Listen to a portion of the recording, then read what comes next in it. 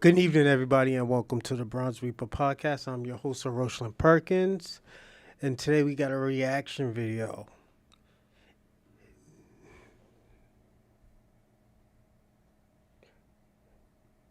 Nick Fuentes versus Candace Owens. Today will be a quick one, but it'll pick up some time, you know. Salute to everybody who's in here early, and today I wasn't gonna do it. I'm gonna be personally honest. I wasn't gonna do this topic, but I was like, you know what? Let's actually watch the whole thing and see what actually went on. I personally never seen it. I seen like clips of it, so it's gonna be interesting. So yeah, definitely stay tuned. We'll talk for 30 minutes. We won't do what we usually do, talk for like an hour, hour and a half. No, we'll actually talk for like mm, 30 minutes, waiting till everybody get, situated, and we'll jump right into it. Cause it's like a 2 hour. I didn't even know it was like 2 hours debate. But I do want to say this. Salute to everybody who was on the show yesterday. It was a great show where Kwame can learn.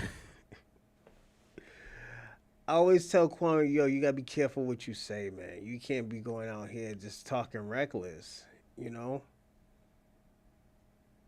because I tell people all the time, you might not understand, but you will understand, So all you got to do is just make a person mad enough, you know. But I'm glad he understands. I don't think he understands, actually. I'm not, I'm going to be honest. I don't think he understands. But yeah, shit can go sideways, man. I'll say that shit goes sideways, and this is what comes with when shit goes sideways. Um, Give me a second. I'm seeing two. Yeah, I'm seeing two joints right now, and I'm not saying it irks me, but I know something's not right. Mm, all right, delete that. All right, hold on. Before I even do that, all right. Yeah, just give me a second, everybody. And shout out to E Will. Thanks for always, showing out, showing out for my show, man. I appreciate that. Yeah, but yeah, something's looking weird on my side. I was gonna put the speed up and see how it turns out. Um, but I don't want to overdo it. Give me a second. Yeah, I didn't want to overdo it, so. But yeah, man. Okay, that's what. All right, so I can delete that old one. All right, everybody. So I gotta delete something real fast. All right, and go to this.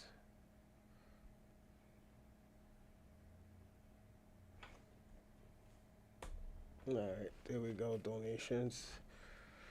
All right, so I fixed that. But yeah, yeah, people get crazy, man. Let me read the live. The Mexicans versus the Taliban. Yeah, it's gonna get crazy, man. I heard it was good.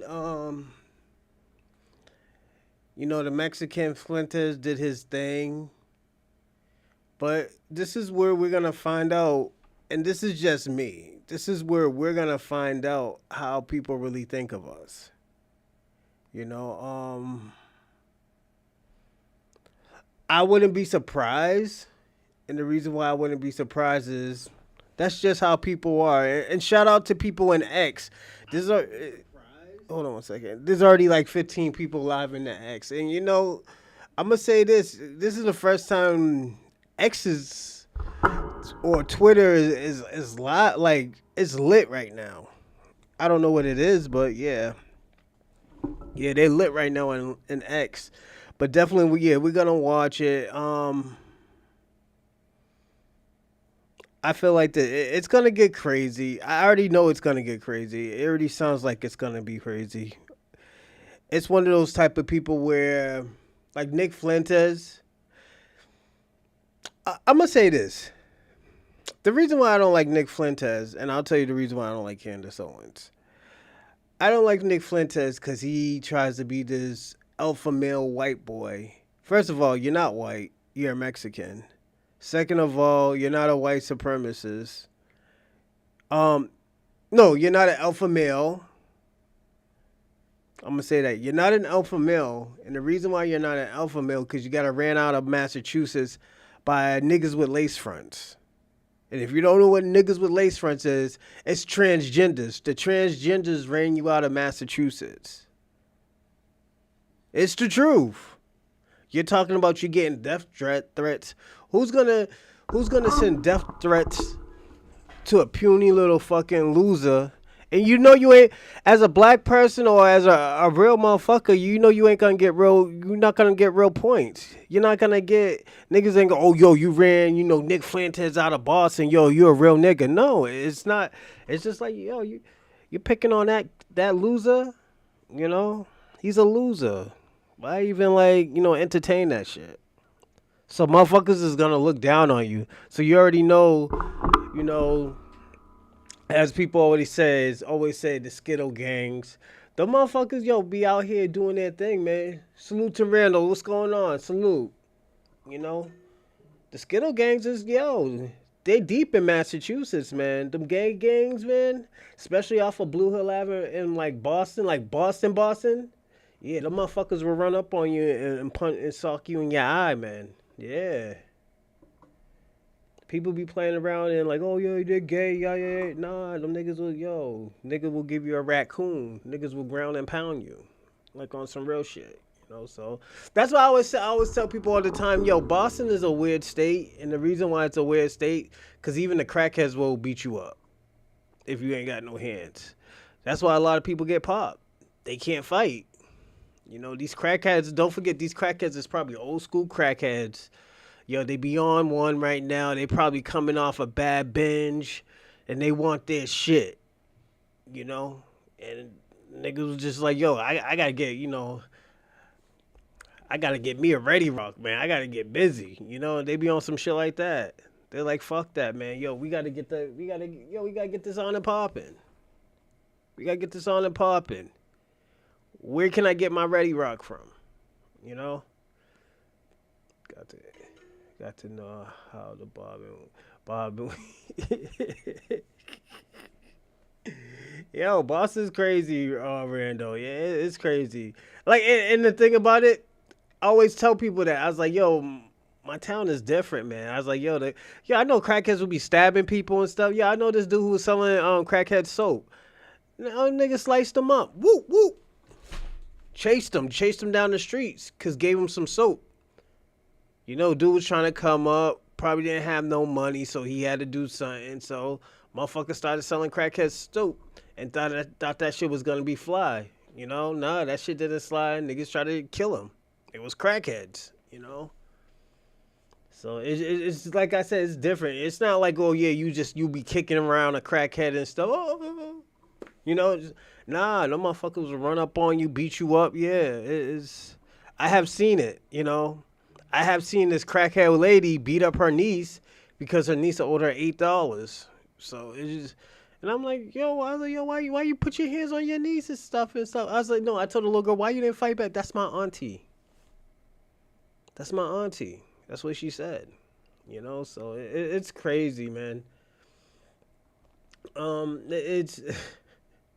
It's funny, but it's not too funny because people got hurt. You don't wish that on nobody, but yeah, shit happens, man. That type of bullshit, the shit went off, man. Motherfuckers got busy. They was like, yo, I'm ready to boogie. Where's my drugs? Like, yeah, you still get the crackheads, like, yeah, they'll suck your penis and stuff like that. But those are prostitutes, man. That's how they make their living. That's how they make their that's how they get their drugs, And it just, like I said, it be like that. It's, yeah, Boston is crazy. I know a white dude licked the dog's cooch for $4.50. Yeah. Yeah, those die hard, do anything drug addicts. Yeah. Yo, you ever heard that story about what's her name, Linda Lovelock? She was a porn star. And Hugh Hefner did it. This ain't what this just popped in my head when you said lick the dog and stuff. Lick the dog cooch. Linda Lovelock was known for sucking penis on her adult entertainment. She was at a Hugh Hefner party, and Hugh Hefner made her give a dog head while everybody watched to embarrass her. Like, I always tell people all the time, Hugh Hefner was a piece of shit. So when somebody calls you Hugh Hefner, it's not a good thing. Hugh Hefner was fucking around with little girls, yeah. Had videos on people getting beat up and stuff. That's why I was telling you, with the shit that Diddy was doing, it wasn't on no Hugh Hefner level. There was a few like black entertainers that was fucking tied a girl up, started giving her some blows to the face and everything. Motherfuckers had to like slow this motherfucker down, because don't forget, that was the cocaine days. This is when people was doing coke and stuff. So it's no excuse, but this is the stuff that people were doing. Yeah, uncivilized. Yeah, but this is the crazy part. Everybody found this shit out when he died. You know, that's why I'll say this. That's why when people have a certain type of attitude with like just innocent men, that's why they're traumatized from that shit, man. Because you know, society let the innocent, no, let the guilty get away. It's not like these people didn't know. So that's why when we're looking at Bill Cosby and we're looking at him as a monster, we also have to remember those years were the drug years where everybody was on drugs.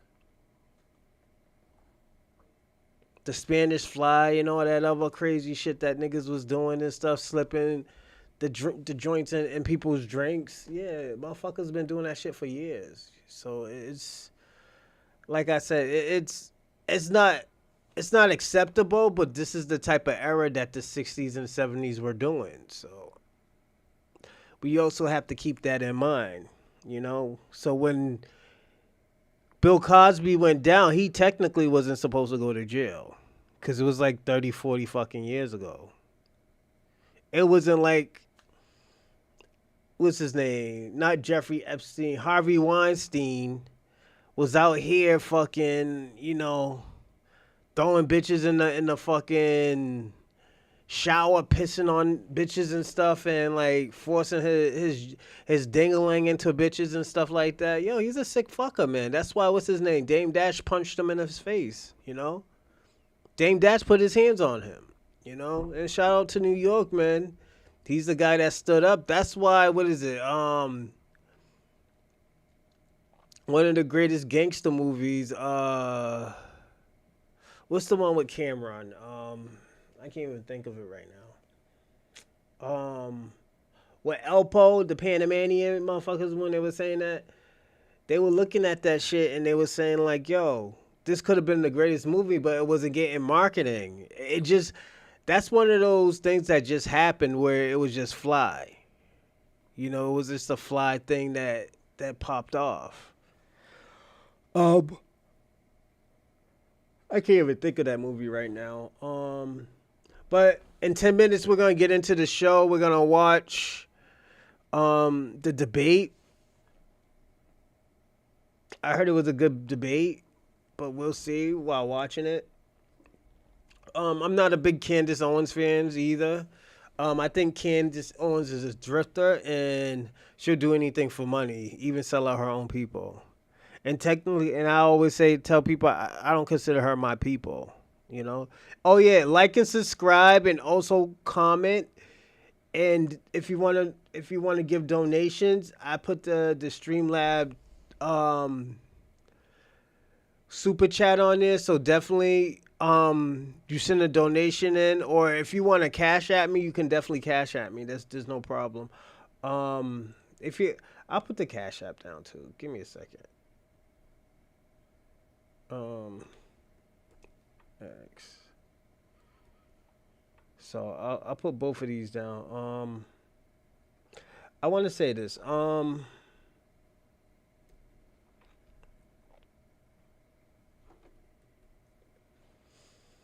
The reason why I'm not a big Candace Owens fan is because she shitted on Black America.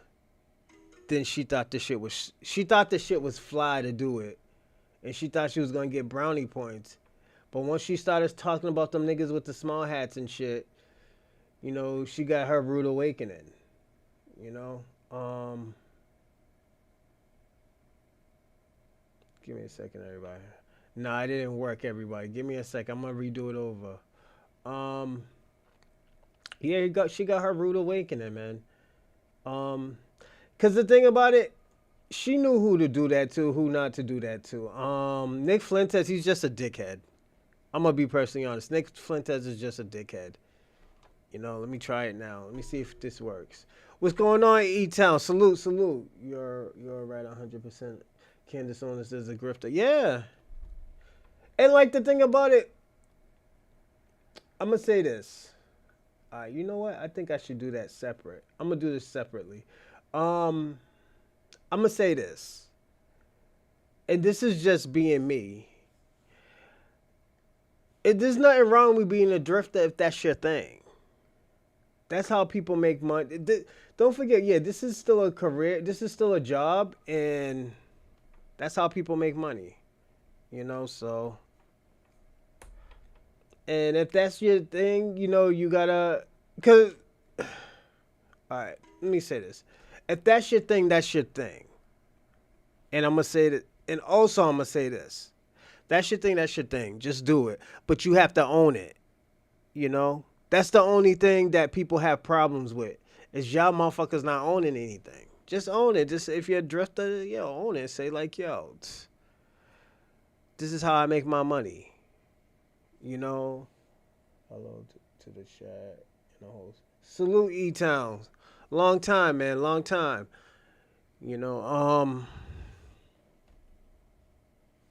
But yeah, it always been like that with Candace Owens.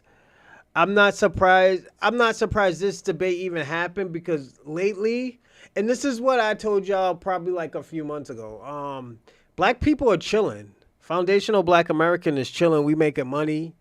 We doing these spaces, we're doing these podcasts, and these tethers, these tethers, and all these people who are complaining about the system, we're okay with it. And the reason why I'm gonna say we're okay with the system is because we already been through systems like this. So motherfuckers getting sent back and like things being cut. We've been down this line. We've been down this lane before. This ain't nothing new to us. We've been through fucking Jim Crow. We've been through the Great Depression. We was making money in the Great Depression. We was making money in the Great Depression. And this situation right now, and I'm gonna say this: the reason why it's even a good situation for Black America is because there's no policies that are getting put on us to hurt us or to diminish anything we're trying to do. We already know what we're trying to do. We're letting y'all motherfuckers crashing and burning. Now it's the conservatives' turn to crash and burn. Like y'all are crashing and burning. Y'all all turning on each other. Y'all turning on the people, the president that y'all voted for, that y'all died, y'all was dying for. Y'all was living and dying on the sword for this president. Now there's a problem. Me, I don't, like as a Black person, Black American, we don't give a fuck. And the reason why we don't give a fuck because it's not affecting us. It's really not affecting us because there's no laws to put in to hurt us. Oh, they're getting rid of DEI and affirmative action. That was usually going to white women. DEI and affirmative action was going to mostly white women and Asians. That shit, we will always had the bottom of the barrel of it. So yeah, Candace Owens was what she said. Yeah, she's reaping what she sows. Yep, she is. The only thing that's really kind of saving her that her husband is a part of the royal family or some shit like that, and he got money. His family has money, so technically she don't have to do this, but she gets sued all the time.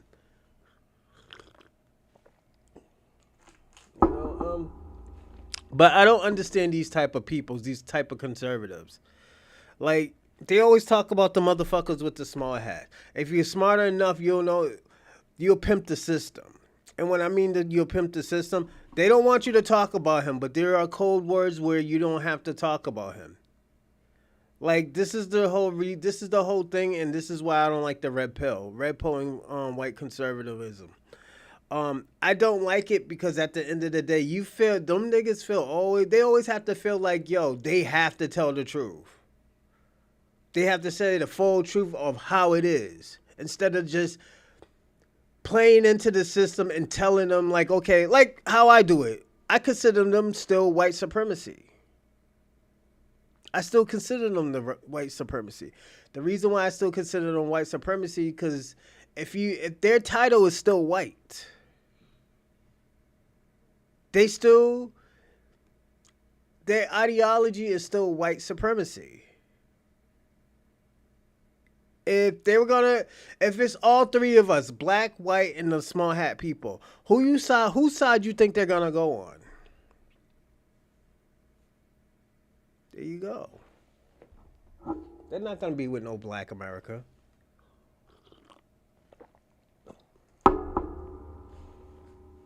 This is what I'm talking about. That's why I always tell people all the time there was no.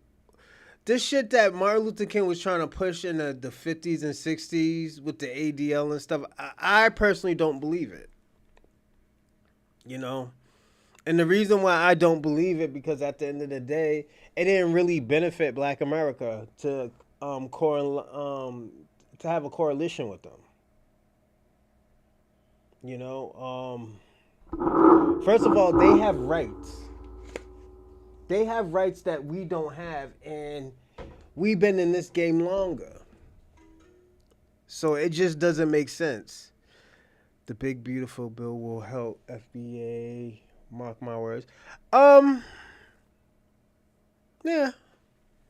I don't think it's gonna affect us.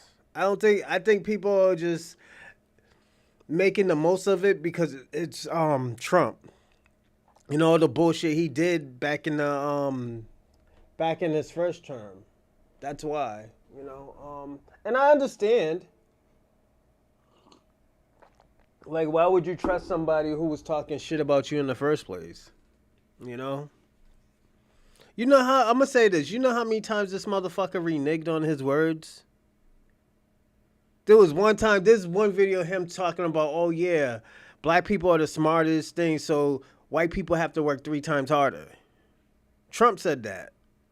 Then after that time comes, oh yeah, when like a white supremacist shoot up a church, he was like, oh yo, I gotta see all the evidence. Like he don't know that this man shot up this church.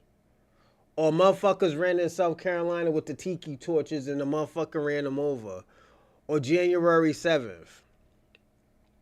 That's why, let me tell you something, January 7th, I'm actually glad that the motherfuckers went to jail.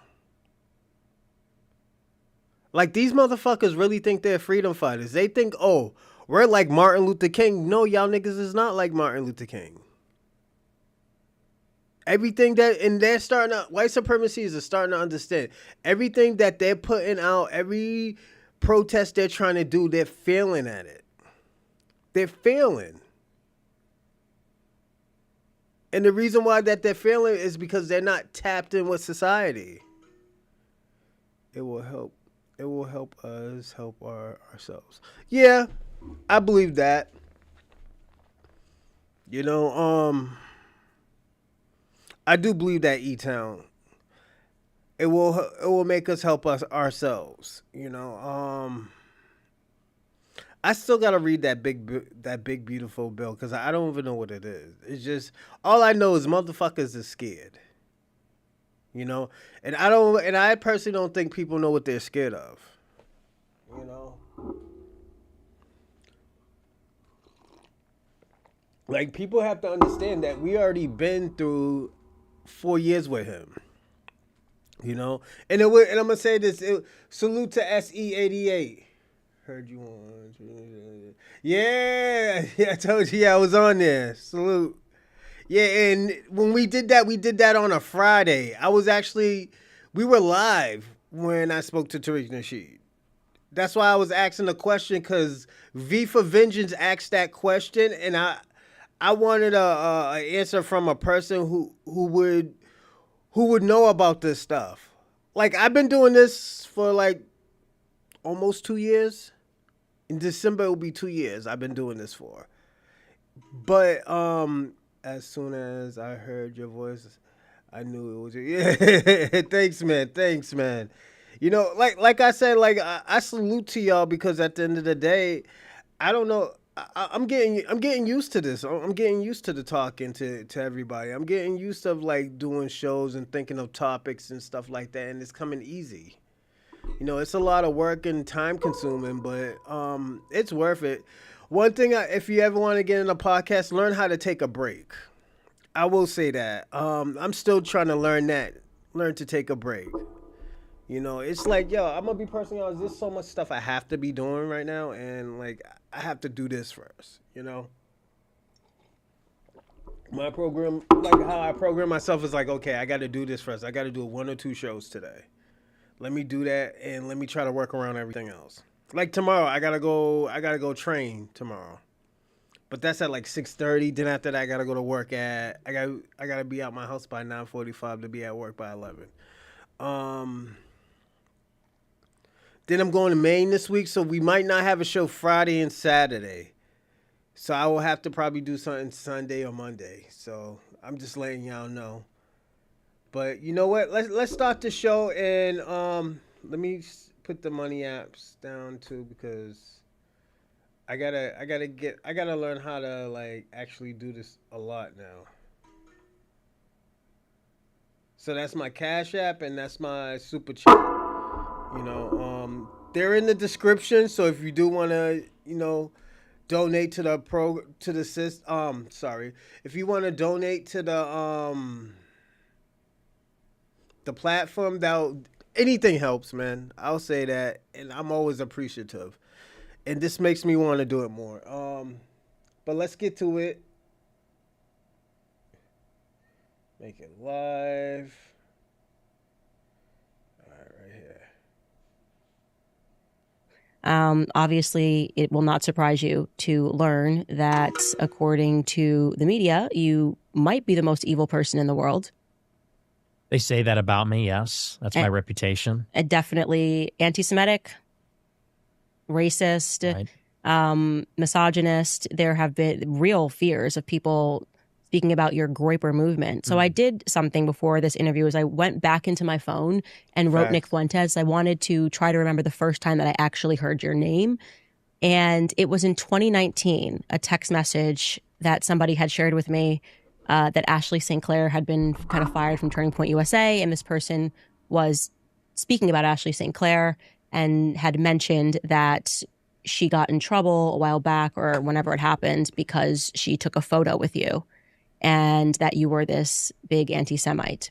And then later that year, I had a conversation about the Groypers. It was something that I had never seen before, who were showing up on college campuses and asking questions about conservatism to various speakers, whether it was Rob Smith, Dave Rubin, and asking, hey, if we're conservatives, why are we promoting gay people? Right. You're the person that is the face of that movement. So yes. Can you just tell me, I guess, a little bit about Nick Fuentes before the Groyper movement? Sure. Well, yeah, that was my big claim to fame. That was kind of when I came on the map in 2019. So I'm going to stop you here. I'm going to say this. He's in Massachusetts. Massachusetts is known for gays. Don't forget, Massachusetts and Boston was probably one of the first places you could have same-sex marriage. You know, he knew what he was doing. He knew how this shit was going to turn out. Yo, what Tariq video you was on? I was on too. I'll tell you in a little bit, Ewell. But yeah, it's he knew what he was doing.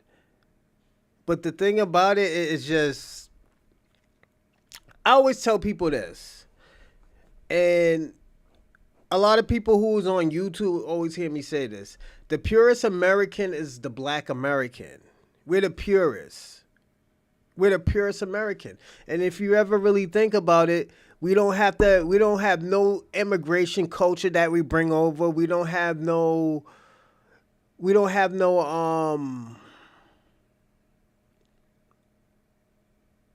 hybrid culture. We have American culture. All we know is American culture. Where you have white supremacists, the white culture, they bring in European culture. They bring their European culture over. Latinos, they bring their Latino culture. Africans bring their African culture over. Caribbeans bring their Caribbean cultures. Black Americans don't bring their culture. I mean, Black Americans' culture is American culture. There is no American without Black America. Because we tell you what America culture is. People being savages and all this other crazy shit, that's European culture. that come out from the European race. You know, so they can say like, oh yeah, well, we're native to this land, but how can you be native from this land when your ancestors immigrated to America? But before that, I was at RSBN, Right Side Broadcasting Network. I was a freshman in college. I was 18 years old. I was at Boston University, and I was a big pro-Trump guy, you know, and I was very into politics, extremely political. But like a lot of people, I was pretty mainstream. You know, I was very pro-Israel, libertarian, big PragerU viewer, Ben Shapiro fan, all that kind of stuff. But of course, in 2016, everything changed. You know, he had the rise of the alternative right.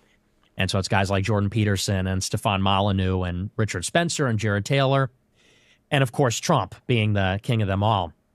So in 2016, everything changed. I became very racialist, very pro-white, very critical of Israel, very aware of the Jewish phenomenon that's happening in the country. And so I went to the college campus. I was freshman, 18, and I did a big debate with the student body president at the school. And it was kind of weird how it came together. I was pretty vocal on Twitter, didn't have a big following, maybe 200 followers, but I was wearing a MAGA hat everywhere I went. Cafeteria, to class, down the street. And I became known on the campus as that guy wearing the MAGA hat. And I would go on Twitter and I'd talk about my experience. You know, people are picking on me. People are saying they were going to beat me up. People are threatening me, stuff like that. And I said, I was defiant. You know, I was very pro-Trump in spite of all that.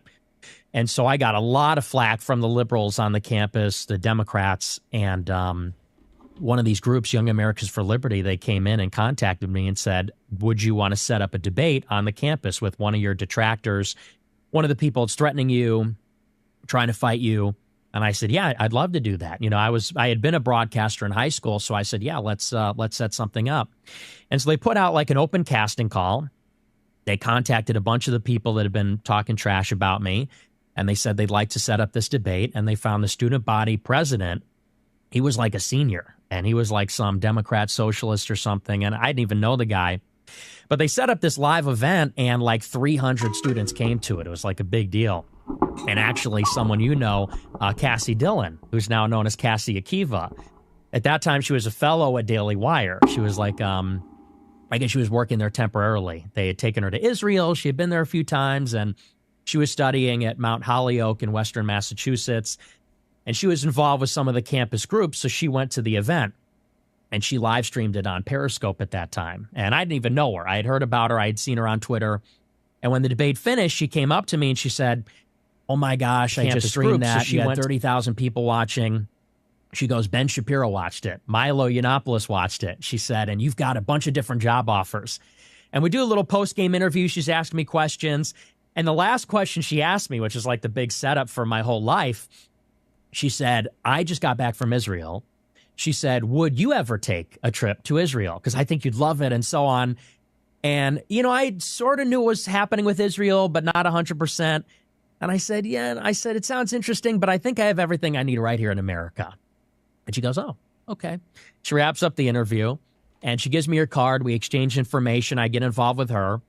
She was involved with RSBN. And if you know, that's Right Side Broadcasting Network. They did all the Trump rallies during the election. And when the election ended, they said they were going to start up a bunch of original programming. They had Mike Cernovich, Bill Mitchell, a bunch of these guys that were on Twitter. And she had a show. It's called Raised Right. And so she contacted Joe Seals, who's at RSBN, and she said, you know, I saw this guy give the speech. He's really great. He debated this guy on campus. We should give this guy a show. And so I got in touch with them. We got to talking. This was around the end of 2016, beginning of 2017. They said, you know, what do you want to call your show? I said, well, let's call it the Nicholas J. Fuentes Show. They said, that's too long. Nobody knows who you are. You know, we don't want that. I said, okay. They said, you need a different name. I said, all right. So I watched the Trump inauguration, which was January 17, and he said in the speech, he said, I have purified. A new vision will govern our land. It's going to be only America first. And I said, I like the sound of that. I said, we'll call it America First. So question, how old are you exactly at this time? I was 18. 18. Okay, so all of this sort of happened 17, 18 years old, or this all happened very quickly at the age of 18? Right. Okay. Yeah, and it all happened rapidly, you know, and this was a time when I was still even figuring out what I'm about, you know, because I'm a teenager. And I've been extremely political since I was like 12 years old. I read Thomas Sowell, Milton Friedman, all that stuff, all the libertarian, conservative stuff, even a lot of the neocon stuff, honestly. I was kind of all over the place. And I started to get red-pilled. You know, I started to go on 4chan. I started to go on far-right Twitter. I started to get into some of these more interesting ideas. And I wasn't sold yet. That's sort of the thing, is I was sort of in this questioning phase, not sort of innuendo, but questioning, you know, my political ideology. Like, you know, I had these libertarian priors, and I had this kind of pro-Israel bent because that's just what there was on the internet at that time. All of the online content, it was PJ Media, which was Shapiro and Bill Whittle and Andrew Klavan. It was PragerU, Breitbart. That's what there was. But then in 2016, you had this alt-right movement, and suddenly you had all these other people that were in the conversation. Like I said, these guys like Jared Taylor and Sam Francis and a whole other crew. And so I really was open-minded and questioning what I really believe. And so that's really when I came into conflict with this establishment, you know, something that I sort of began to figure it out and started to pay the price for this line of inquiry. And so that first conversation I had with Cassie Dillon, it prefigured kind of like my entire adult life until this point. And at that time, in the early months of the Trump admin, I was doing some digging on the Israel situation. And there were some notable news stories with Obama and then with Trump that made me ask some questions. You know, in December of 2016, during the lame duck, Obama declined to veto in the Security Council a resolution condemning the settlements in the West Bank. And everybody called him a Jew hater for doing that. They said he was an anti-Semite. And I said, well, wait a second. And I was a big conservative. I didn't like Obama. But I said, wait a second. I said, it is the official policy of the United States since 1967 that we're against the civilian settlements. Every president, Republican and Democrat. I said, and all Obama did, he didn't even vote no. He didn't veto it. He didn't vote in favor. They voted present, and they allowed the resolution to pass. I said, that's consistent with our government's policy, the American policy. Obviously, Israel and America don't have the same policy on everything. I said, but now you have Fox News and Mark Levin and all the usual suspects are saying he's an anti-Semite and a Jew hater because he merely advanced our own position. I said, isn't that a bit of a double standard? Isn't that hypocritical? I said, and you know what it sounds like? It sounds like the left. You disagree with the left on race, and they say you're a racist. You disagree with the left on Islam, you're an Islamophobe, and all the rest of it. And so that was something that really set off an alarm bell. I said, something's not right here. And I wrote a big article about it on my blog. A couple months later, guess who comes to town for Trump's first visit from a foreign leader? It's Bibi Netanyahu. That was the first foreign leader that he hosted at the White House. And Netanyahu goes up there. They do a joint press conference. And Trump turns to him and says, I need you to take it easy on those civilian settlements in the West Bank because it's a big liability for us. Netanyahu goes home and authorizes the largest expansion of the settlements in Israel's history. Wait, that's super interesting. Is that on camera? Yes. And secondly, on the settlement issue, are you both on the same page? As far as settlements, I'd like to see you hold back on settlements for a little bit. We'll work something out, but I would like to see a deal be made. I think a deal will be made. Bibi and I have known each other a long time. A smart man, great negotiator, and I think we're going to make a deal. It might be a bigger and better deal than people in this room even understand. That's a possibility. So let's see what we do. Let's try it. Doesn't sound too optimistic, but that's... He's a good negotiator. That's the art of the deal. That's interesting. I didn't know that.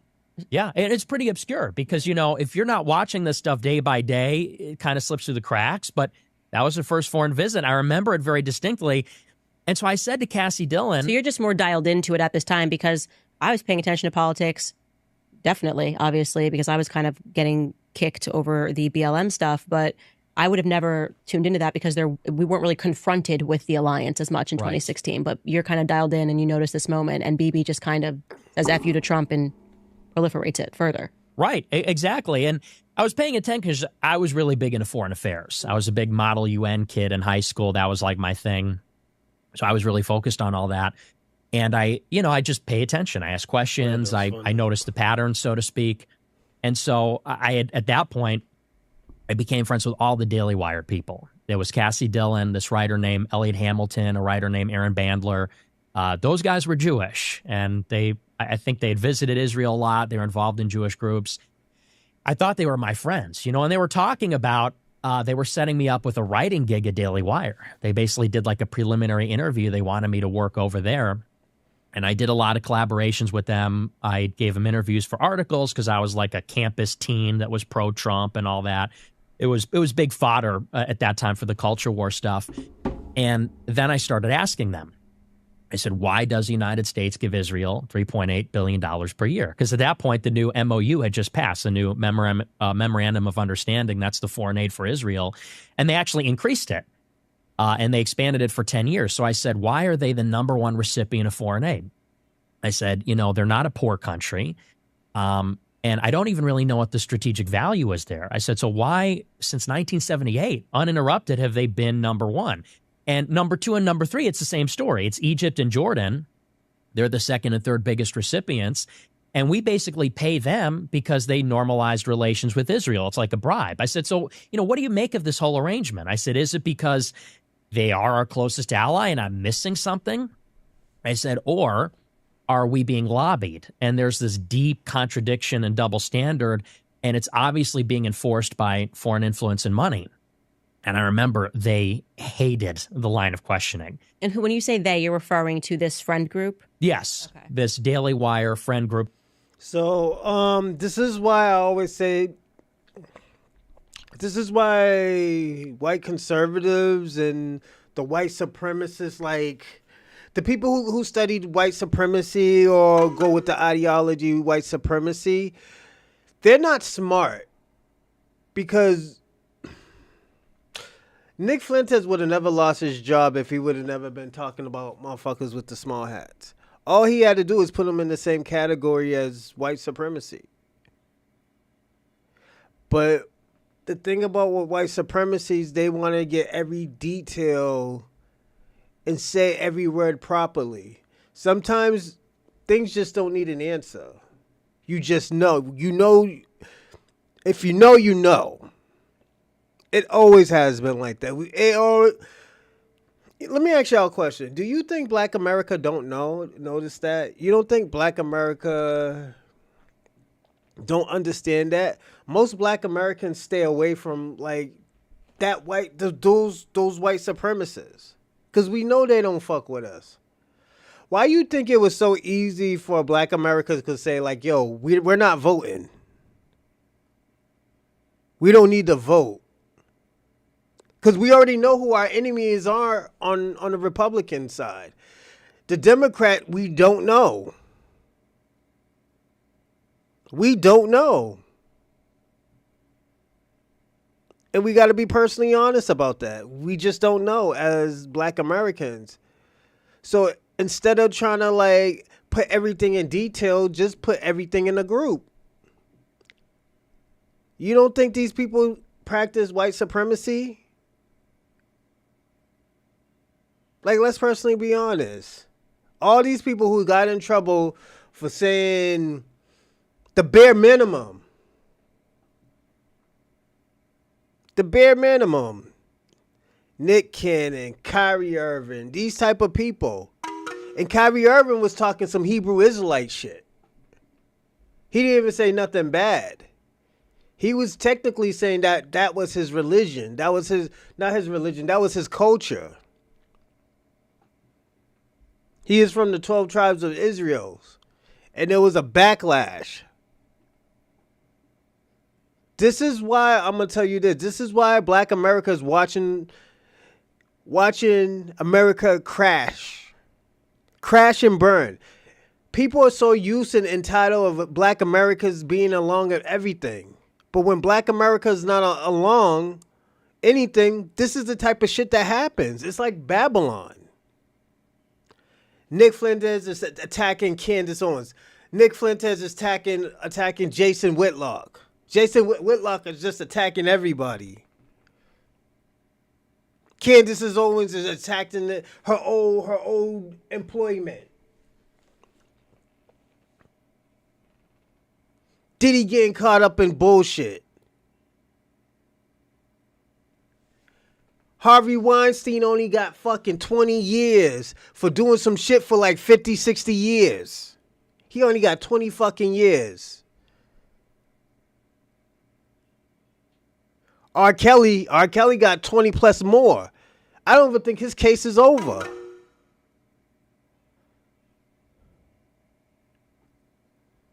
Yeah, it could be. That could be it, Rando. That could be it, man. We don't know, man. They all the enemy, yeah. Because the thing about it, they practice the same system. Black America been saying this shit for years. This is why we don't separate none of y'all. When y'all start talking in detail, oh, I'm Irish, I'm this, no, you're still a part of the white race. You're still part of that white system. You still got $1 million worth of whiteness. Oh, yeah, the Irish were slaves. They were indentured servants. Indentured servant and being a slave is two different things. Indentured servant is basically settling a debt.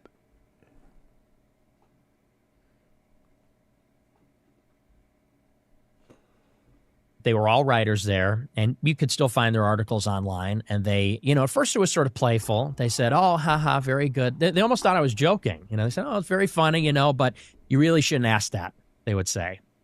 They'd say, there's a good answer for all those questions. They'd say, but the way you're asking it is anti-Semitic. They said, and, we're happy to talk with you one-on-one in person, like they're going to teach me how to ask the question. They said, because the way you're saying it, it sounds hateful and it's wrong. And I said, I'm asking a question. It's free marketplace of ideas, I thought. So I kept pushing and pushing, and I was tugging on a lot of these different threads. I was also asking about World War II and about some of the narratives there, and I was asking about 9/11 and the Iraq War. And where are you asking this? Are you in a group chat? Are you just face-to-face, like with your friends eating a burger? Like where, when you say I keep asking these questions, what's the setup for that? We're texting in group chats, and we're even doing it one-on-one. One of the venues, we had a big Christmas party out in Western Massachusetts, and Cassie Dillon invites me back to her apartment with a couple of friends, and everyone's drinking wine. I don't drink, so I wasn't drinking, but we're playing apples to apples, and it's a party atmosphere. We're friends, we're having fun, we're political, we're talking about it, and this is the venue, and it just got increasingly cold over time, and it turned into stop. Like, you need to stop asking or else. And eventually, I kept pushing on a lot of these different things, and Cassie hits me up on Twitter, and she texts me this huge block text paragraph, and she says, we're not in the same movement anymore. She goes, I don't really recognize what you're about and your views. She says, I'm pro-Israel. She goes, and the things you're asking, the things you're saying about Ben Shapiro and other people, she goes, I'm just not a part of that movement. And she said, so we can't be friends anymore. So she stops talking to me, cuts me off completely. All the other people block me. Elliot, Aaron, there were some other people involved. They all blocked me on Twitter, complete ghosting. And I'm shocked. I'm floored. This is my first encounter with this kind of pushback, because you go into it as an 18-year-old in college and you get involved in these groups. I was involved in the Trump campaign, YAL, all these groups. And you think this is the free marketplace. We're here to debate ideas. It's a free speech atmosphere. And I'm also thinking we're all pro-Trump. And that's another big dimension of this is me. Trump was a huge influence on me. He made me a nationalist when I was a conservative. And America first was that operative phrase. I wasn't any longer a small government, constitutional individualist.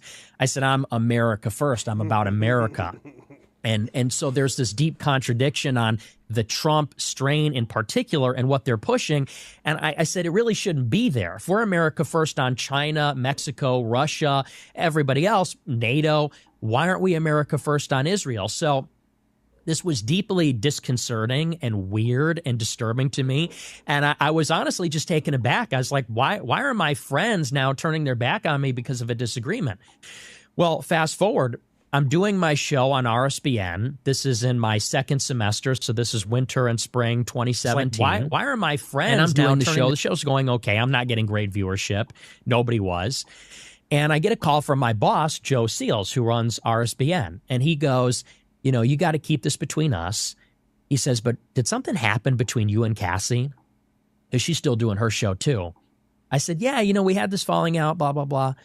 He goes, she's been calling me every day for the past 2 weeks. He goes, and she's telling me, well, Nick said this on his show. Isn't that so racist? Nick said this on his show. Isn't that so hateful? That's not conservative. He says, and she's been trying to get you fired, calling me literally every day for 2 weeks. I said, wow. I said, I can't say I'm surprised. I said, she gave me this very cold, standoffish thing. She blocked me, all the rest. He goes, not only that, he's a pastor. He says, she's talking to me about converting to Judaism, which of course she now has. Fast forward all this time later, about a year ago, she marries some Israeli guy and she converts to Judaism. But he goes, I'm a Christian. He's an evangelical pastor. He says, and I'm trying to talk her in off the ledge. I don't know what's gone into her, all this. And so this was how my college career began. That's sort of what created me. And then for the next 3, 4, 5 months, my life turned upside down, where it was these people like Cassie, this guy Cabot Phillips. I think he was a Campus Reform. I think he might be a Daily Wire now. His father, Tim Phillips, ran this big nonprofit, Americans for Prosperity. He's friends with Morton Blackwell from Leadership Institute. This guy was coming at me. He was on me all the time on Twitter. And these people were just pushing this line. Nick Fuentes is alt-right. He's a white nationalist. He's a Jew hater. He's an anti-Semite. And, me at that time as an 18-year-old guy, I'm thinking I'm just asking questions, I'm just doing what we're supposed to do. It's free speech. I'm America first. The rest of it. So this is what happens when racism meets classism. Sorry, everyone. What I mean when racism meets classism, you could be the most racist guy in the world. You could be the diehard all white first. But there's an upper class of whiteness. There has always been an upper class of whiteness. This is why people were called white. They were called white because it was purity, because it was the higher class.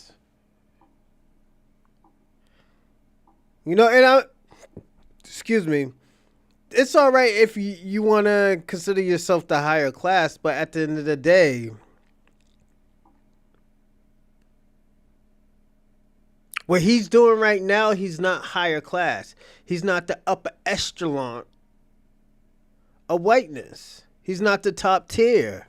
First of all, you're half Mexican. A Mexican person can consider themselves white all the time, but they will never be white.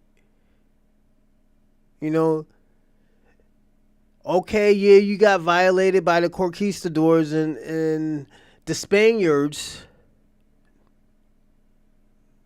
Doesn't bring you to be a high top tier white person. So this is the things that we have to figure out. He's getting his, Mexican wake up call. His burrito wake up call.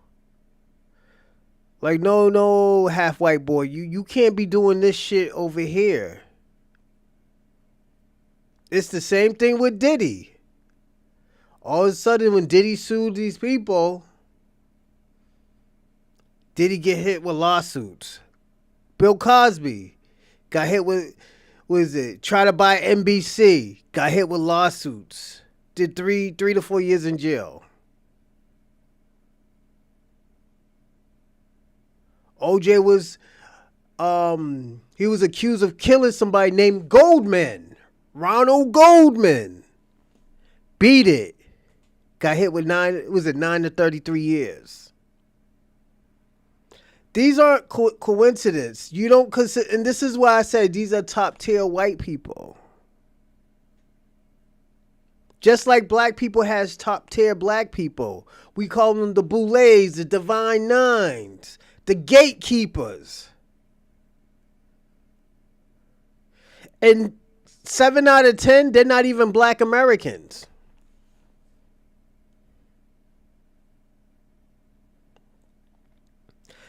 The reason why they're top tier black people, and I'm going to explain. They're top tier black people because they follow the system of white supremacies. Boule, the Boules and the all these fraternities and sororities, they're just a new version of house slaves. And I have to be personally honest about that. Most of them are just a new version of house slaves.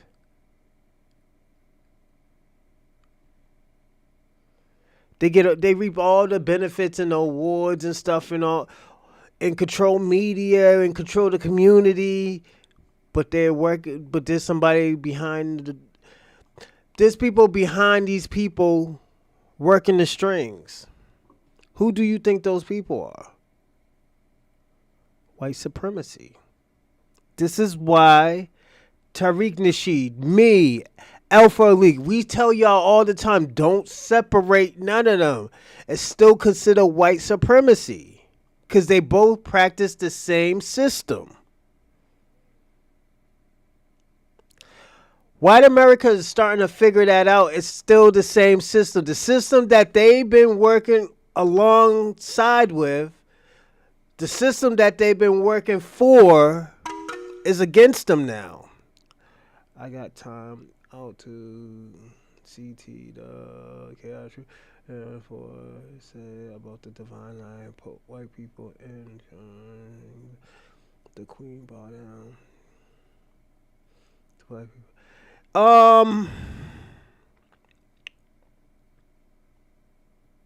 The queen. So the Divine Nine is it's the first fraternity sorority, Alpha Pi Sigma, something like that. They're considered the gatekeepers. When black people wasn't getting let into like fraternities and sororities, they made their own in 1907, 1908, maybe even 9. And they called themselves the Divine Nine. The reason why they were the Divine Nine, because all the 9 of them considered the Boules. This is where you get the Boules, the bourgeoisies. This is where that name came from. They were Boules, but they were gatekeepers because at the end of the day, these are black people who had resources. These are black people who was on the top tier of their academics in colleges. These people, I'm going to be personally honest, those people were already getting groomed when they were in high school.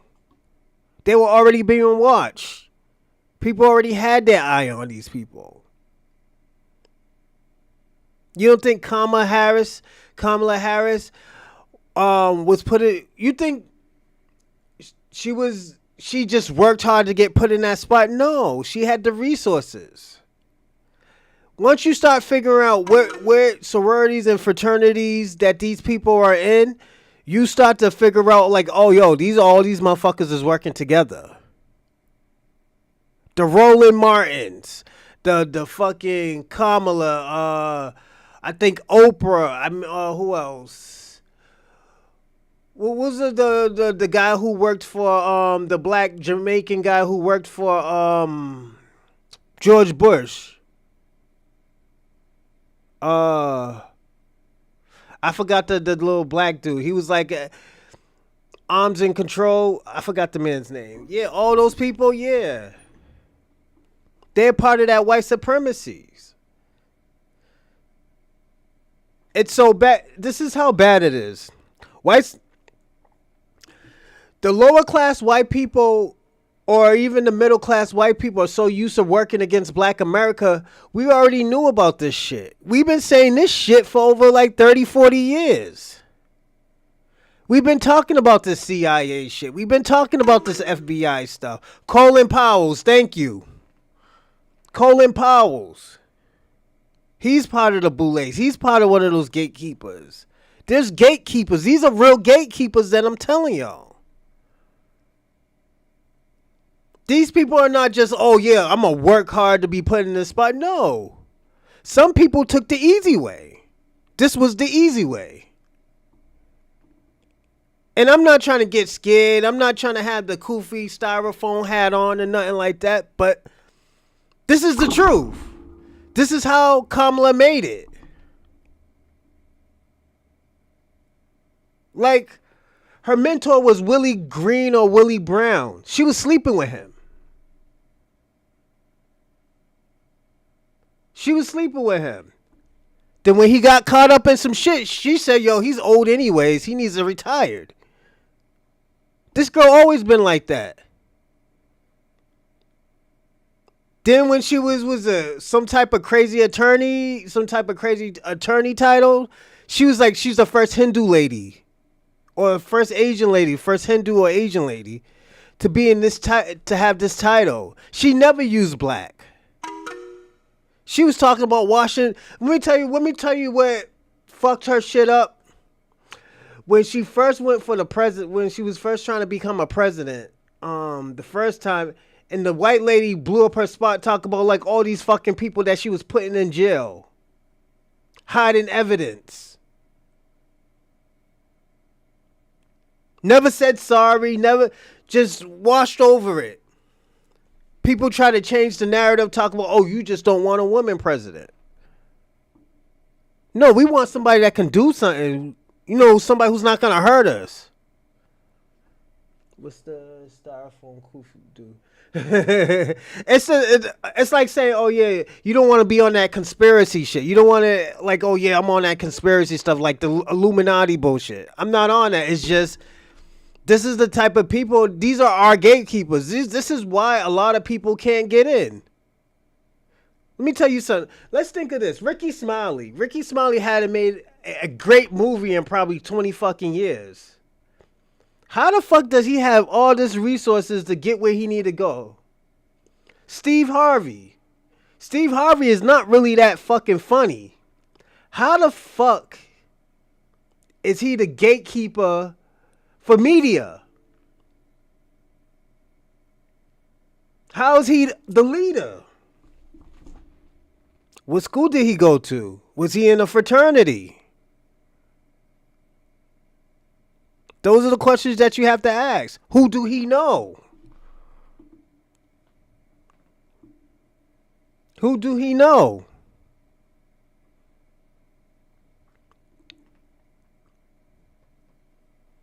MLK. MLK was a part of the Boules too. He was a Freemason. Martin Luther King was a Freemason, and most people don't know that.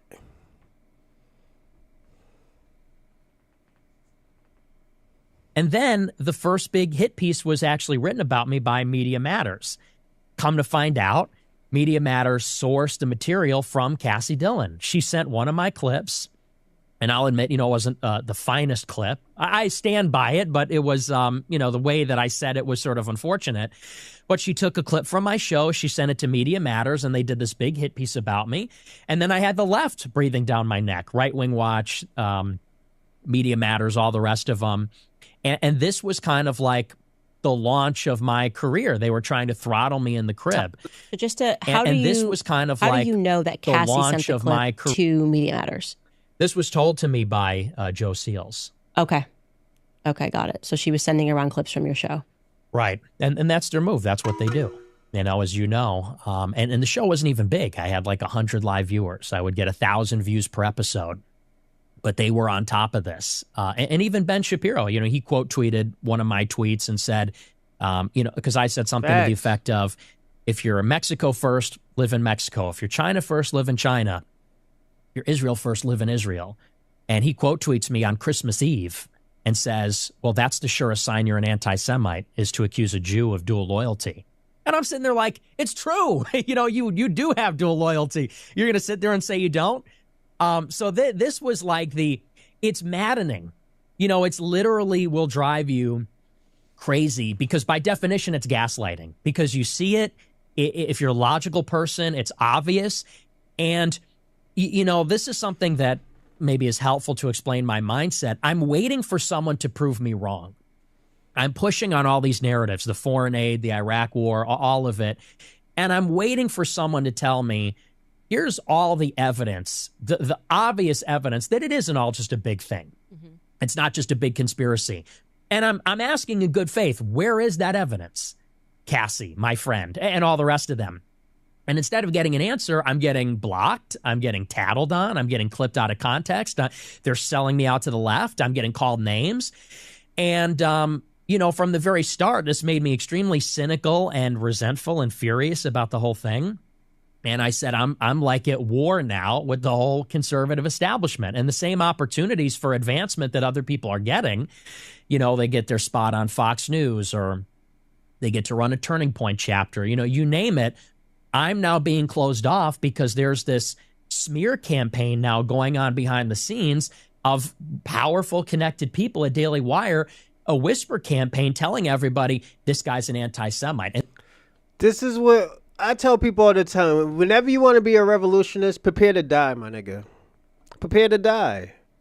Look at every revolutionist that ever did anything like spectacular, groundbreaking, that went against the machine. They all died.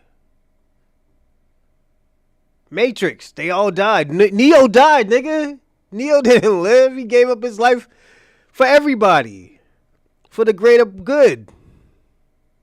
This is what happened. Malcolm X died. Martin Luther King died. Like, let's personally be honest. You know, it's just like these people did stuff for the greater. Fred Hampton died. Huey Newton, they turned out and they drugged. He was a junkie after everything was done. He was a junkie. He couldn't handle life. His own matter killed him. So Nick got to understand, this is what comes with trying to be a revolutionist. This is what comes for being outspoken. This shit ain't no game. When these people do this stuff, there's gonna be doors that close. There might be all doors that close. There might be one or two doors that will stay open. Bro, you're getting way too delusional and conspiracy brain.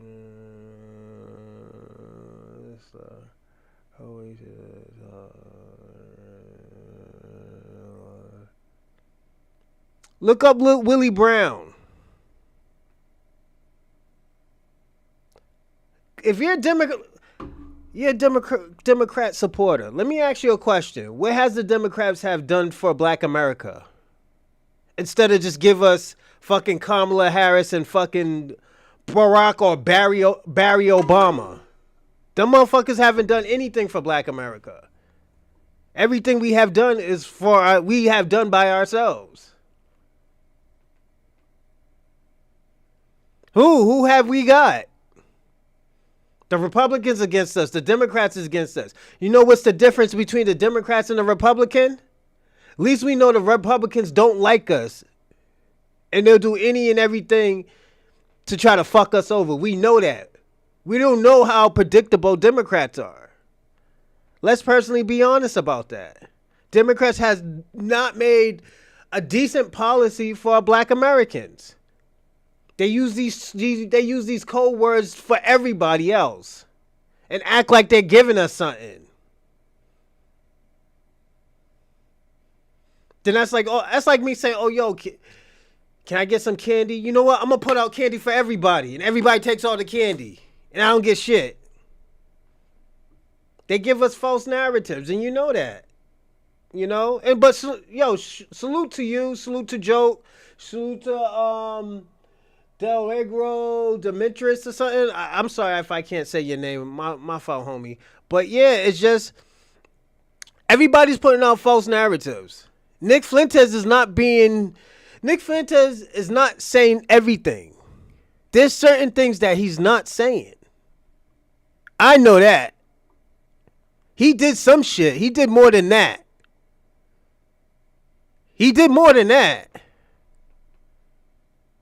You think, let me ask y'all a question. You think the evidence that he had, he was reasonable about? If people saying that, yo, this lady's trying to get you fired, you don't think he's going to go up and say something to the lady?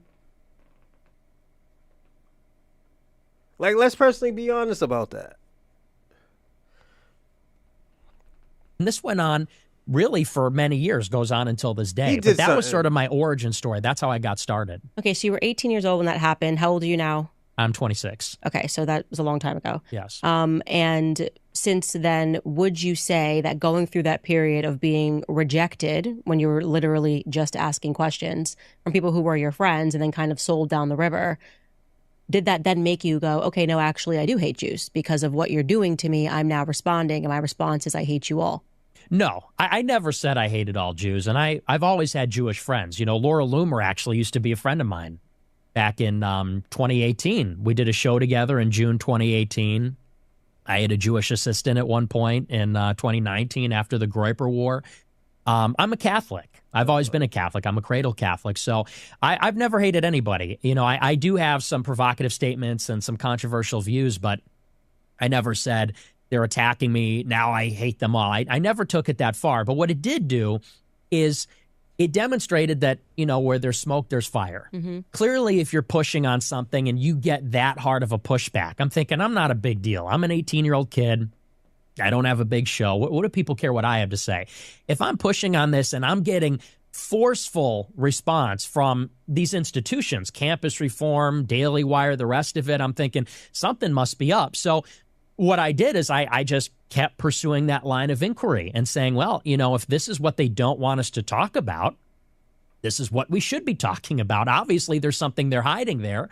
And this led what I would describe it as is like an 8-year inquiry. You know, I've been digging into this subject for 8 years, and it's sort of a difficult subject because since it is so taboo and since it is so censored, there's like this layered deception where the first layer is they make it so that you don't even want to think about it. No one wants to be thinking about the Jews, you know, or Israel.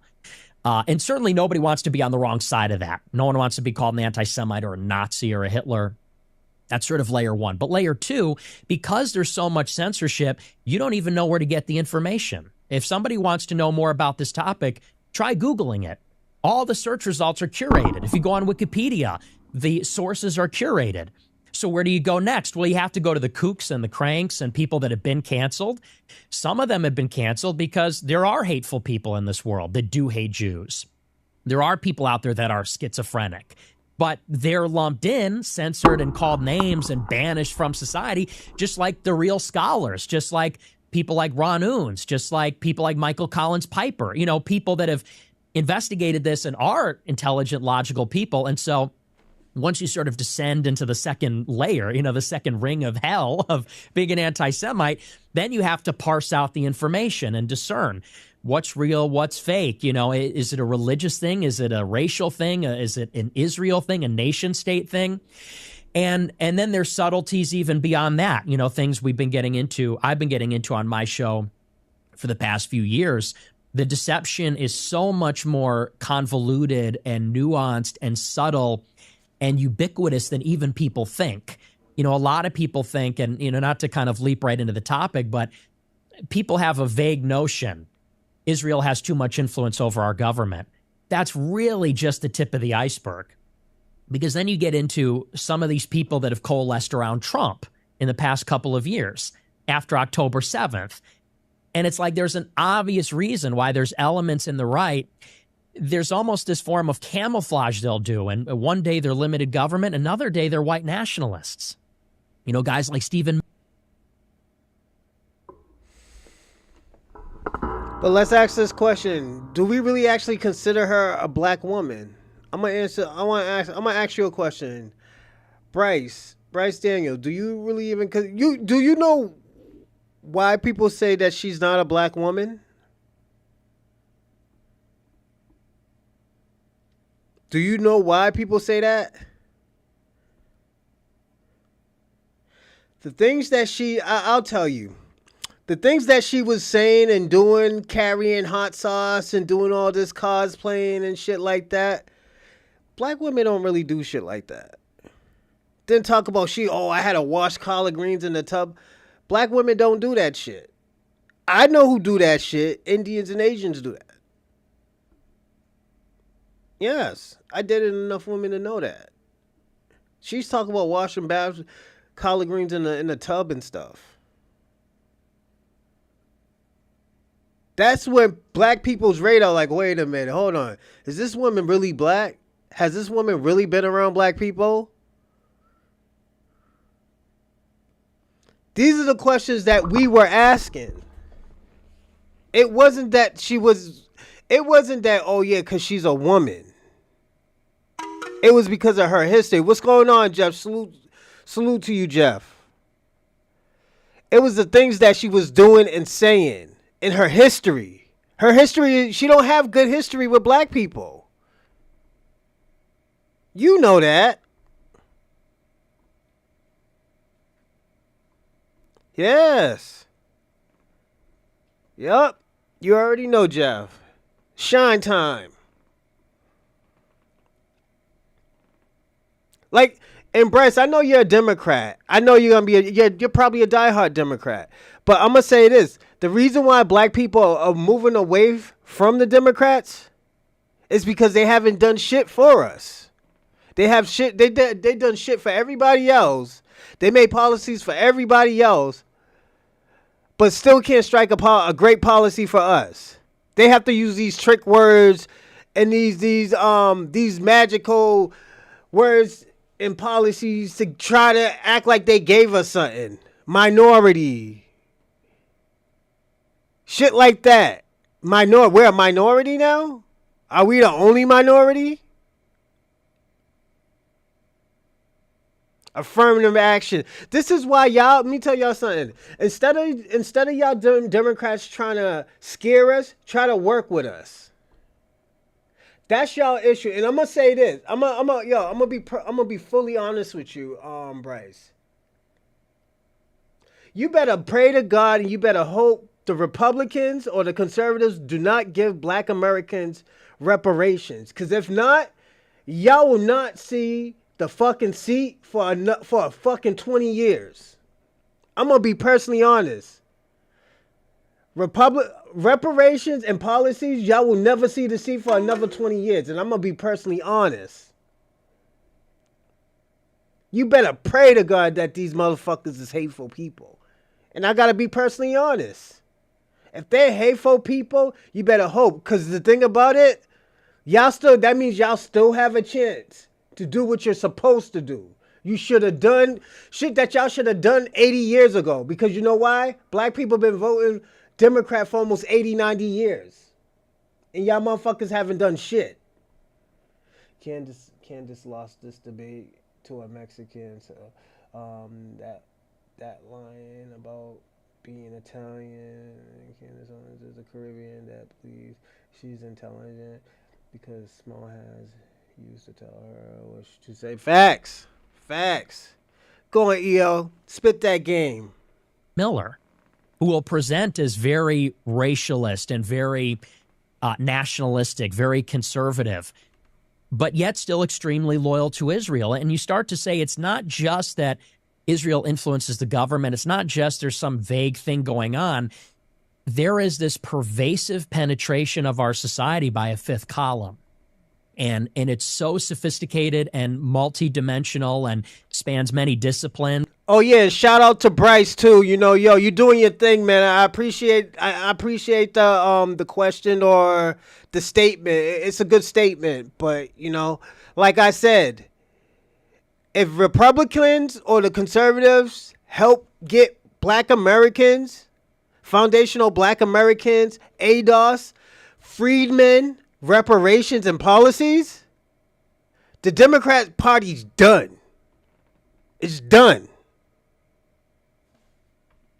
It's such a huge topic that you almost have to be a little bit insane to tackle it and to get to the bottom of it, which is sort of me going through the looking glass over the past 8 years. So All right, so I want to tell you where I agree with you and where I don't agree with you. But first, I just want to ask you, going back to your high school years, because obviously you were very dialed in. You cared about politics. I think you mentioned that you were involved with the UN. What did you say when you were in high school? I'll be right back, UN. everyone. Model UN. What's that? What organization is that? Hit It's that like like, button and the subscribe it's like a button debate too. I'll be club, right back, but you everyone. simulate the United Nations. So committees. politics was a passion for you. Yes. Okay.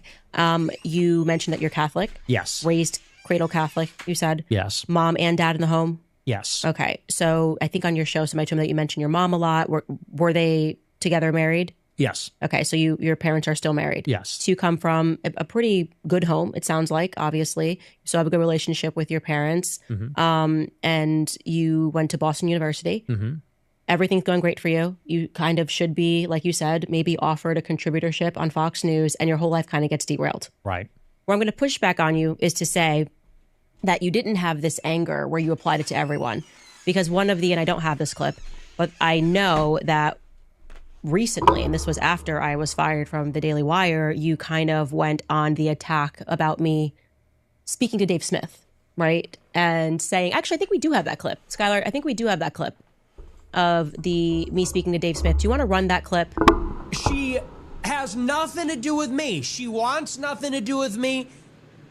Doesn't do anything with me. No invitation. Won't bring me on the space. Won't bring me on the show. No acknowledgement. Nothing. But she is going to do a show with Dave Smith, Jew, Aiden Ross. You know, and I like Aiden Ross. I've said that before. I like Aiden Ross. But it's like you get canceled and attacked by Jews, and then you go and give it away to all the Jews, really? And finally, Aiden asks her, so what are your thoughts on Nick Fuentes? And she gives this load of PC response. She goes, well, you know, when he was... She wasn't the agent in San Francisco. And I'm going to say this. The reason why nobody would not touch Nick Fuentes and they're touching him now is because he was a liability. This is what happened when you're a liability. You're not really worth being trusted. I'm going to say this. I remember I was modeling for a college. I used to be in a relationship with a girl at Wellesley. Her friends were throwing a fashion show. I told them, yeah, you know what, I'll do it, you know. I didn't know why I had to audition for it or have a casting for it. And I was like, all right, well, let me do it. I was the best there. They wouldn't even touch me with a 10-foot pole because I was a liability. I was a liability. I had to understand that. The shit was trash, yes. But at the end of the day, we wouldn't know what would happen if I was there because, like I said, they thought I was a liability and I had to respect that. Nick Fuentes is not understanding that, when you do stupid shit like that, when you do fucked up dumb shit and you say what you want to say, and the thing about it comes to a situation with white supremacists. I'm white and I could do whatever I want. And this is how certain shit comes off. This is why people didn't want to deal with Nick Fuentes.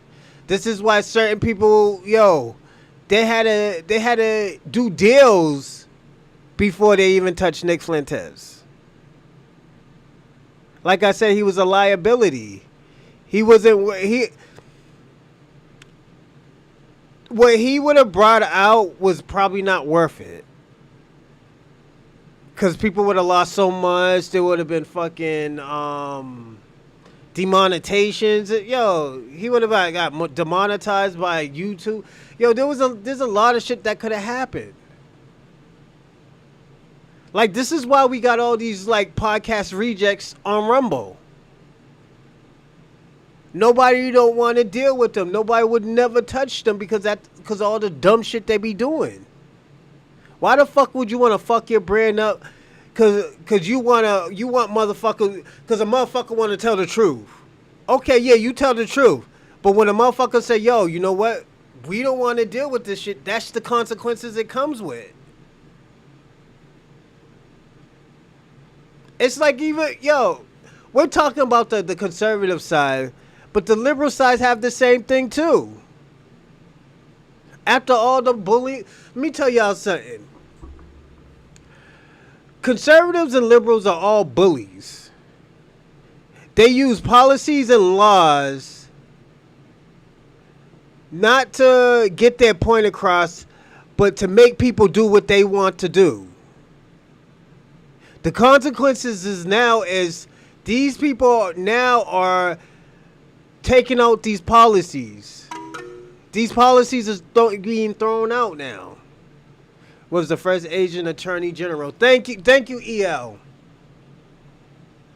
And it's not. I'm not being Bryce, I'm not being delusional. This is the shit that black people already knew. We been knew about Kamala. We been knew her and Montel Williams, the motherfucker who was high on fucking CNN. She used to fuck with him. She fucked with a few people. You know? So it's like you're making it seem like we're talking shit about her. This is shit that everybody already knows. Go ask fucking what's my man's name? Judge Joe Brown. Judge Joe Brown will call her a fucking smut. You know? Talk about she slept her way to the fucking top. She did Willie Brown dirty. This is the shit. This is evidence, and this is conversations blacks been having for probably 20, 30 years, my man. You're just not hip. You're liberal. You probably think black Americans don't have fucking IDs. That's why we don't vote.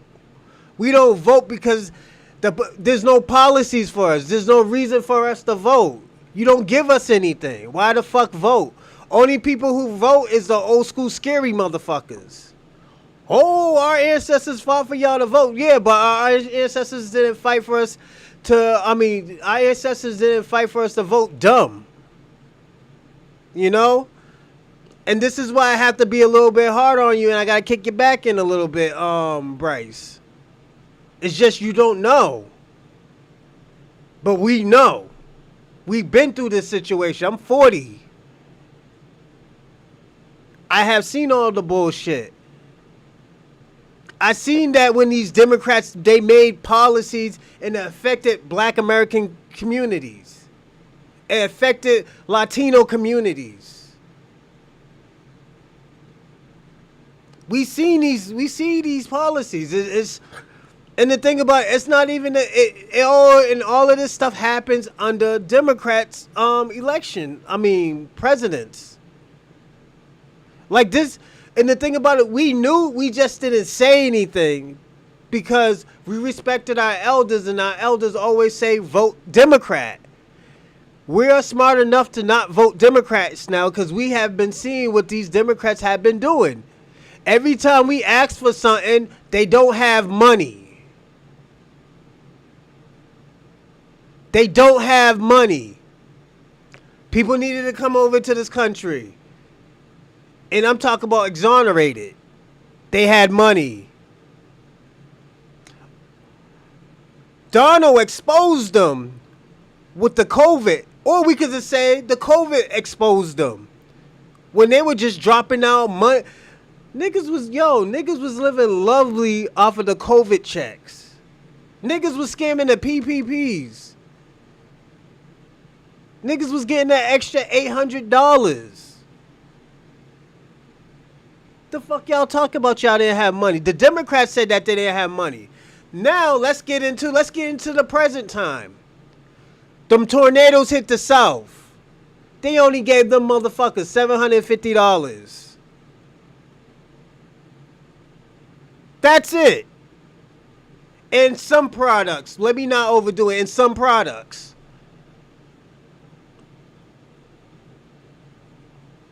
Some products.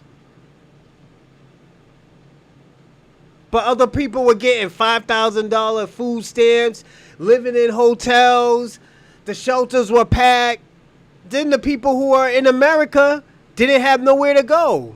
They weren't eating. If you want to, I'm gonna say this. If you want to talk about the lower class, go to the lower class. You should have went to the lower class community when they were going through all these problems and they were saying something. They were saying, "Yo, all these people are taking all the spots. There is nothing for me. I've been on a waiting list for 10 years, and all of a sudden, all these people got new houses. All these people got apartments." All these people got stipends. But a person was in a homeless shelter for 5-6 years that couldn't get an apartment, a 1-bedroom apartment or studio for themselves. So that's something y'all need to think about. As a kid, he got attacked by them, and I understand why he would be angry and why he would be mad about that, but he needs to grow up and figure out what he wants to do. Oh, really? Oh, really? Bafangul, Candace. Oh, he needs to figure out what he wants to do. I think you need to figure that out. Talk about accusing other people of that which you are guilty. I think he needs to figure out what he wants to do. I think you need to figure out what you want to do, because you're full of and everyone knows it. You clearly have no idea what you're doing. No idea what I am doing. True. What do you mean true? You didn't invite me on the show. But what does that, just let's first go back to the first layer of what you're talking about. She's speaking of Dave Smith. Yeah. What does that have to do with anything? You call out the fact that I spoke to Dave Smith, that I spoke to Aiden Ross.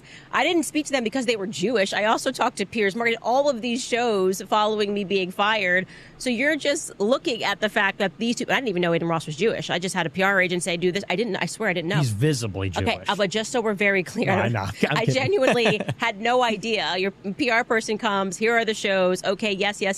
Dave Smith, we had amazing conversation when I was on the Daily Wire. And so your purview here is, okay, well, they're Jewish and she's doing their shows while not saying to your audience she's doing a bunch of other shows too. How is that not you just kind of honing in before we get to the why you think I'm full of and don't know what I'm doing? Well, here's the beef, okay? And it's pretty simple.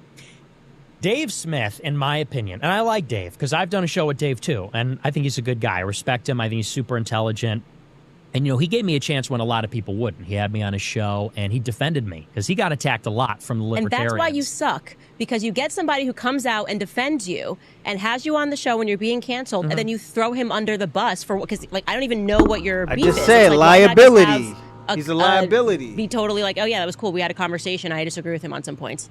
Well, here's why. Because I don't think that I should be grateful for being given a chance. It's not being grateful. It's just being a decent enough human being. Forget gratefulness. Okay. You don't owe anybody anything. Okay. But the point is you kind of lament the fact that you've been canceled. You lament the fact when nobody will have your platform. And in the very same breath, talk about being a hypocrite, you're going after Dave Smith for what? Like, why is she doing Dave Smith Jew? Well, I'll tell you. Can I explain why? I'm telling you why. You can. So my feeling on Dave Smith, and although I like him, is that, look, he is Jewish. He's also a libertarian, which means that, when he talks about, for example, the situation in Iran or Israel, he's an anti-war guy. He says, Trump is a war criminal who needs to be impeached.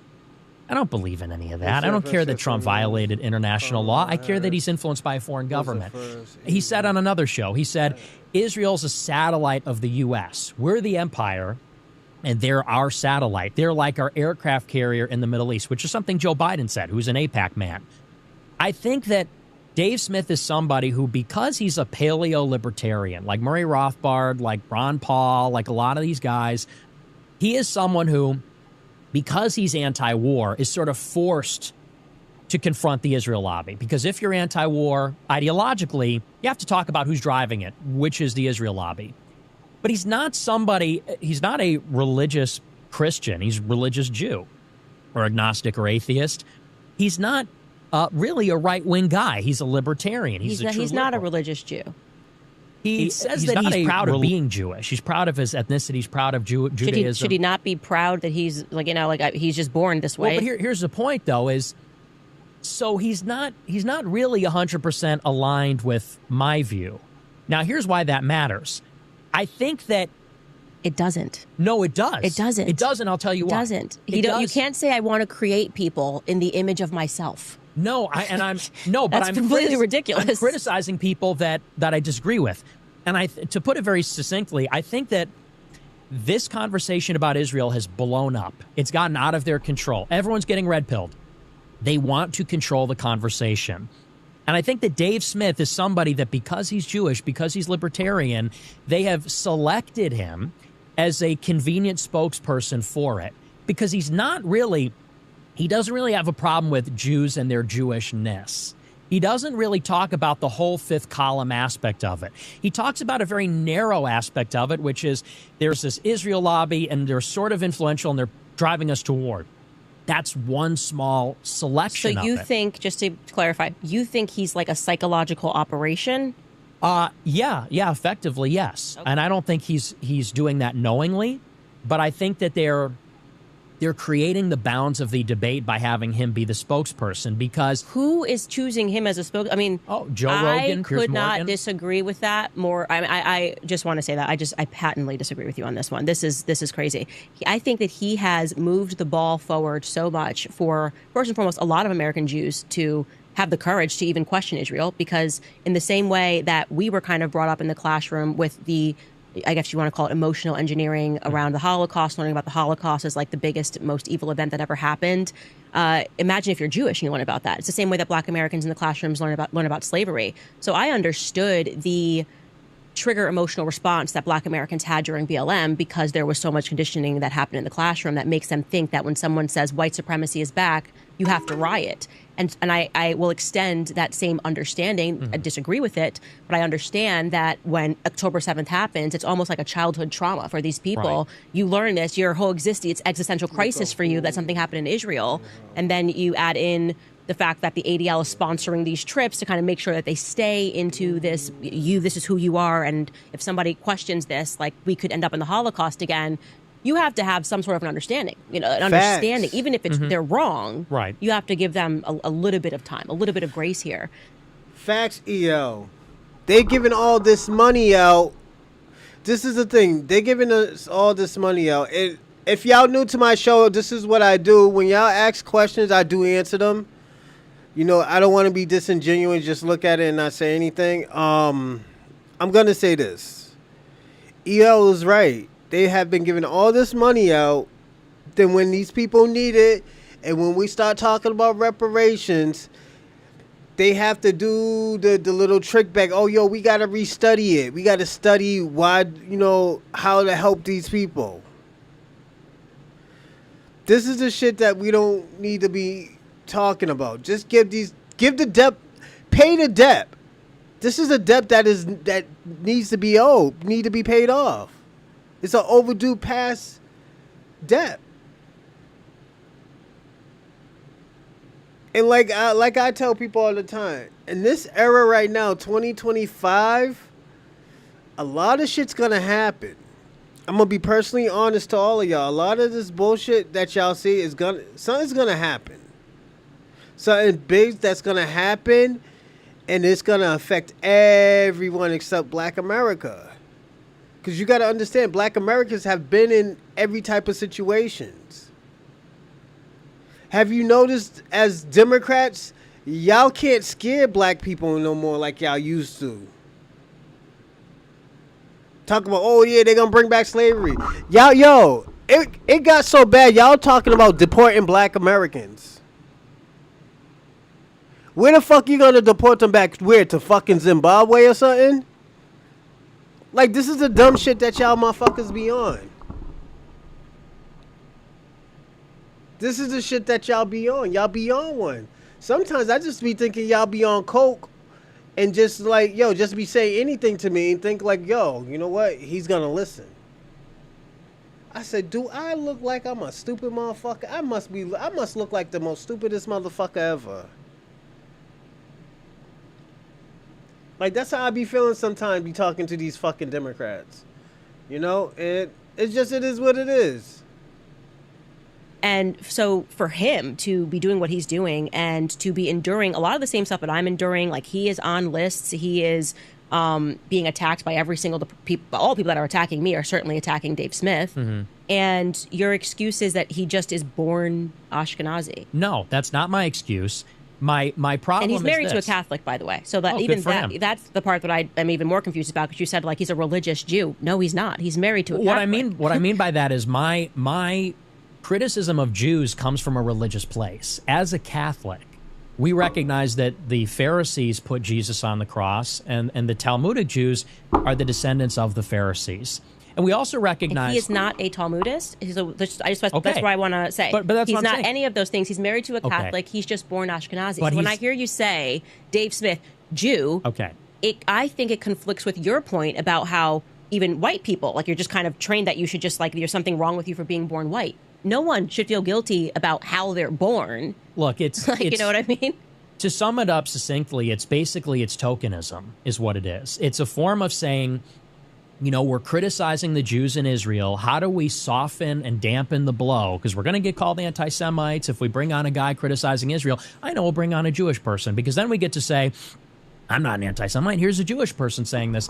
And here's the reason. That's not why I had Dave Smith on. Actually, I had him on my podcast before I even left the Daily Wire. We had a 3-hour conversation about talking about war. And truly, because I think it's important for you to hear this, I think sometimes you internet too hard.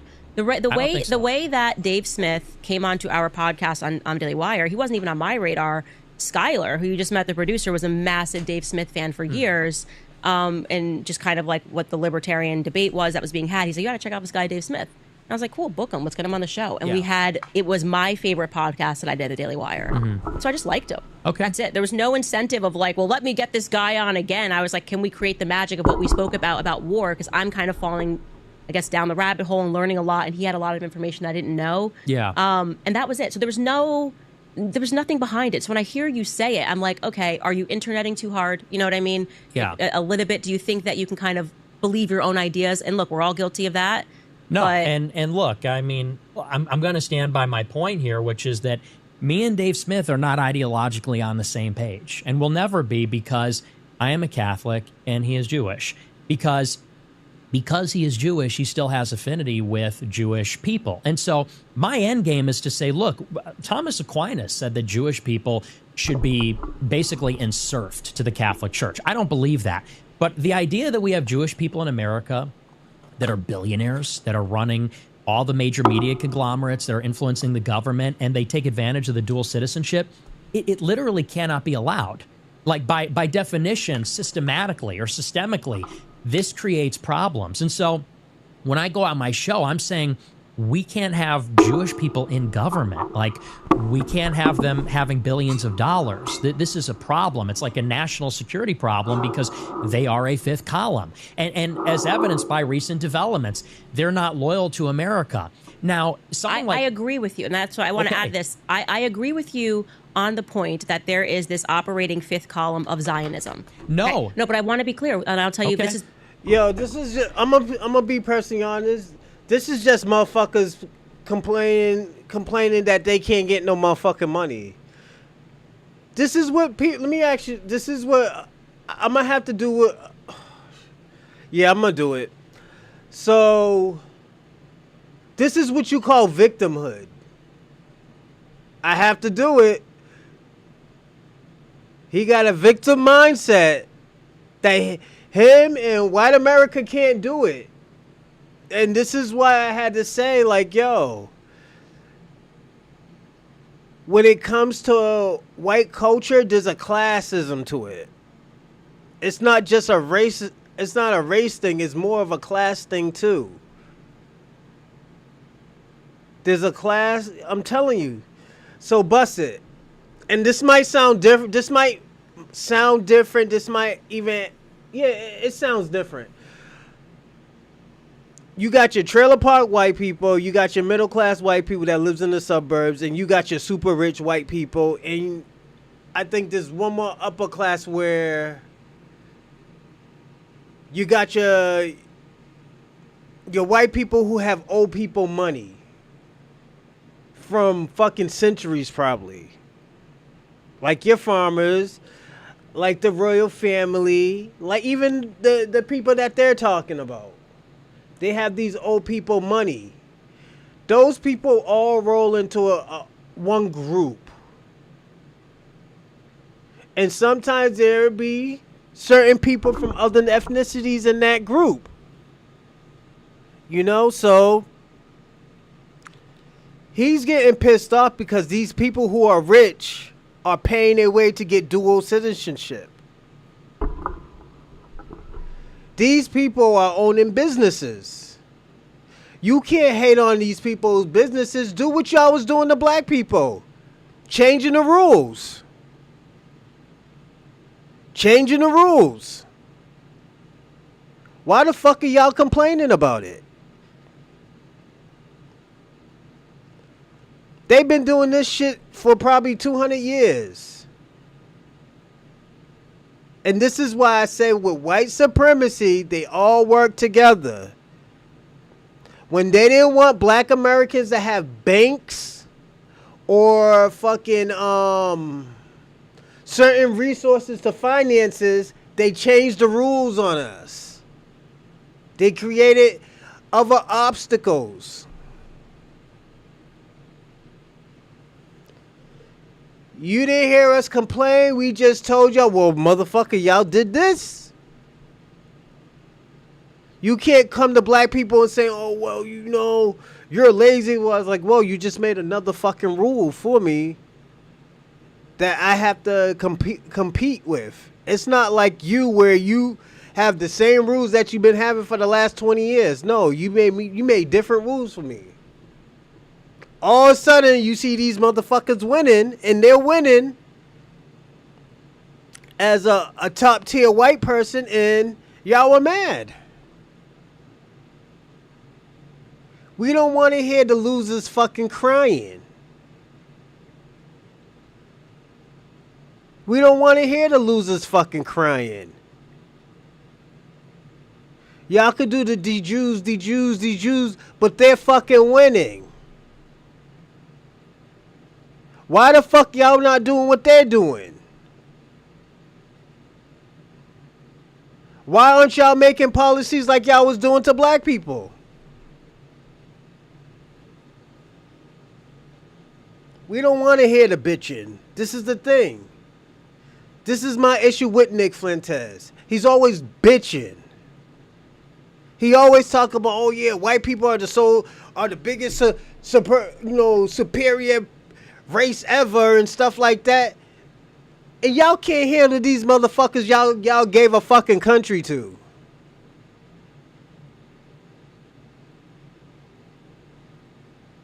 Y'all bitching them on to a person that y'all made a country to, that y'all give billions to every year. And you just say they don't need it. And you're bitching.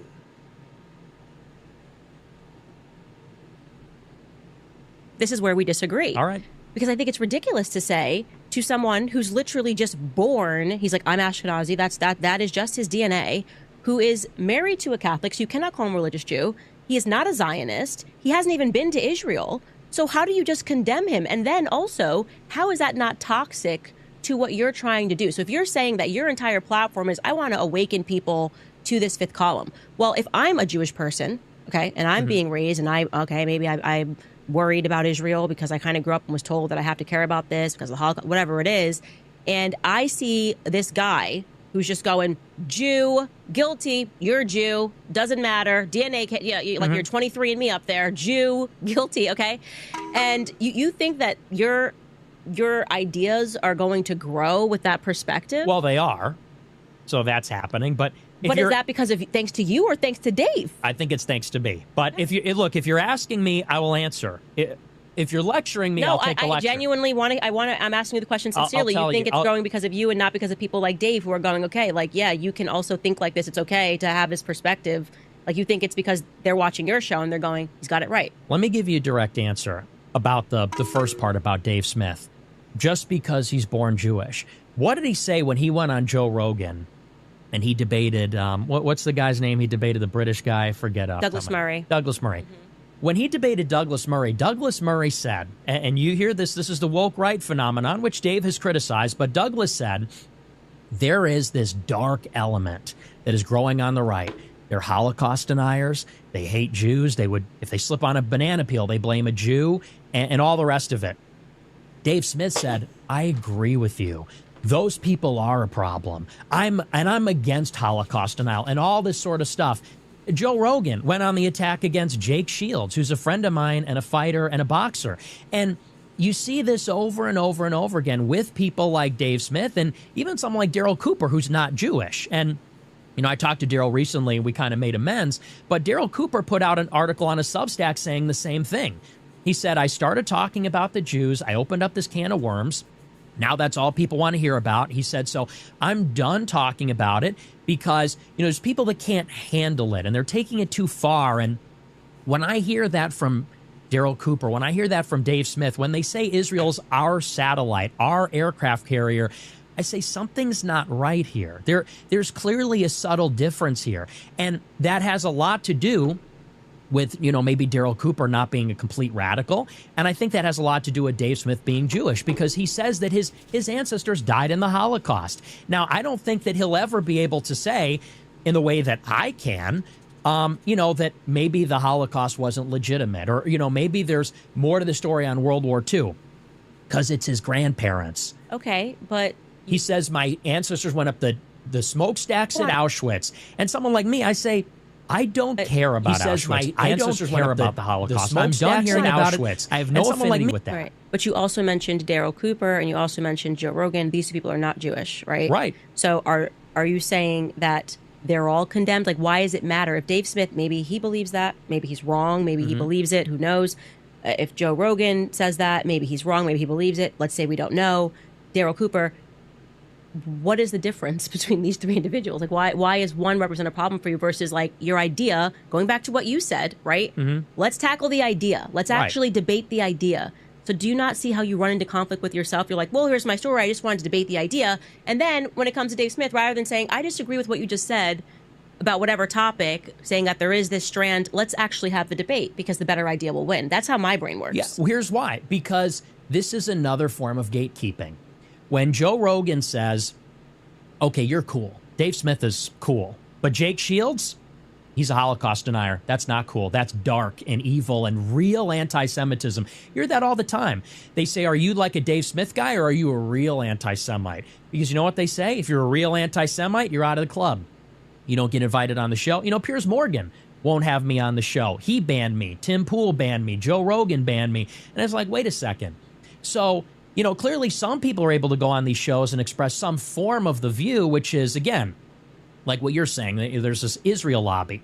But if you go out and say, you know what, 6 million, I'm not buying it. I think this is a political narrative. I think it's atrocity propaganda, serving a fifth column. Suddenly they say, well, that's real anti-Semitism. We want nothing to do with that. You remain outside. And so, and look, it's not to me about, people then say, oh, well, you're envious. Look, I love doing my show. I love doing what I do.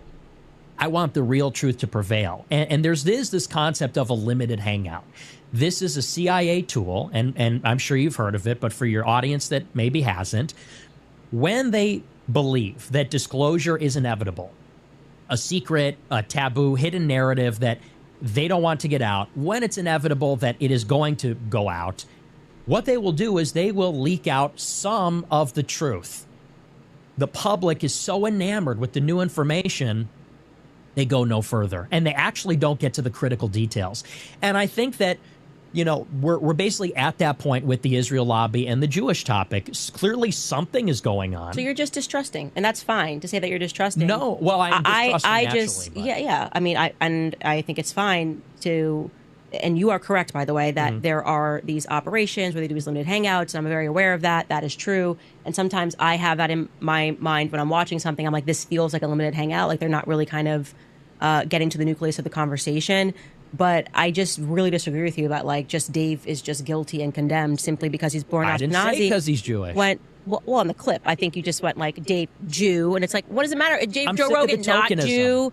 I'm sick of the tokenism. Okay, and I'll tell you another reason why I disagree with that. And we can move on from Dave Smith because I like him, and I'm whoever I like. I don't really care to adapt my opinions on the basis of yours. But I also just in general feel like I was that person for BLM, and I'm genuine. I was totally genuine, and that was kind of my wake-up call. BLM, I didn't really accept the victim narrative, maybe a little bit like you, naive, walked into it like, oh, I'm just not going to support this thing, and I don't really want to be a Democrat. And then I dealt with the full weight of an attempted cancellation by the left at first, and kind of like she's the token for the right, and people saying, well, they're only platforming her because she's a black person that agrees. And to some degree, maybe that's true.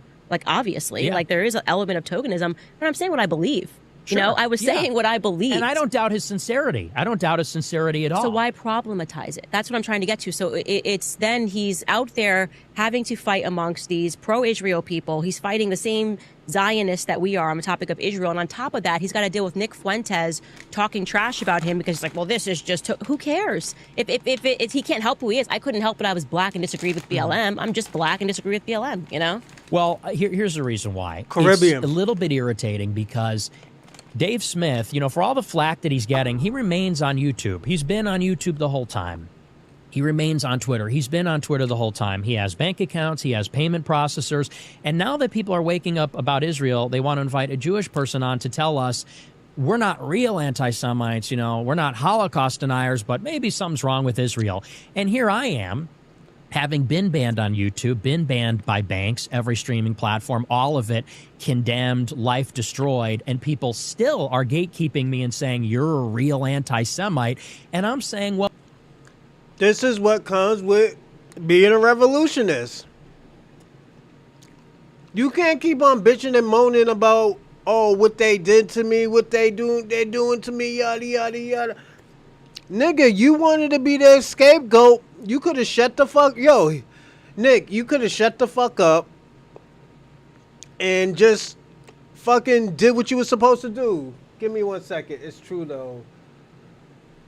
We are the Americans' first lobbies.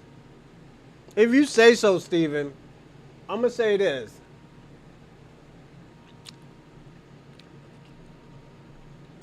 This shit, I'm going to be personally honest. Nick Fuentes, he complains too much. He got this victim mindset where if a motherfucker does the same thing that he did in the past, they should get the same punishment. But he has to understand you did it first. You was made an example. You paved the way for other people. So you can't get mad for paving the way for other people to do the shit that you done. And they get through and you don't get through. You can't be a hater. I'm going to be personally honest. He just sounds like a fucking hater because at the end of the day, he didn't get through. It's like all of us rob a bank. Nick Fuentes get caught. Nick Fuentes, well, you know, a Rochelin stole money too, and he was with me. Why isn't he getting the same punishment? And they have no evidence on me. Like this is what it is. This is a victimhood mindset. He's a poster boy of victimhood. Well, you know, obviously we didn't come far enough. So I don't doubt his sincerity. He's a big boy. You know, he doesn't mind that I'm trash talking him. And I still consider him a friend, even though I've been critical of him.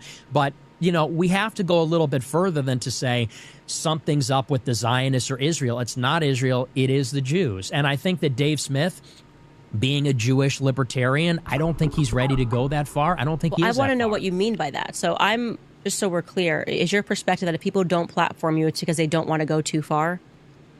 It may be that they aren't that far ideologically, but then that's my job to push them farther. And that's why I say it. That's why I say, you know, maybe they just disagree with you. But that's another thing. Maybe they just disagree with you. But I'm gatekept. Okay, but if the more important, so for me, if like I care deeply about what's happening to the Palestinians, obviously, I've made a point to talk about that. And I very much see what you're speaking about, that there is this coordinated, very sinister movement. I think it operates on the left and the right. Hey, yo, is it me? Candace Owens look like her pussy's trash, but she look like she gives good head.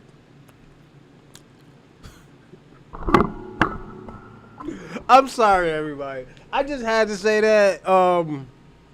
Her pussy looked trash, man. She looked like she had trash pussy, man. But she looked like she got that Gaga 3000, though. All jokes aside. whether it's the ADL or APAC, the money is flowing to instantly cancel people, to get them fired, and it's vicious. I mean, it is dirty business. Don't let her be on my show. It's hard for most people to even survive it when they go through it, because they're so smeared. It's like yo, real talk. Don't let her be on my show. Let me, honestly, my audience is getting bigger and stuff. Like, if I really get some dough, I'm gonna have a show where I get to talk to these people. I'll take a shot with Candace Owens. Just ask her crazy questions and stuff like that. Effective tar and feathering, and for it to happen when you were 18 is ridiculous. But at the same time, if I'm going to use my platform to speak about that, I want to make sure that I'm hosting people that can explain that to people that otherwise may not even be aware of that. Right. So if you're going to host, why are you sitting this person down on your show? Well, because we're having a conversation about something that's important. I can either learn from that person, right? Or I think that this person can teach something to my audience, right? Mm-hmm.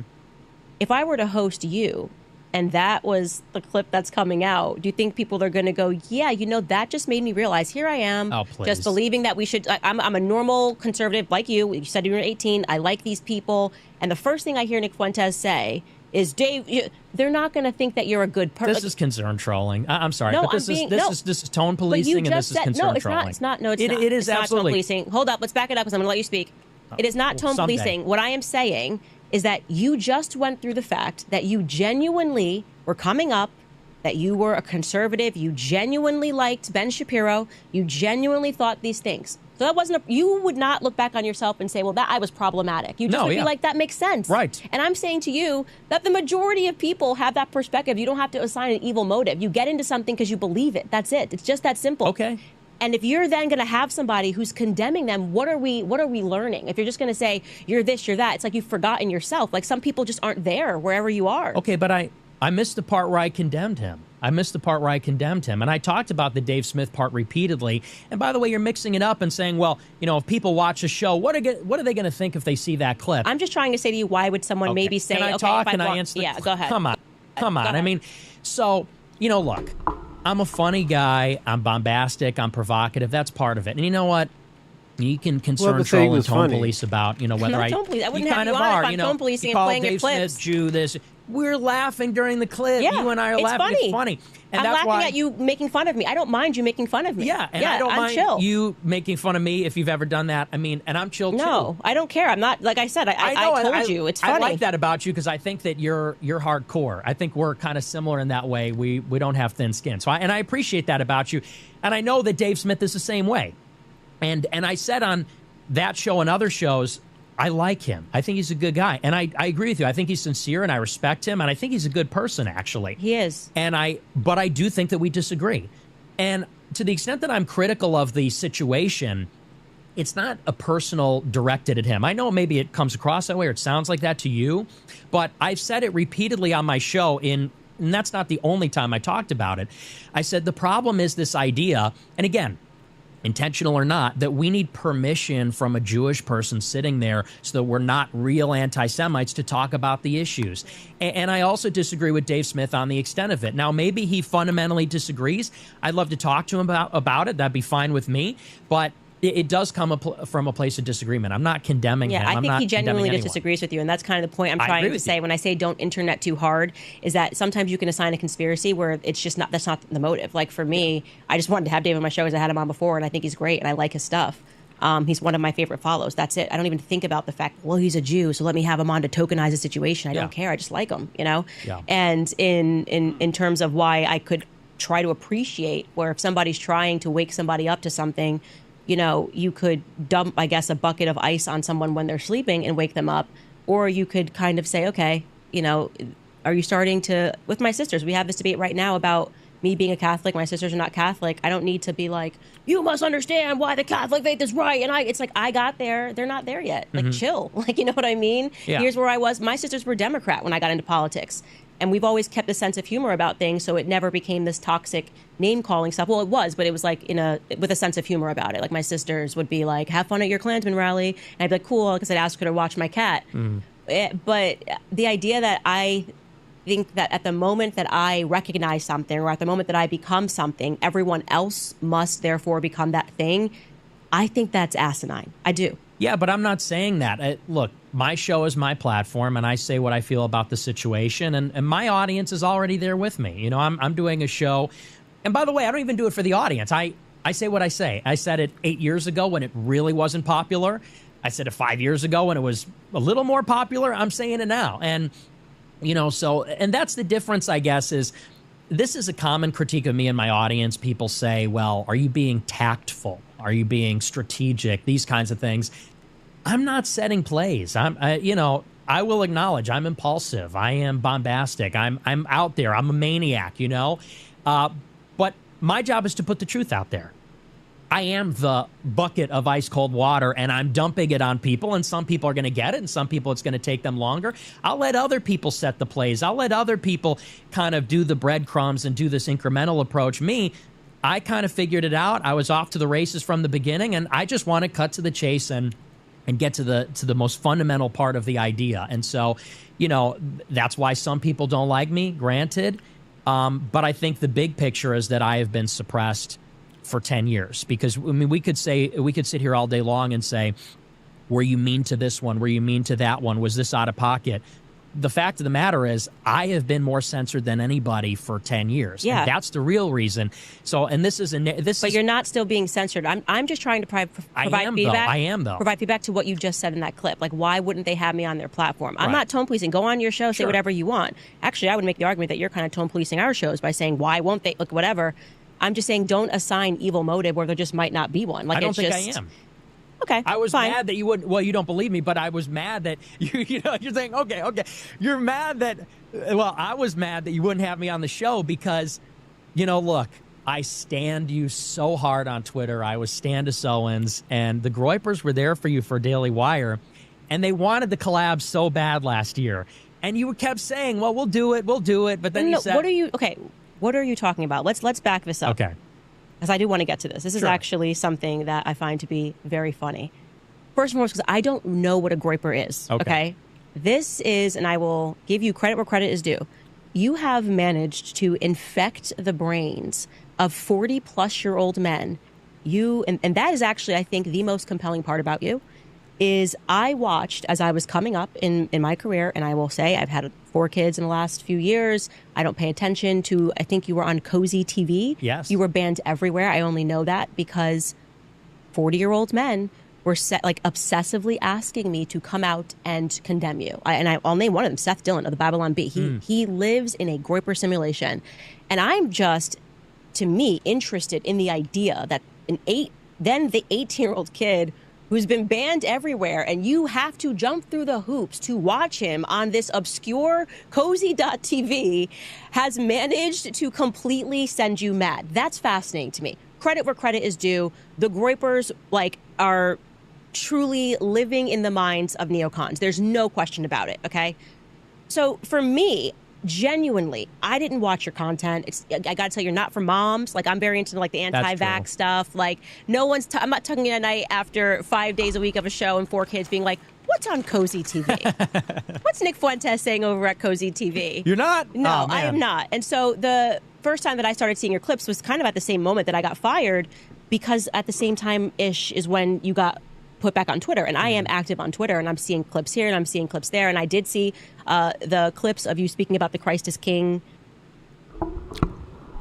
I'm gonna say this: Nick Fuentes, he's not tapped in. He's not tapped in with society. He's tapped into these imaginary type of people, and the reason why I say these imaginary type of people, let me find a better word. Not imaginary type of people, but with these lower class type of people where they're mad at the world because they're not getting what they think they deserve.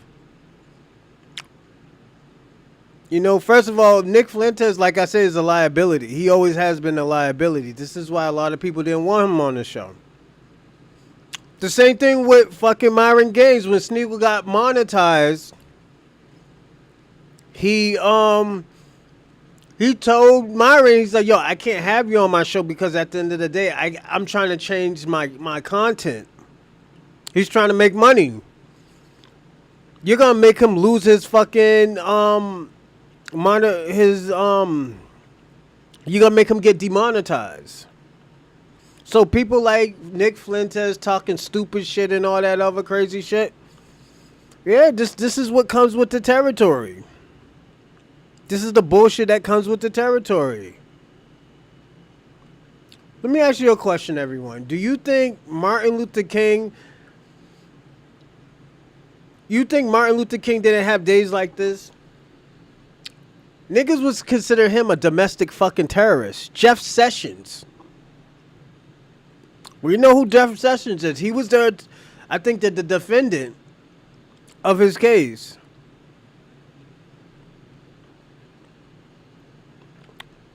A scenario, some which were hilarious, just kind of getting into the theology of it. And I'm starting to go, okay, I'm kind of getting this Nick Fuentes thing, especially when Jeremy Boring, then the CEO of Daily Wire, hosted this Christ is King audio live. And that was the first time I ever heard your backstory. So I genuinely was so, I guess, not blind to the Groyper movement, but like how influential you were that these people, as Jeremy admitted in that audio, were watching your show, which was on an app that I had never even heard about.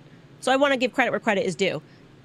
But your strategy of, I'm going to go on my show and call this person out for not having me on the show when you didn't ask to come on the show, and you had a line of communication because of some legal stuff that was happening in the background where I was asking you to do a decent thing and tell the truth about the fact that we didn't have this relationship that I think some people thought that we had going on in the background, a political relationship or like strategizing together.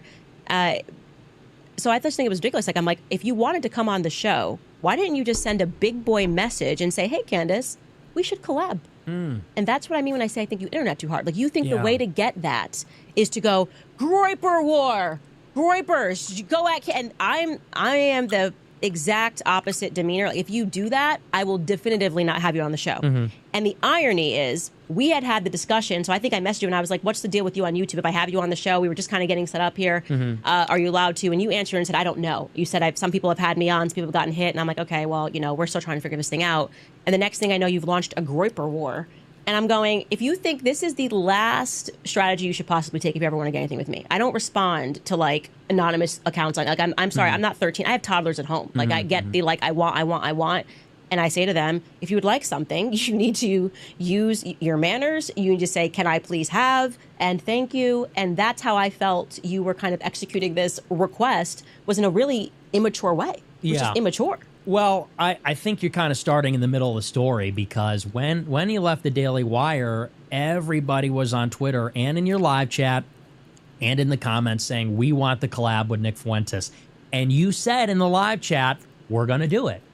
We have the screenshots in the live chat for your show. You said, we're going to do the collab.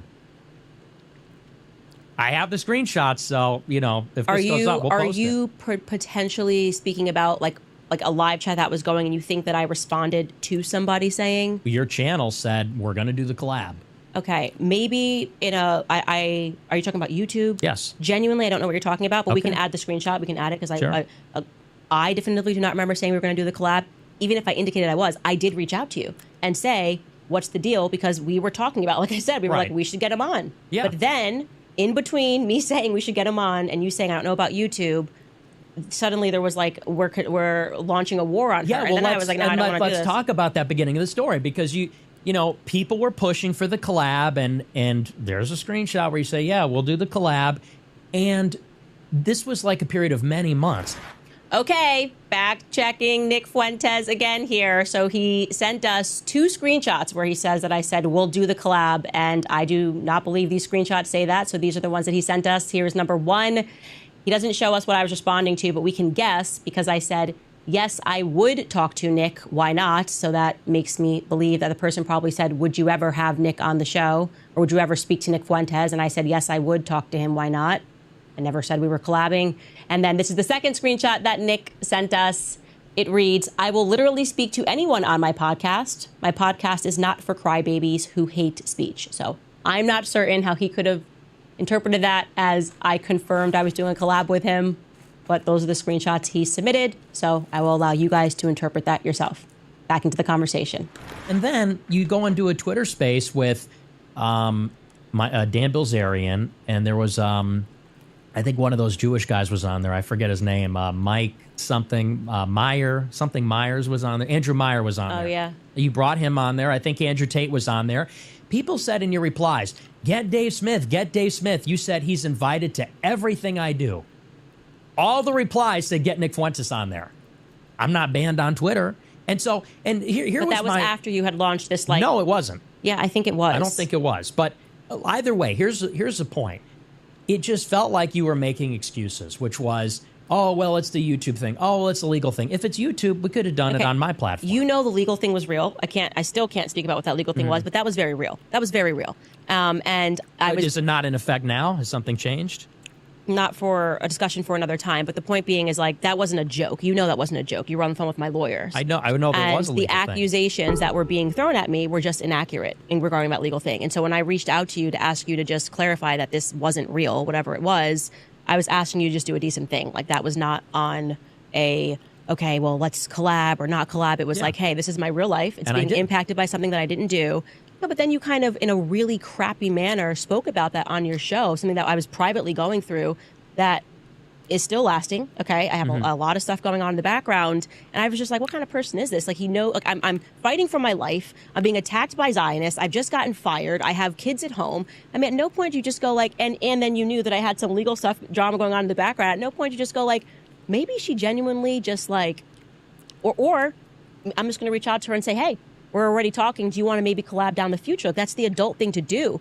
And going to your point, when I said he's always invited to anything I do, I literally had not invited Dave Smith. I would just... Yeah, I know. I had not invited him. I was just saying, if he wants to jump on and say, let me on, I'll let him on. That's it. Yeah, well, and here's the thing. I think that you can't have your cake and eat it too, okay? Because you also went and said, I've never spoken to Nick Fuentes before in my life. But that was a lie. Okay, but... Or you didn't know, but we had spoken before. Okay, yeah, let's clarify that. Yes, I was wrong that there was that one conversation you pointed out about when my husband was working for...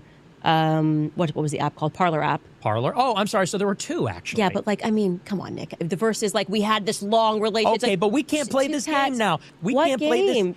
Because you can't then get on my case and say, well, you know, look, I'm just going through a lot and I have this crappy stuff going on. Yo, Nick Fuentes is mad weird. I'm going to say this. He thinks a conversation is, or somebody's, a conversation saying hi to somebody. Or it's, hey, how you doing?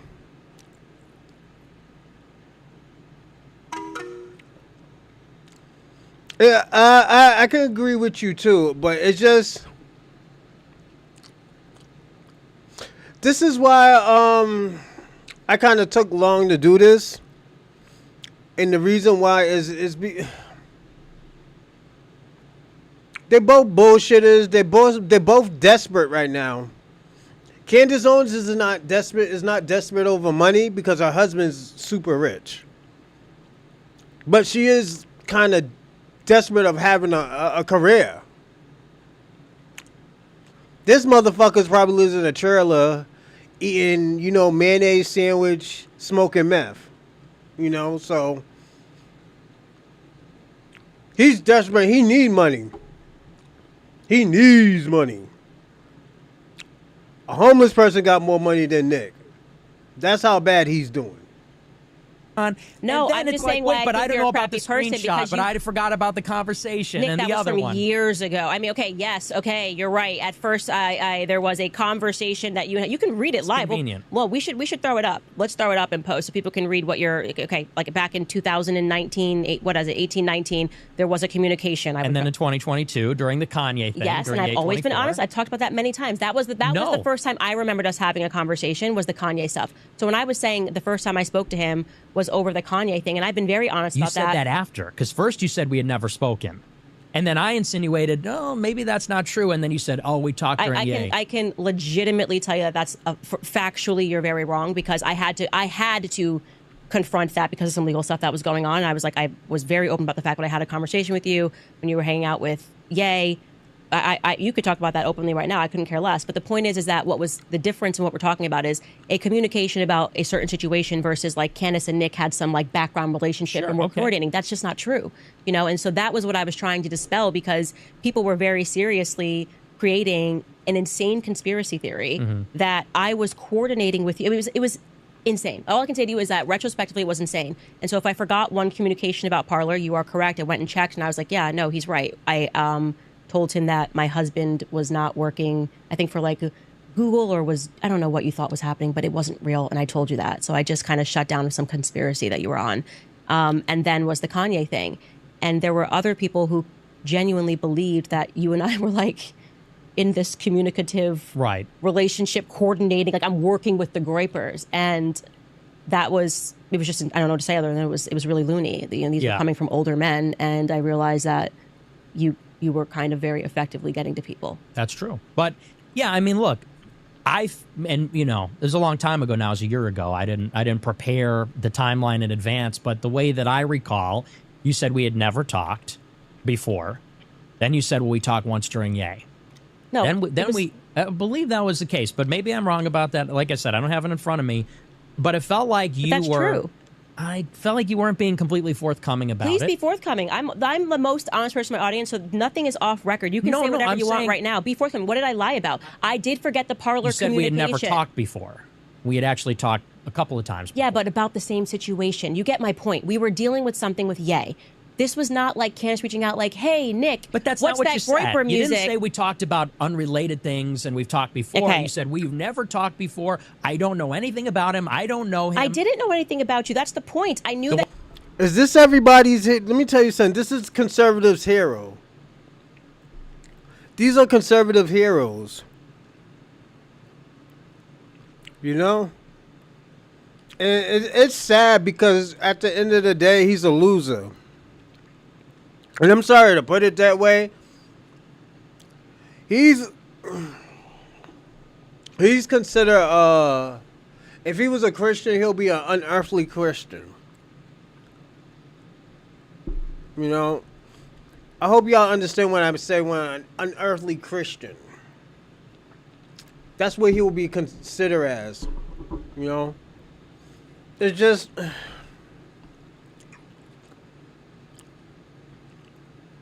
he tries to make a point of nothing, you know, and it's sad. Honestly, it's sad. Like at the end of the day, you can't even hate these type of people. You just feel sad for these type of people because they're fucking losers. Like they're fucking losers. Like, you know, these type of people were fucking bullied in school. Motherfuckers was making fun of them. As people were, like, living their life out, you know, going to parties, studying to go to college and stuff. This motherfucker was reading books to, like, I wouldn't even say be a politician, but to affect people. You know, the first Americans first lobbied. You know, so that's just how it is. It's weird. He's a weird kid, man. I don't know if he's like, he might be autistic, you know, or he's what's the word? He might be dyslexic or something, man. Something's wrong with him.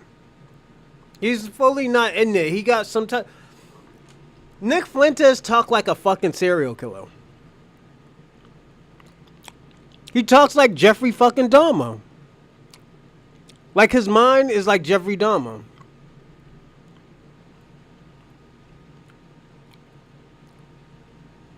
Why'd you vouch for me with Ye? Why'd you say I was okay to Ye? I said to Ye, the point being is that I said to Ye, based on my own assessment of things, like I thought that there was a bigger risk because somebody was getting involved with his campaign, and I had known for that individual to be open about blackmailing people. I obviously, as a friend of Ye, knowing everything that was going on, I was concerned. And I expressed that to you, and I said, you're in proximity to him. He's mad at me for this, and that, because Ye was mad at me for a couple of days. And I said, please just tell him this. That was it. So our communication. We talked about Milo, and then you vouched for me with Ye. Yeah, and Milo and I have you since, follow Milo on Twitter. Yeah, Milo and I since have talked about it, because, and he respects the fact. That's why I said I'm very honest. So you're not going to catch me here, Nick. I'm not trying to catch you. You're trying to lecture me. No, you can talk. I want you to be as open as possible about this, because I just think that there has been so much crap that's been said that's just untrue.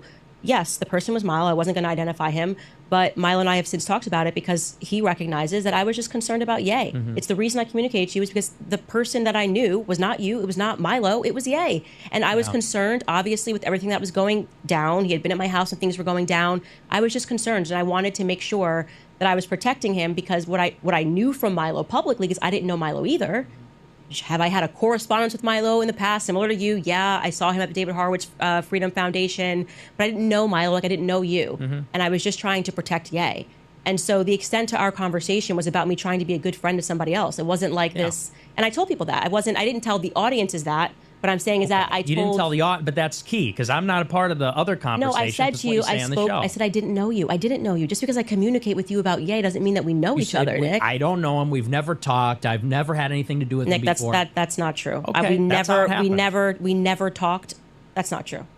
That's what you said. Okay. And then I said, we did talk. Okay. We're going to give you the right to pull the clip of me saying I've never talked to Nick Fuentes, because I communicated with you about Ye. I was open about that. Okay, well, and but we since could go and then, find just the to clip. clarify, spoke to Milo about that, and said, look, he understands that was my perspective. Obviously, getting into the movement, just like you, when I first kind of was coming in, I was reading a lot of Milo's blogs, a lot of his writings up at Breitbart, and he kind of turned the lights on for me in terms of feminism and the BLM movement. So we never really had, I would say, the same exact thing. I didn't really know Milo. I knew his writing, I knew his work, but I didn't know him. So I just don't understand what I did wrong by saying that I don't know you. What do you want me to say? Make it up? Well, once again, we're kind of massaging the words. You said we never talked. I know nothing about him. I don't know him. When we had talked, and then you went and changed the statement and said, "Oh no, you got to pull it up. You got to pull it up. Okay, come on. You got to pull it up now. We can't. I don't have it on me. I didn't know I was coming in. You said it wasn't an ambush. I thought we were talking about Iran. You brought it up, but that's fine. You brought it up. You wanted to litigate the beef. I'm happy to do it. I don't have the receipts prepared, but we could do it. Perfect. I do not know Nick Fuentes. I don't know you. But you already know that. What I do know is that everyone can see what you guys are doing to me. Your pattern is well established. There were other and statements the world. besides Hold this on. tweet. And the world is waking up to it. My crime is having stood up for myself against your network of smears. I'm responding to the ADL and saying I don't know you. I didn't know you. But that's not the only statement. You said stuff on your show, and there were other tweets. It was on my show. I don't have it on me. Okay, if you want to come back and we could do a debate about it, we're not going to do a debate about it. I'm just saying, just so everyone can. This is pre-recorded, so I'm just going to say, if you do go home and find a clip of me saying something that you believe was lying, then I'm happy to share it, because I don't lie to people. It's just not something that's in my DNA. I would rather just tell the truth and deal with the consequences. So I had 3 separate communications. That is in your DNA. You got scamming in your DNA, girl. 2 separate communications with you before I got fired, and they were limited to us discussing Parler and us discussing Ye. Would you think that's a fair assessment of? Yes. Yeah. Okay. Fine. Done. Okay, fact-checking Fuentes, because we told him, obviously, that he could send us anything in post and we would drop it in. He said that I denied that I had contact with him. This is the proof that he sent us right here. You can see that I tweeted on November 25th, 2022. I tweeted, I have never in my life been in contact with Milo Yiannopoulos or Nick Fuentes. This is not a personal shot at either of them. That is simply the truth. I met Milo twice, both times at the David Horowitz Freedom Center, where we were both invited as speakers years ago. As Nick insinuated, this was technically not true, because I did have public contact with Nick that then kind of rolled into a private correspondence. So I'll read it to you. This is why I never want to be a fucking Republican. Shit like this. If a motherfucker be like, yo, you didn't have a conversation. Yeah, you did have a conversation to me. You asked me how I was doing. Nigga, are you serious? That's not even a real conversation. It's just on some petty shit just to be correct.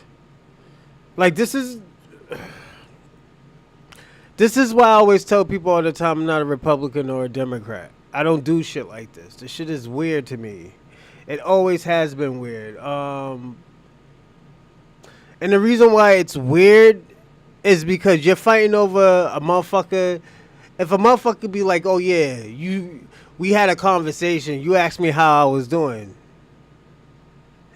What else did I say? That's all you said. That was the conversation. Nigga, that's not really a conversation. I'm just checking on you. I'm just greeting you. Like, that's not really, like, if you really want to say, yeah, that was a conversation, that was, we could say it's a conversation, but it looks stupid. It looks like it's a petty thing. And, like, this is why I say, yo, with these white supremacists, like, shit like this is what y'all do, you know? I say white supremacists, you know, because it's a system. This is how petty these motherfuckers is. They're weird, you know? Like, first of all, they're the ones who got a victim mindset. They worry about black people overpopulating America. They worry about the Mexicans overpopulating America. Won't y'all just have more babies? You know? Won't y'all just save your eggs and, like,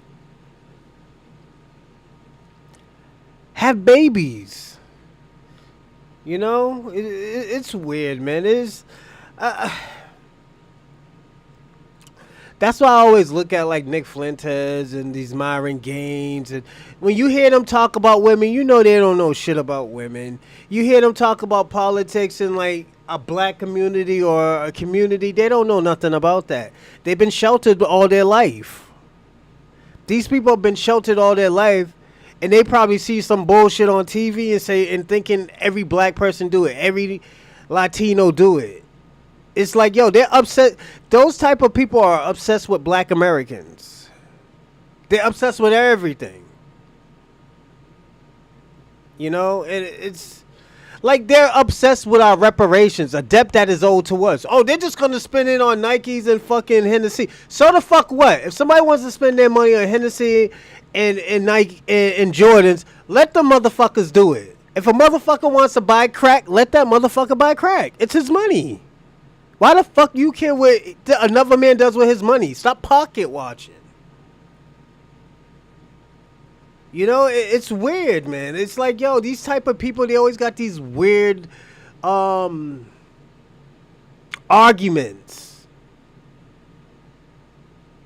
You know, they can't really argue over something that's like a regular thing. Oh yeah, statistics said. Nigga, why the fuck are you reading that type of statistics?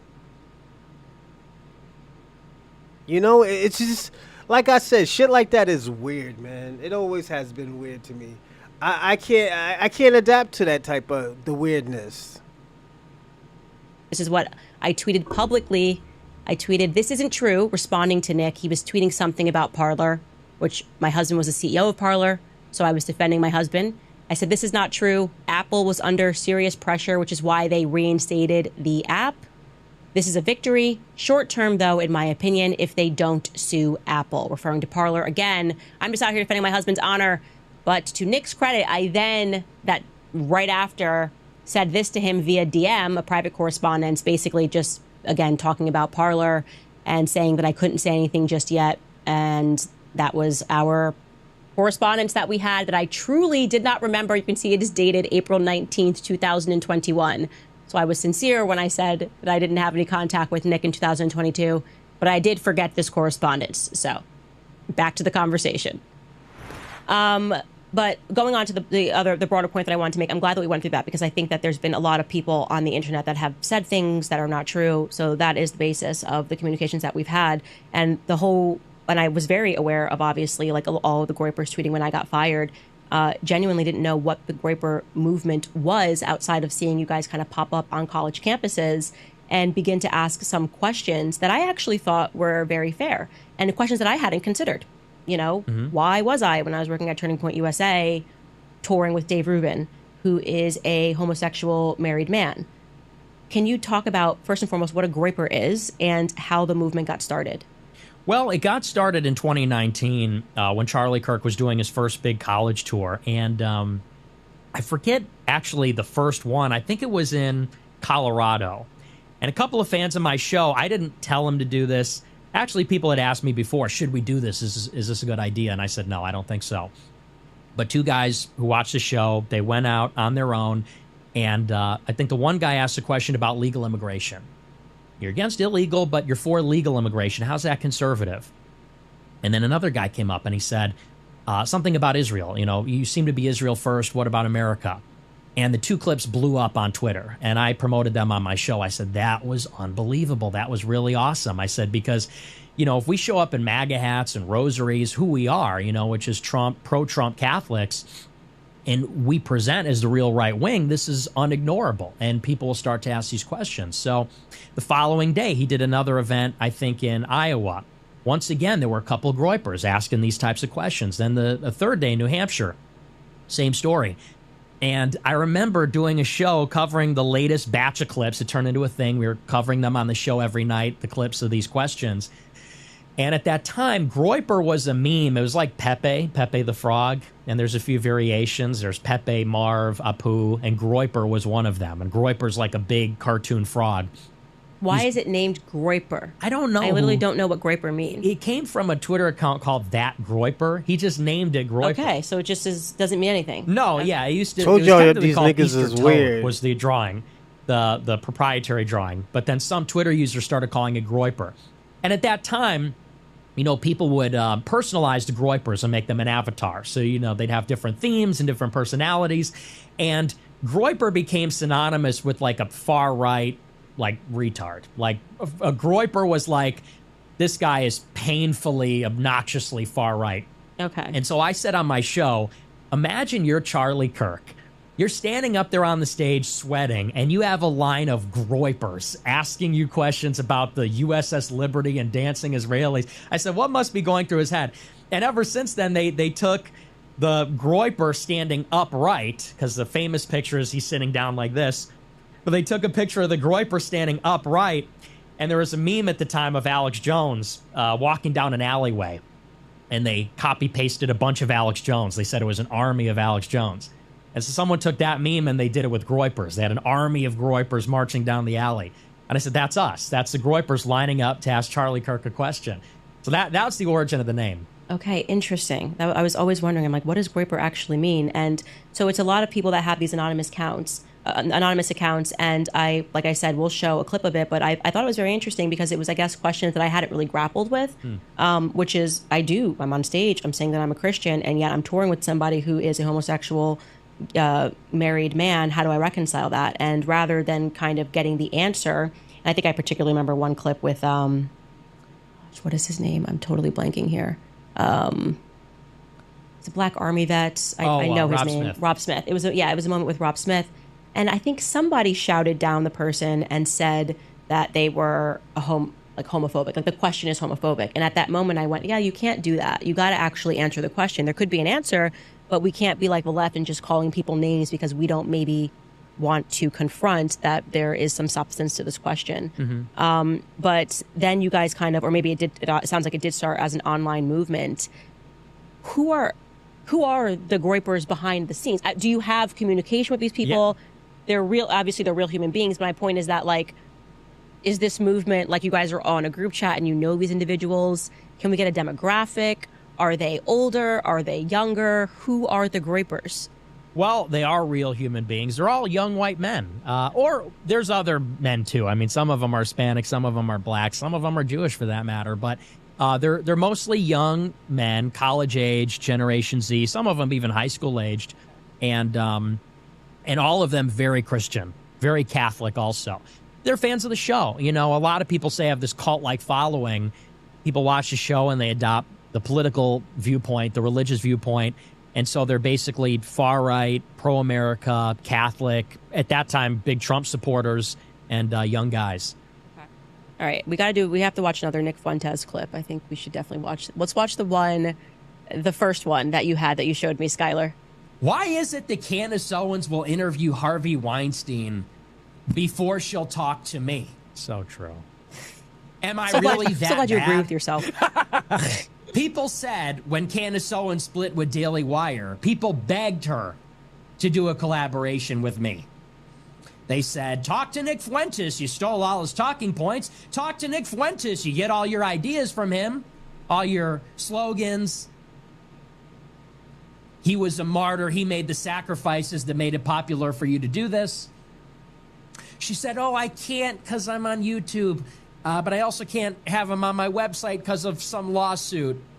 That's so crappy to me. That part's really crappy to me. I have to say, are we watching doing it this back, again? no, I do want to say, we don't have to get into it, but that's crappy to me because it was like, I don't know, I just think that I try to do a really good job of being a human being offline, you know what I mean? And if people are going through stuff or whatever, and that was real, like that's not like, oh my God, like she's trying to be a victim. It was very real. My life was kind of, you saw, it was thrown up in the air, but we don't need to focus on that. But I do want to get to the point, do you actually believe that I was getting all my ideas from you? Like, do you actually believe that I was watching Cozy TV? Because then somebody showed me a clip of you saying the same thing. Because I guess you said in the same week, or you said last week, I was talking about this. Now this week, Candace is talking about it.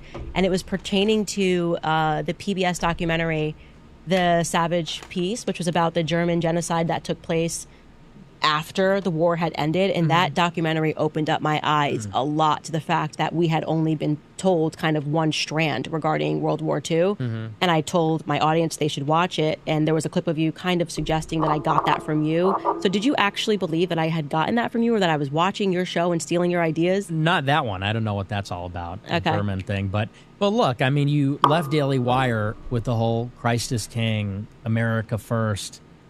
For years, that's what I was known for. Now, if you want to say you never heard of me until a couple years ago. Or No, I heard of Wait a minute, I thought he was Catholic. you in 2019. You said earlier, though, that you didn't really watch anything or know anything until about a year ago. Yeah. If that's what you say, okay, that's fine. But it'd be a pretty stunning coincidence.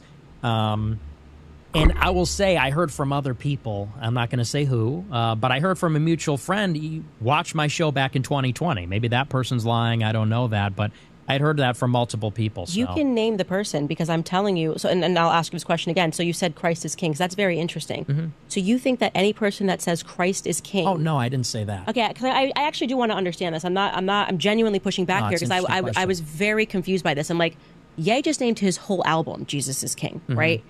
Or 2 albums ago was Jesus is King. It was definitely a moment, a cultural zeitgeist that had this rapper to come out and start singing about Christ like he did early on when he did the Jesus Walk stuff. And I was just like, does Nick actually believe? Like, I genuinely was not watching your show. It's the only thing I can tell you. Okay. I have friends that were, I will definitely say, male men between the ages of like 30 and 40 are watching your show. Yeah. And I would say 40 and beyond, like I just said, are watching your show. I would imagine you have a very male, internet savvy audience. I am terrible at the internet. Like, I mean, it is embarrassing. I'm basically a grandma when it comes to the internet. My husband thinks he's like, how are you a person that people watch the internet? You don't even know how to use the internet. I just don't love tech. Tech is not really my thing. I like to communicate. I'm a woman. I like to speak, but I don't really like to figure out how all this stuff works. And so once you got banned, I wouldn't have seen your stuff. But then as soon as you were back on Twitter, I started seeing your clips all the time because you started trending. Like, you were trending the day that you got let back onto X, you were trending. And I was like, okay, Nick is trending. Clips recently just were trending about you. So I think if you had been on X that whole time and you said, you were like, you've never seen my stuff, that would have been a little ridiculous. But genuinely, like when you're starting a family and like as soon as I am done with the podcast, it got to be like straight back into mommy mode. I just don't think that many women are watching you. Is that fair? Yeah, like I said, if that's what you're saying, then I believe you. 100% the truth. Genuinely didn't get any of my ideas from you, and then was being accused of getting all of my ideas from you. So obviously there must have been naturally something that was happening where what I was saying or what I was noticing, people were going, oh, Nick Fuentes has spoken about this already. Yeah. Well, I mean, those were like things that I was known for when we would disrupt. Don't forget to like and subscribe and keep on commenting. Going through this, it's to me it's very long. They're not really even debating. To me, it's weird. I'm gonna be personally honest. It's a weird situation. Like they're arguing over if they talk to each other. Like that shit is weird to me. Like that shit's like, yeah, it's. Turning Point, which is where you worked at, or Daily Wire. I saw the Groyper stuff. Which you also worked there. They would go in chanting, Christ is King, and they were the Groypers. And if you were aware of the Groyper War, and Yay 24 and Give me a second, everyone. Nah, and I'm me not on gonna Twitter play last him like year. that. I saw the literal clips of them asking questions that were going Yeah. viral. Okay. They weren't chanting "Christ King." They were just there were just the literal clips of them, and I thought it was smart. It made me challenge some of my ideas. So I will give you credit where credit is due, or the students that were asking those questions credit where credit is due. Yeah. I think a lot of times conservatives, we say things and we say them because everyone else is doing it. Same thing with the reason I think both of us started as being pro-Israel. It just was everybody else is doing it. It feels good. You are kind of young and excited about the ideas, and then you kind of go, oh wait, something's wrong. And both of us kind of dealt with this punch in the face. Right. I'll be right back, everyone. Yeah, well, I was 18. You know what I'm Way saying? different. I was 18. So, you know, I was, I don't know that I was doing it because everybody else was doing it. I was doing it because that was just the first thing I read, because that was the stuff that was out there. And then, yeah, I mean, and then you went through it. I mean, and hey, and likewise, credit where it's due. You know, maybe I've been unfair to you. I don't know you, you know, and like you said, we talked once and twice. We finally got there. No, but it's true. And I've never, this is the first time I've met you and I don't know you. So, and I'm willing to admit if I'm wrong, you know, maybe I've been unfair to you. But for what it's worth, they did put you through the ringer, and I don't even need to tell you that. You know it, and everyone knows it, and it sucks. I actually thought you were a Fed at one point. I know. Yeah. Yeah, because I'm Dan sitting told here me that. going, this makes no sense. I literally just am being punched in the face 1,000 times. Everyone's coming after me. What did I do? I tweet the hashtag Christ is King, and like my whole life is over. And now I kind of understand that it was because people were watching your show and they were Right. And truly, people can just be ignorant. It's just like I said, it's not female content. I would not describe you as like all the moms are lining up to watch Nick Fuentes. Some moms love Some me. moms okay? love you, There's I'm some sure, moms that but love as the a show. rule, I don't Yes. think No, I agree. that we're watching your show. And so I think it was kind of this thing that they definitely believe that there was some sort of coordination going on between Right. you and I. No, there but wasn't, It yeah. was it sucked. I'm not gonna lie. It was not an easy year last year. And so when on top of that, you start telling people to attack me. I didn't really tell people to attack Okay, you. fair. I might be misquoting there, but like they got the idea that they should start attacking me. I was like, okay, this guy must be working with the ADL, because the ADL had just attacked me, and then it was like 2 weeks later, you're attacking me, and people that watch your show are attacking me. And I'm just going, what the heck is going on in my life right now? Again, when you're in the moment, you can kind of believe something to be true, but I definitely thought that you maybe were like a total Fed.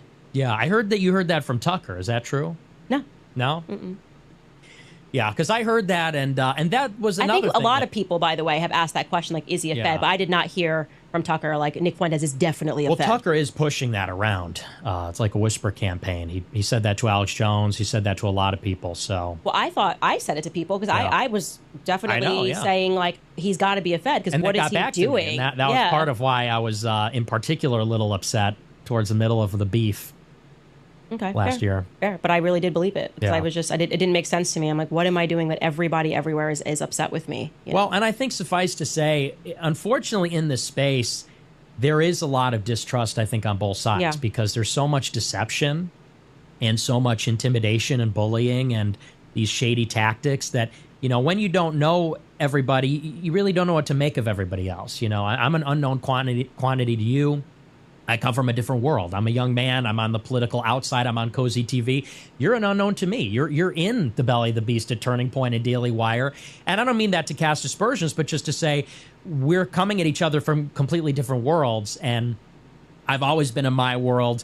You're sort of leaving that world and coming to these views. And I think there's sort of a mutual distrust and maybe misunderstanding, which is why it's good to sit down and chat, you know. Yeah, well, and by the way, you can say whatever you want on your show, but I would just encourage you to, like, maybe sometimes think people are just not where you're at sometimes. And I have to check myself at times. And I think No one's having around that. I think having the exercise. I'm in the future. Okay. You're with Ye in the future. Ye somewhere in the future. I'm 5 years ahead. You Okay, say, so let me ask you some of these questions. So you do have ideas that there shouldn't be interracial marriage. Mm-hmm. I've seen those clips. Can you explain why that is? Yeah, it's not that I don't think there should be interracial marriage. I'm Catholic, so as you know, it's not a sin to be in an interracial marriage or relationship. But I am racist, I would say. I believe in the races. I believe there are white people and black people and Hispanics and Asians, and I think that it's a core part of our identity. It's who we are. And there's like this conservative reflex to say, we're colorblind. Race doesn't mean anything. And, you know, Pat Buchanan said this. He said, it's not everything, but it isn't nothing. And I definitely lean more towards the latter, which is it really is a core part of who we are.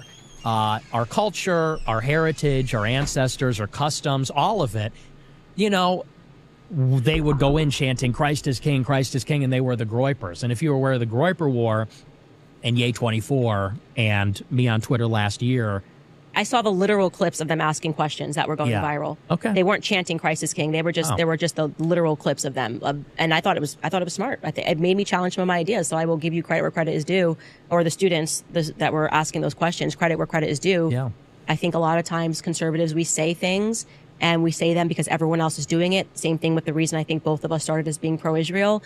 It's punch in the face. Right. Yeah. Well, I was 18, doing it because everywhere. And then, and then you went through it. I mean, and hey, and likewise, credit where it's due. You know, maybe I've been unfair to you. I don't know you, you know, and like you said, we talked once and twice. We finally got there. No, but it's true. And I've never, this is the first time I've met you and I don't know you. So, and I'm willing to admit if I'm wrong, you know, maybe I've been unfair to you. But for what it's worth, they did put you through the ringer. And I don't even need to tell you that. You know it and everyone knows it. And it sucks. I actually thought you were Brown. How's everything? I know. Yeah. Yeah, because I'm Dan sitting told here me going, this makes no sense. I literally just am being punched in the face 1,000. Lala, can you explain this to me?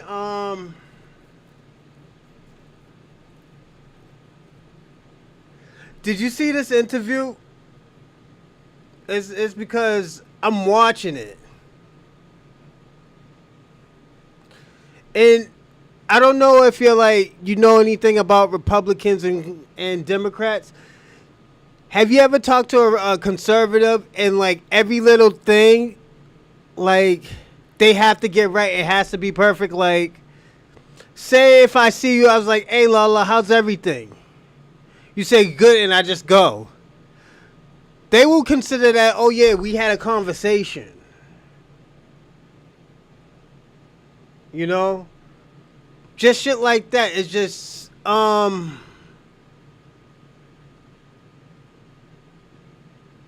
just glad that he can't be no politician and they blacklisted him. I'm going to be personally honest. And all these people, and I got to say this, and I'm sorry to stop it, but all y'all people who think this guy's your hero, y'all are fucking losers and you need God. I'm going to be personally honest. Y'all motherfuckers need God. This guy he creeps me out. I'm going to be personally honest. If I ever met Nick Fuentes, he would creep me out. He give me Jeffrey Dahmer vibes. You know, I watched some, but it got insignificant. Well, Candace is a bully. And she was stroking his ego. Yeah, I'm starting to notice that.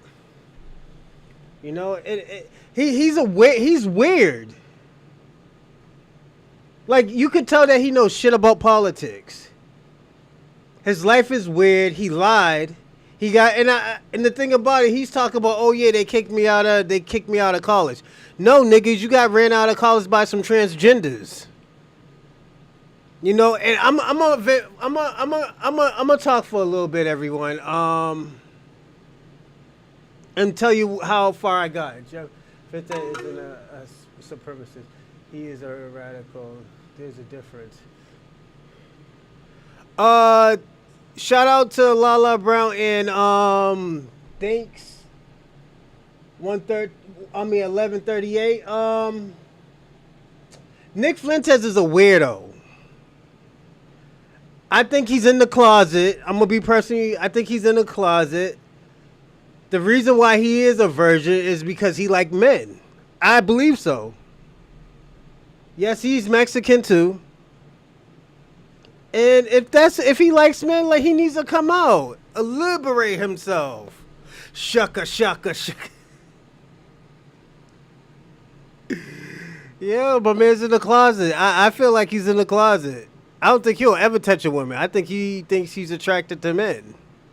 You know? There's nothing wrong with it. It's just he can't be an alpha male giving men advice about women. He never had women before. This is the reason why I have a problem with Myron. Myron never really been in a relationship, so he can't tell you about women. He said, "Oh, because I go through other people's experience." How the fuck you go through a other person's experience? What, you a side nigga or something? You know? I don't know, man. You know, there is a video out there with him and Destiny. People still don't know if it was Destiny and him. And Destiny said some suspicious stuff, talk about like, hey, it is what it is. You know? Let me ask you a question. You're a Nick Fuentes fan? It's all right, man. Yo, I'm gonna say this. Don't be shy when you come into my live. You can act. You can wild the fuck out if you want to. I'll let you wild the fuck out. They do have homo tendencies. Yeah, absolutely. Myron was in bed with men, getting kissed up and spooned by men. Like, they all hang out with guys when they be in the clubs. They be in the club with guys. I appreciate Nick Fuentes. So you must think he's an alpha male, huh? Even though he got ran out of Boston by trans niggas with lace fronts. Chicks with dicks. You know? I'm just asking the question. What makes you appreciate him? I always wanted to ask questions like that for a person who likes Nick Fuentes. You know, what makes you appreciate him? He's not really smart. You know, he gets ran out of everywhere he goes. He's not a freedom fighter. He's emotional.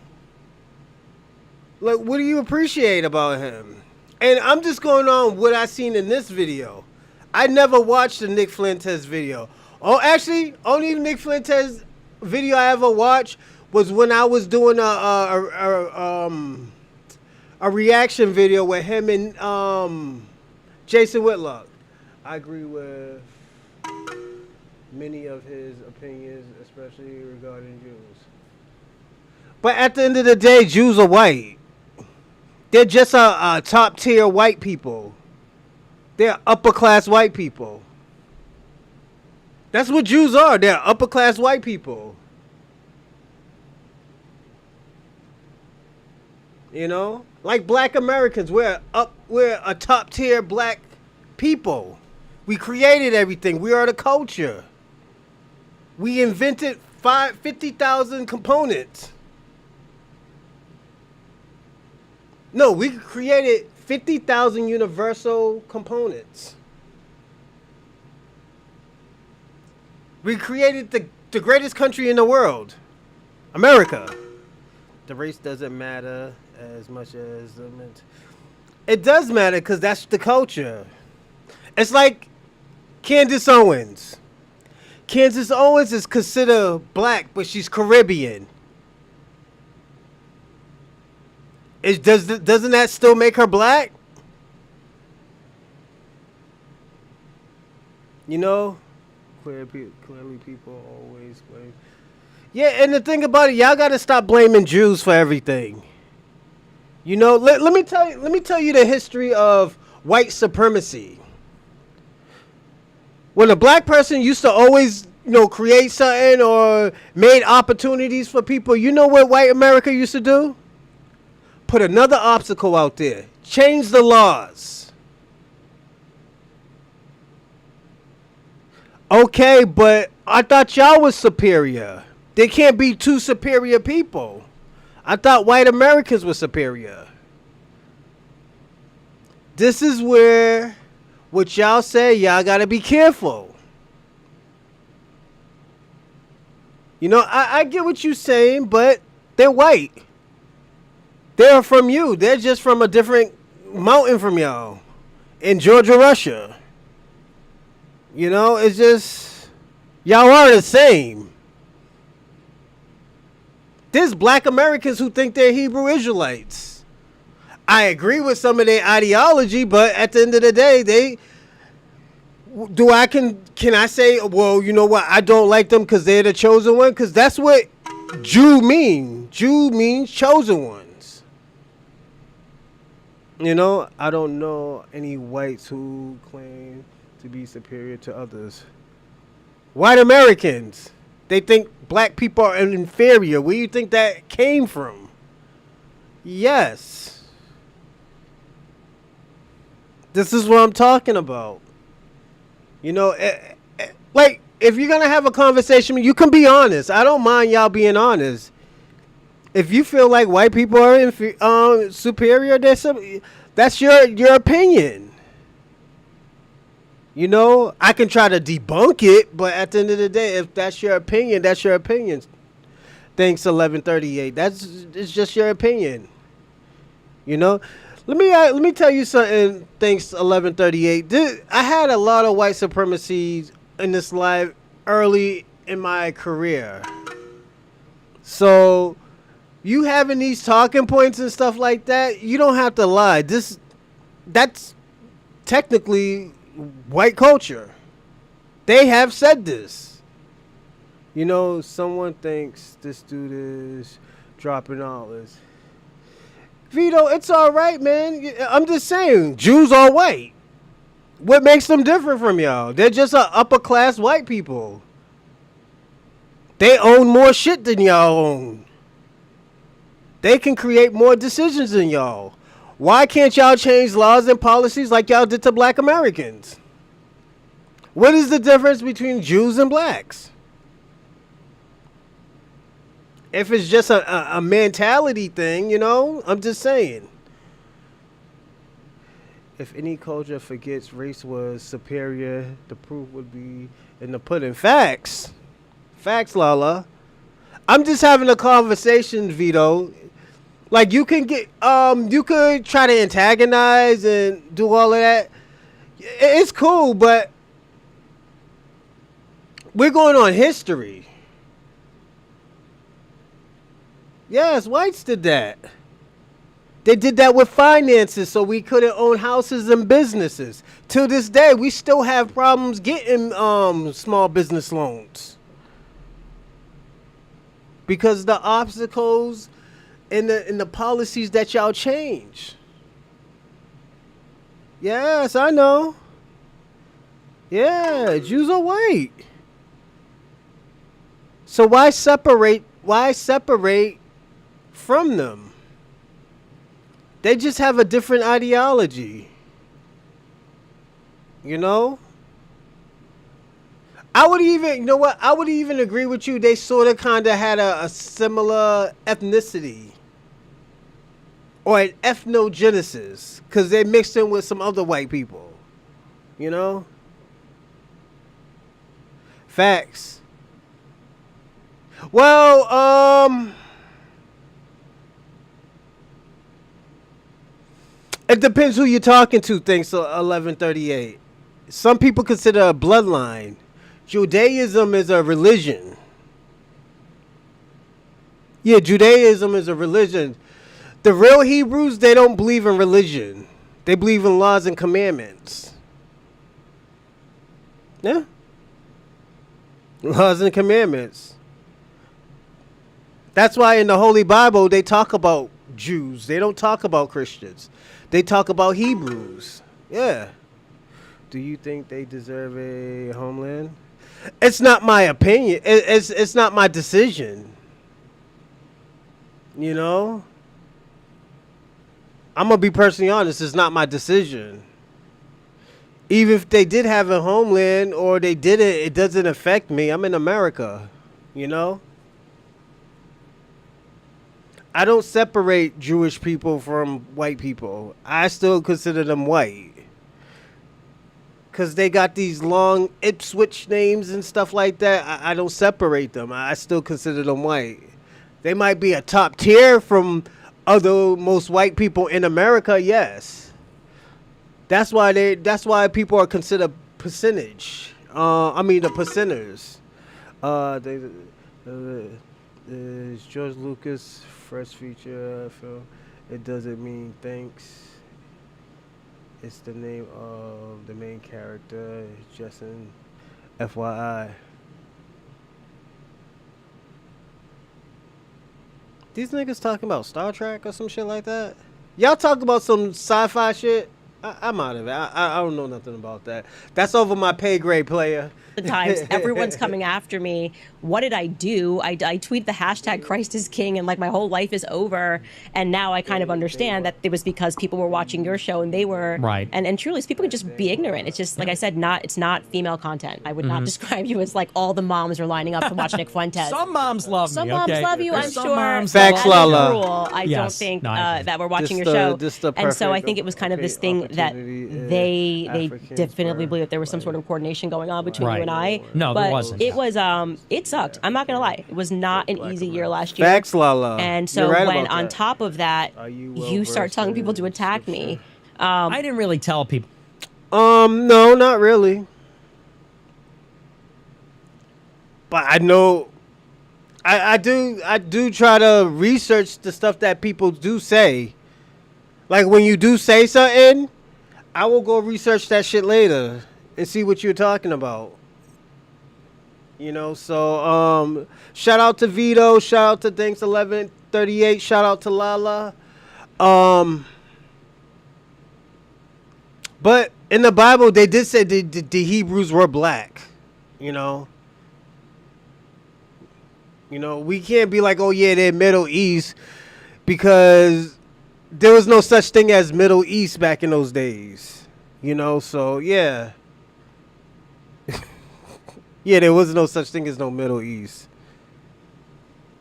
To attack okay, you. fair. I might be misquoting there, but like they got the idea that they should start attacking me. I was like, okay, this guy must be working with the ADL because the ADL had just attacked me, and then it was like 2 weeks later, you're attacking me, and people that watch your show are attacking me. And I'm just going, what the heck is going on in my life right now? Again, when you're in the moment, you can kind of believe something to be true, but I definitely thought that you maybe were like a total fed. Yeah, I heard that you heard that from Tucker. Is that true? No. No? Mm-mm. Yeah, because I heard that, and that was another thing. I think a lot of people, by the way, have asked that question, like, is he a fed? But I did not hear from Tucker, like, Nick Fuentes is definitely a fed. Well, Tucker is pushing that around. It's like a whisper campaign. He said that to Alex Jones. He said that to a lot of people, so. Well, I thought I said it to people, because I was definitely saying, like, he's got to be a fed, because what is he doing? That was part of why I was, in particular, a little upset towards the middle of the beef.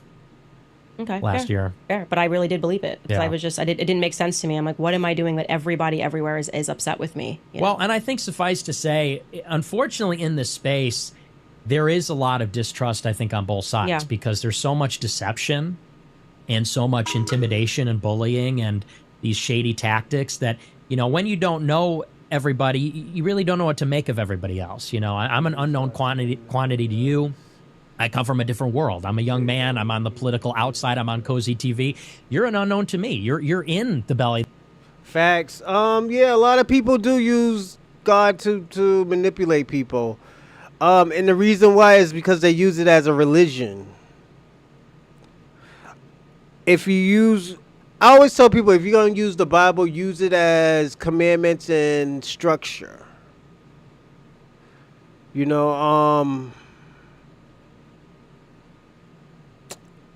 What I mean by I'm just trying to find the words for it. I'm sorry, everyone. When I say that, I mean, hold on, give me a second.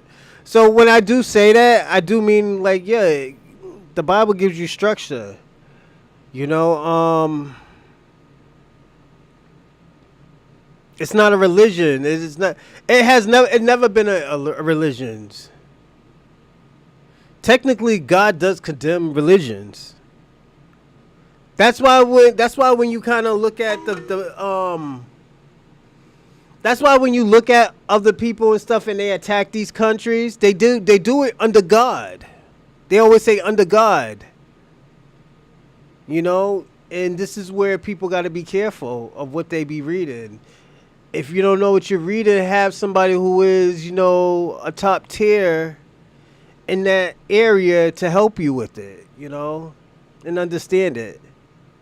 You don't even believe in Jesus. Why you got a Jesus piece?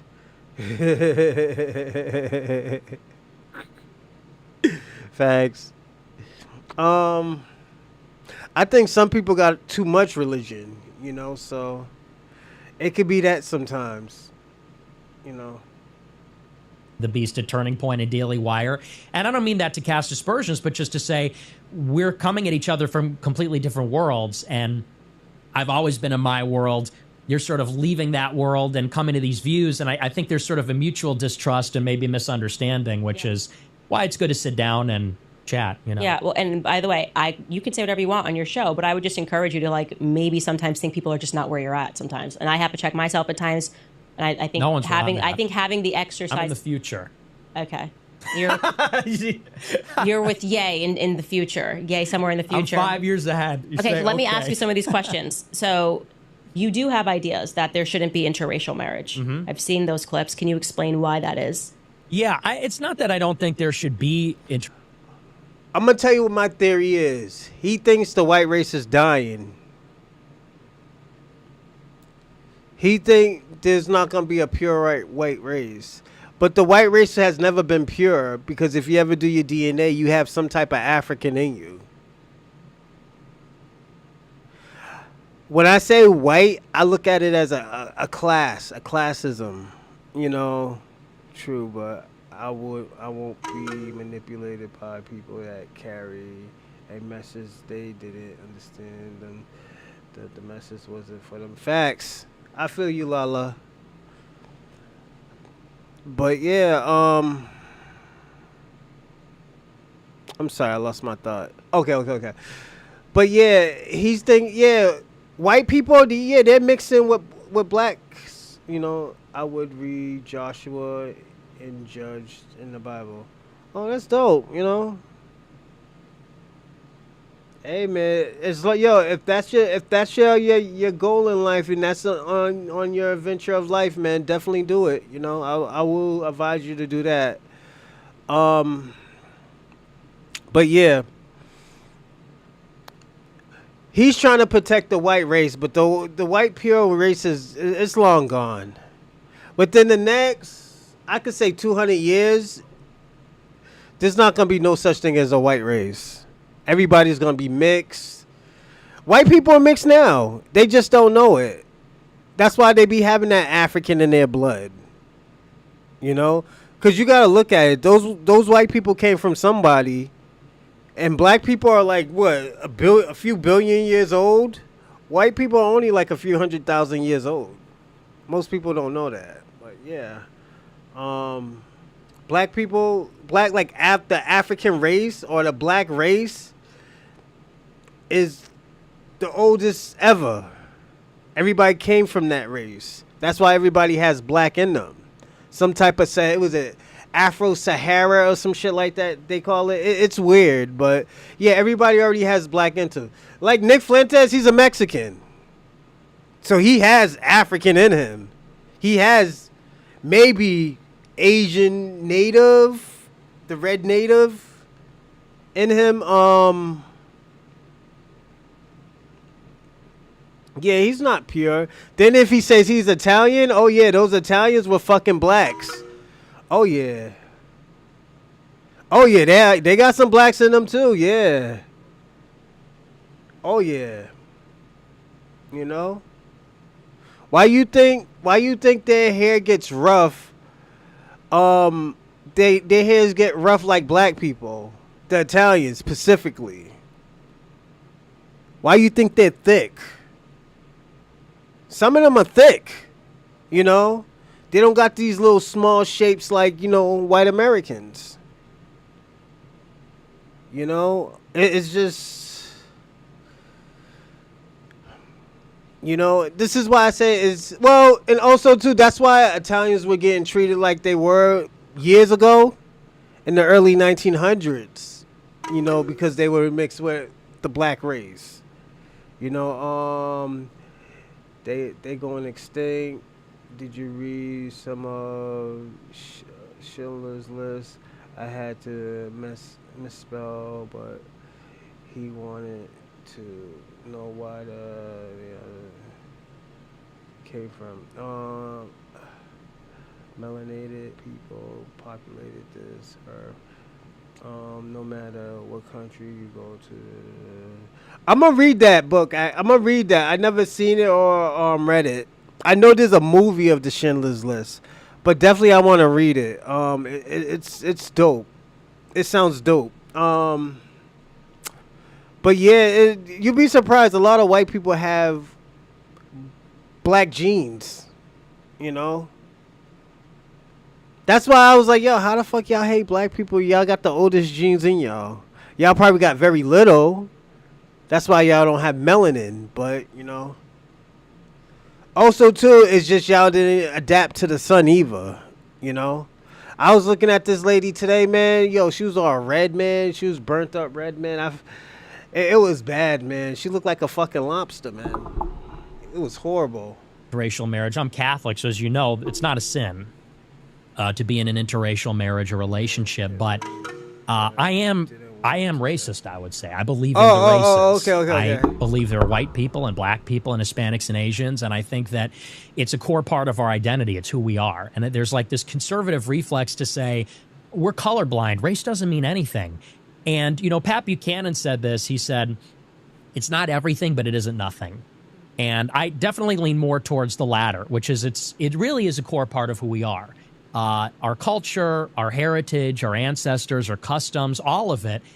You know, it's not that I don't think that two people can fall in love from different races. Of course they can. And they have throughout history. And the races have mixed throughout history and assimilated. But for someone like myself, I always say on my show, it's just my value. I want to marry someone that looks like me, that comes from a similar background, because I want my kids to look like me. I want my grandkids to look like me. But are you, sorry, I just want to make sure, did you say I'm a racialist or I'm a racist? You know, for a long time, I would say I'm racialist. Now I just say I'm racist. Okay, so when you say you're racist, because these definitions get changed around, racist, you know, anti-Semitism gets expanded.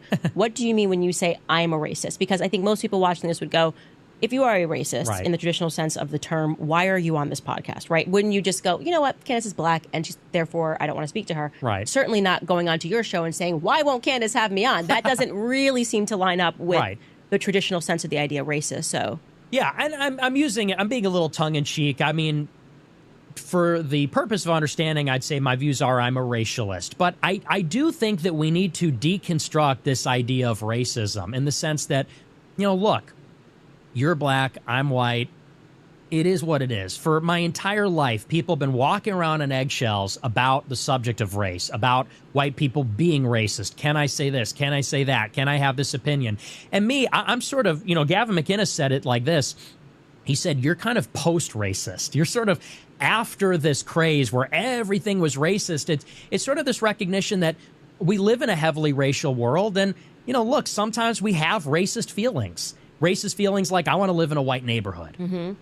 I don't want to live in a black neighborhood. If they were all like you, obviously it'd be a different story. But when we think of a black neighborhood, we know what that means and why the property value is cheap. But that's black American. So this is why I want to understand this idea better because, and this is kind of something my cousin has said, which I guess you could say is a racist statement, but she says that white people in America are the white trash of white people in the world, meaning that like there's a special category of uniquely that you don't see when you're dealing with like white Americans here, that if you went across to just, I mean, like Switzerland, you wouldn't see this version of a white person necessarily, or this, you maybe went to the continent of Africa, you don't see this version of a black person either. Like even if you went to like to the tribes out in Africa that still exist, they would be a far cry from a black American living in a neighborhood in Compton, right?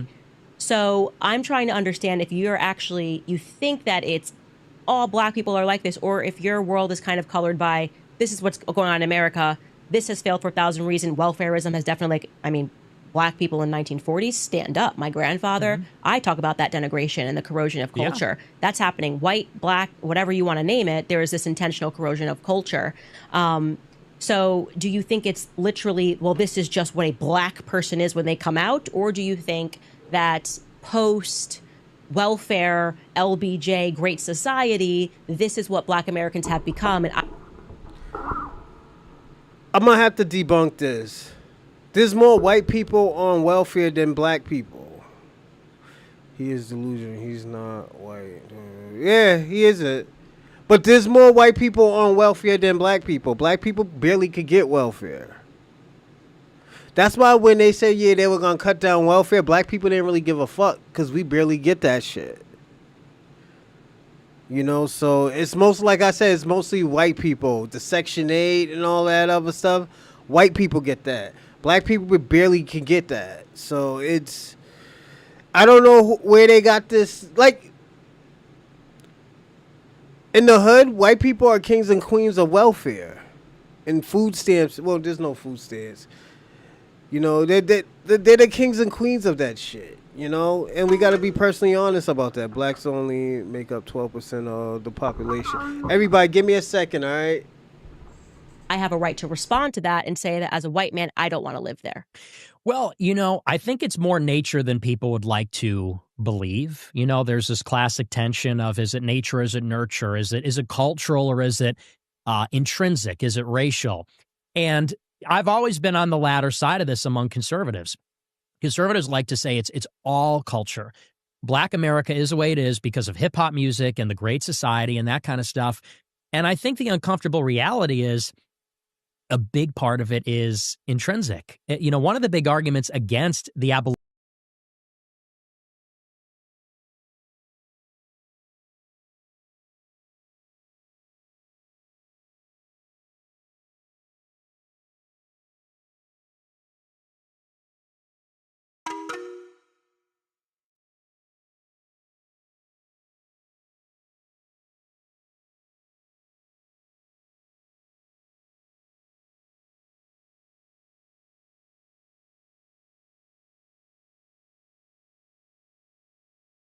Sorry, thanks, man. Thanks. Shout out to thanks 1138. You probably never. You're probably the first time you ever been on my show. We usually talk about reparations, delineations, the whole 9 yards and stuff like that. So your mic is mute. It's still mute. Give me a second. Oh, no, it ain't mute no more. Oh, no, I'm not mute no more. I can hear myself. What, see? So, yeah, thanks, Jen. I appreciate it. Thank you, I appreciate it. So, if y'all new to my show, we usually talk about reparations, delineations, black empowerment, solutions, the whole situation. Thanks, Lala. But I gotta say this. Black Americans are the most successful people in the black diaspora. We have more rich people than any Africans or Caribbeans. Thank you. So we're doing good. We're fine. But what people do, and even Nick Fuentes does, he takes the 10% of black people who are doing fucked up shit, who's doing nigger shit, and say all black people do this. This is why black people are like this. Not knowing that there's a group of black people that are not like this. A big group of black people that are like this. Yeah, we like to listen to hip hop and rap, but not all of us is out here committing crimes and stuff. We don't give a fuck with those analytics or that other bullshit that says. Cause we could talk about, oh yeah, black people get charged for crimes. Yeah, they get charged, but they don't get convicted. Most black people don't get convicted. They don't get convicted. They always get found innocent. Most of the time they get found innocent. So when these people throw these little things out, we got to be careful. Because once she starts, welfare and all this food stamp shit and stuff like that, black people can't get that. These people who are living in these trailer parks and stuff and not having jobs and stuff, they're getting that shit. There's more white people than black people. So who you think's going to get that big amount of stuff? The blacks and the Latinos. Those are the biggest populations in America. We're the minority. This is why we didn't give a fuck about the DEI. This is why we didn't give a fuck about the affirmative actions. Because we can't get it. White women were getting it. People who were in wheelchairs was getting it. People who had mental illness, vets, People from different cultures was getting that. Black people just got the bottom of the barrel. So you gotta be careful with people like him. Like his cousins was getting that shit. Nick Fuentes, his cousins, Mexican cousins, was getting all of that shit. And he's gonna shit on everybody else who wasn't getting it and say that they were getting it. So you gotta be careful with people like him. Abolition of slavery in the 1860s. No, listen, hold on. Let's start this over. The way it is because of hip hop music and the Great Society and that kind of stuff. And I think the uncomfortable reality is a big part of it is intrinsic. One of the big arguments against the abolition of slavery in the 1860s is that, when Europeans colonized Africa, they hadn't discovered the wheel. There's no two-story buildings. There's no writing. This is cap. This is cap. Them Africans taught y'all how to live. Them motherfuckers was teaching y'all how to clean yourself. Y'all was sleeping in barn animal. Y'all was sleeping in the barn with animals. Y'all was taking showers twice a day. Y'all wasn't understanding that after y'all had sex, y'all had to clean yourself. Y'all didn't know none of that shit. The Moors had to teach y'all that stuff. The Egyptians had to teach y'all. And the thing about it, if you ever watch my show, we kick in the backs of Africans because of the shit that they be saying about us. But I'm gonna defend them and say that, these motherfuckers taught y'all how to clean yourselves. Their ancestors was telling them, don't mess with those white folks. They are savages. They will steal everything and destroy everything. That's why the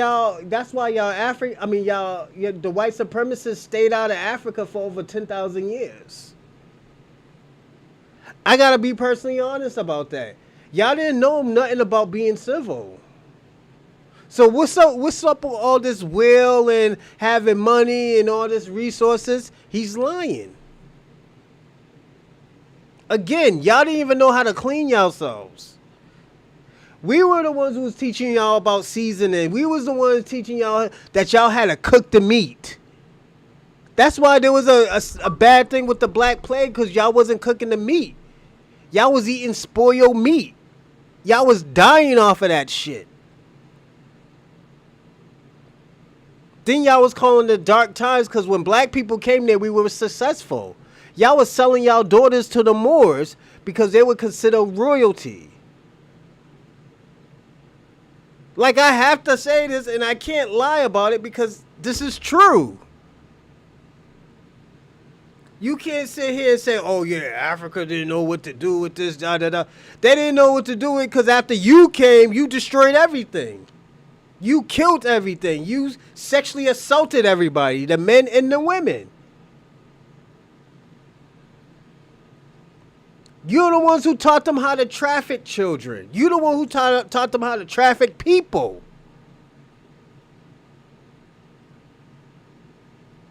Y'all the ones that taught them that shit. Were they savages? Probably. But they got that savagery from y'all.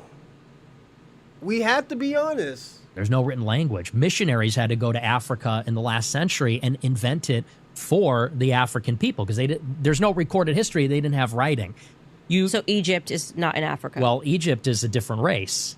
The Egyptians were not black. Okay, but you said when they went to Africa, so I just want to... The interior of Africa in the late 19th century. Scrambled for Africa. So we're now knocking Egypt out of Africa. Well, Egypt is part of northern Africa, sub-Saharan Africa. You said Africa, so I'm not trying to get a gotcha. I'm just responding. You're saying Africa. Sure. Yeah. It's in Africa. It's Egypt. It's kind of ridiculous to say there was no written language. Well, so I'm just trying to get you to sure. Egyptians are not Africans. If I'm not pushing back, the internet will. So Egyptians are not racial Africans. When I say African, I'm saying sub-Saharan.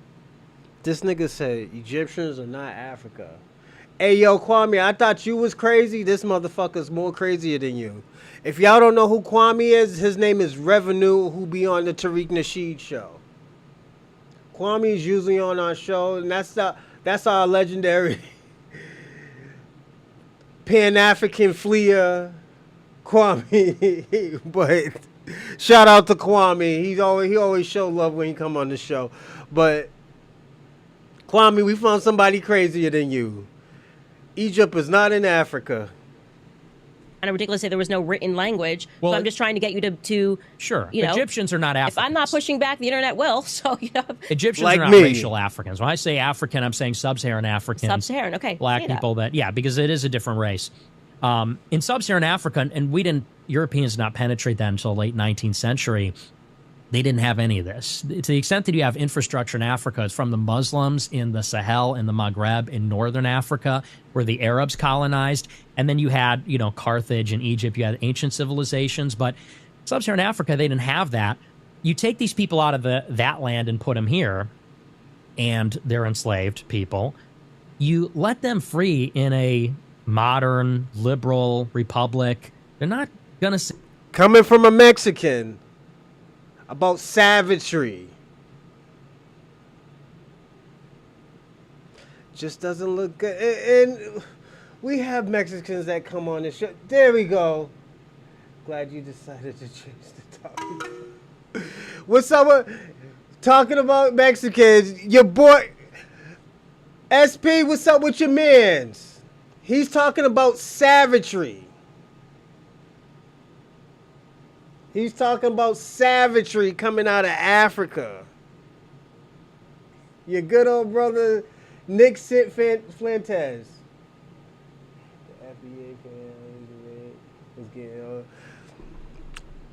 I told y'all, everybody, we talk about that.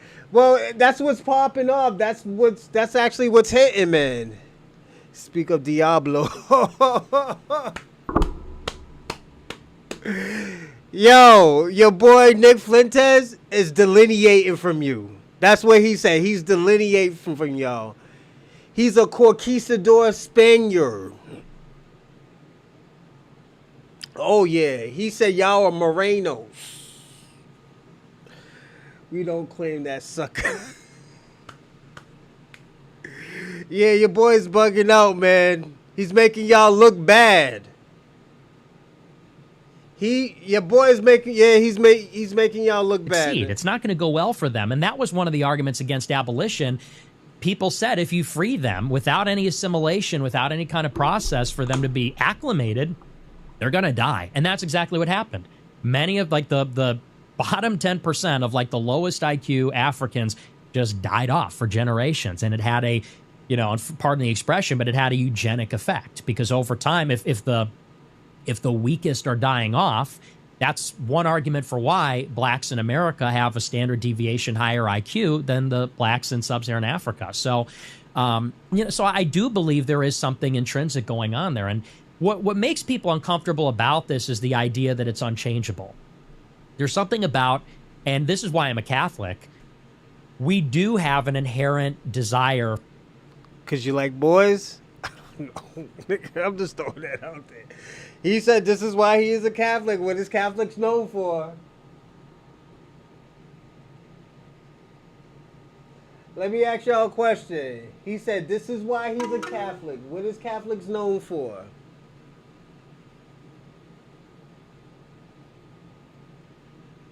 Somebody needs to check that man's closet. That's all I know.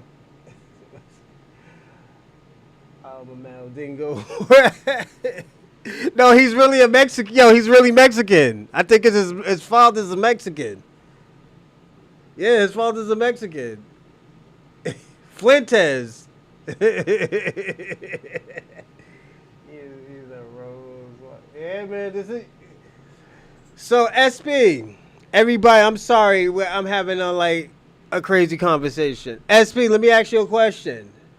Remember the conversation I was explaining to you, right? About policing your people. This is the guy that you were supposed to warn us about.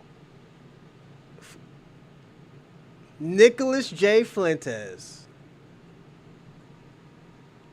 We warned y'all about Jesse Lee Peterson, so so this is the people that you gotta worry about. That's gotta be.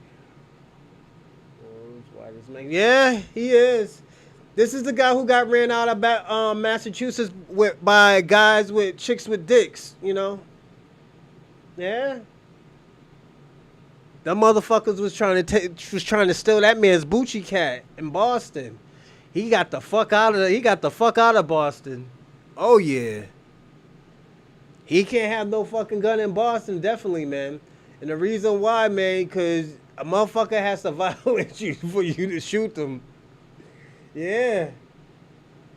Yeah, you gotta be the whitest guy in Mexican. That is a Mexican, yeah.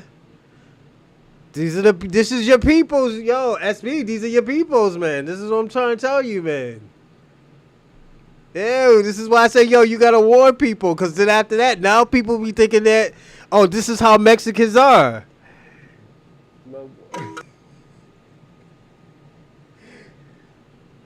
Yeah. Him and Destiny, man. Why you think him and Destiny was so connected? I think somebody got up in him, and I'm gonna be personally honest. Audience, I think people in Boston got up in him. That's a liberal state. Massachusetts was known for probably one of the first few states that legalized same-sex marriage by everybody's favorite Barry Obama. You know? So, yeah. That motherfucker around there talking crazy and stuff and thinking shit ain't gonna happen. Yeah, shit gets crazy. I was explaining to y'all earlier in the beginning that in Boston, crackheads will run up on you and rob you with guns. You know, transgenders will, sock you in your eye, man. Then say, nigga, do something. Some of them motherfuckers be like 6'5", too. You know, I'm just being personally honest. Can you do a story on how Kamala Yeah, I can do that. Definitely. Let me get the information tomorrow while I'm at work. Cause I'm just gonna do. I was supposed to do the Chocolate Man podcast tonight, but I didn't. I wanted to do this. You know, I was very interested in this, so I will do the chocolate podcast in the morning, and I'll get all the information to tomorrow night when I'm at work. But yeah, everyone, I'm being personally honest. This ain't nothing new. Like, this is why that's why I asked homie, is this guy his leader or his hero? The reason why I asked him that because he's not a man. Nick Fuentes is not a man. You know? Nick gave up his Bucci cakes. Now he's trying to repent. Yeah, that man's trying to repent, man. That's what yos. I'm just being personally honest. Yo, they ran him out of Massachusetts. Yeah, they ran him out of Massachusetts. It is, oh, whoa, they kicked me out of school. Nah, they ran you out. They packed you out. Motherfucker had rainbow dildos up in their heads like, yo, what's good? We get crazy over here. What was all that good shit you was talking? Fleeing like his father, man. His father's a fleer, you know? So, yeah. My man was like Flojo when he ran back to Chicago, man. That's all I gotta say. Okay, cool.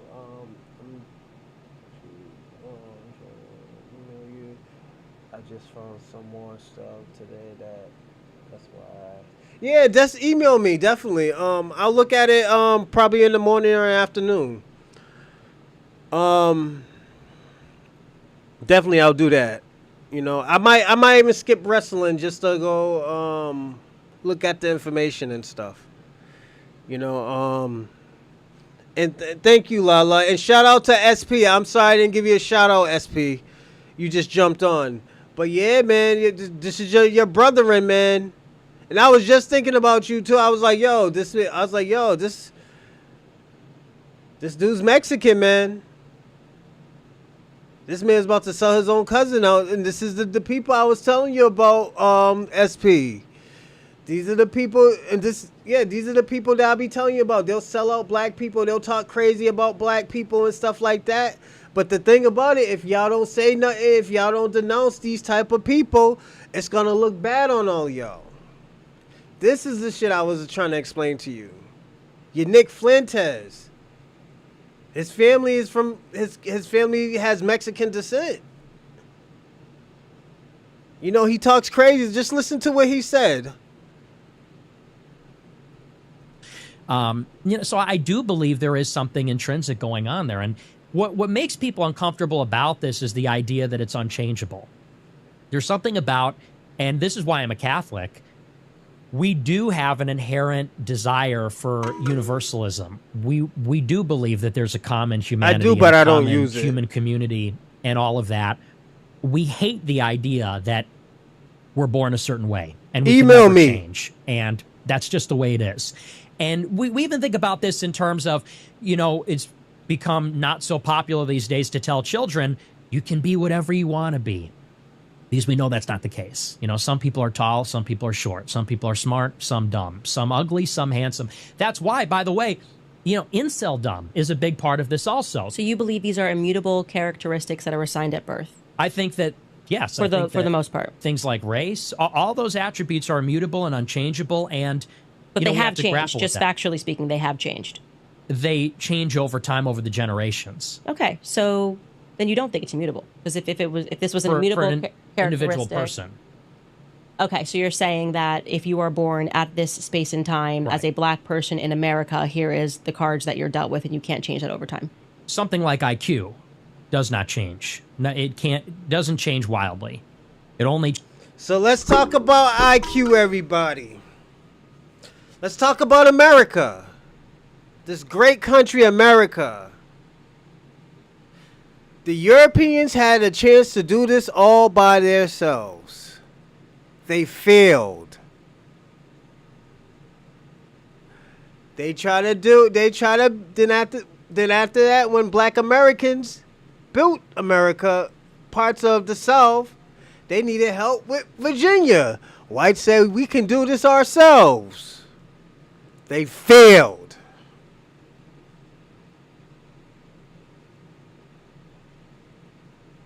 So what part of IQ are they talking about? This is the shit that we're talking about, and this is why let me tell you something, this is why we have these shows. These shows is educational. West Virgin or Charlie Kirk and Facts, Lala. But yeah, it's they're losing out here. This is why I say, what is this IQ stuff? Oh yeah, we built America. What part of America did you build?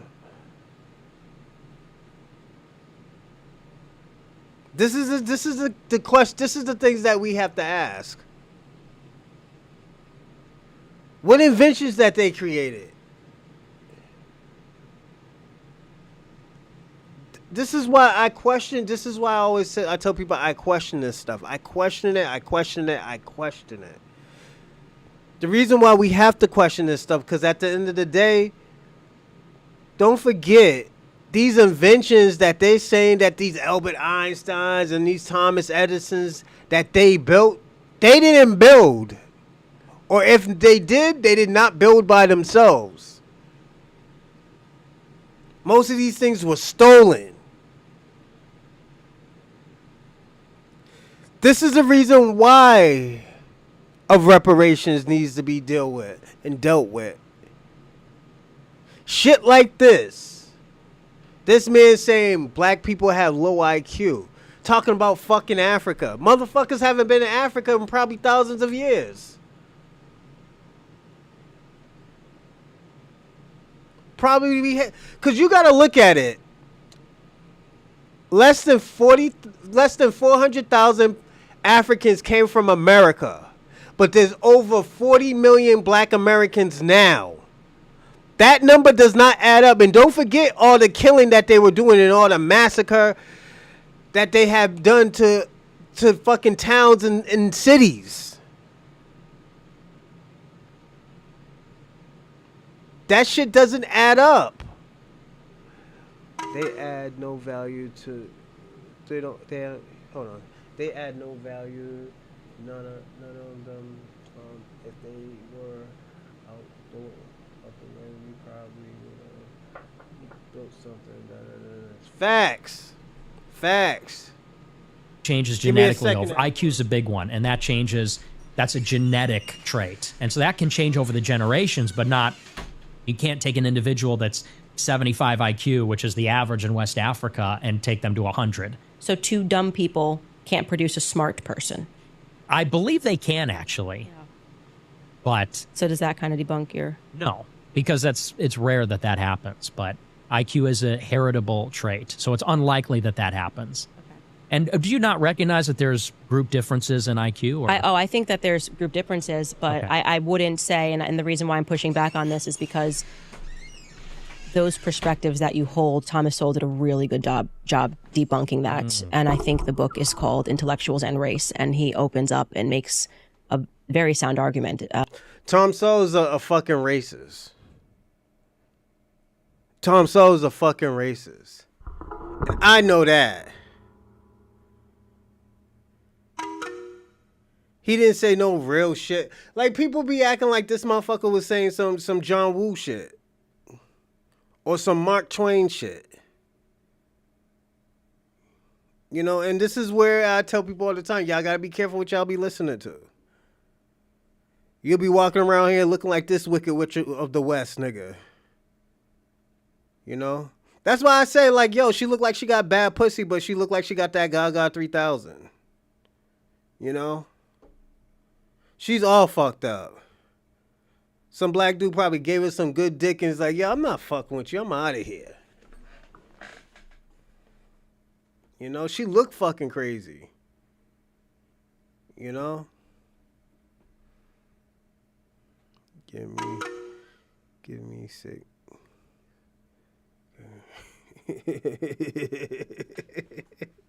Yeah, Dick Gregory's the man.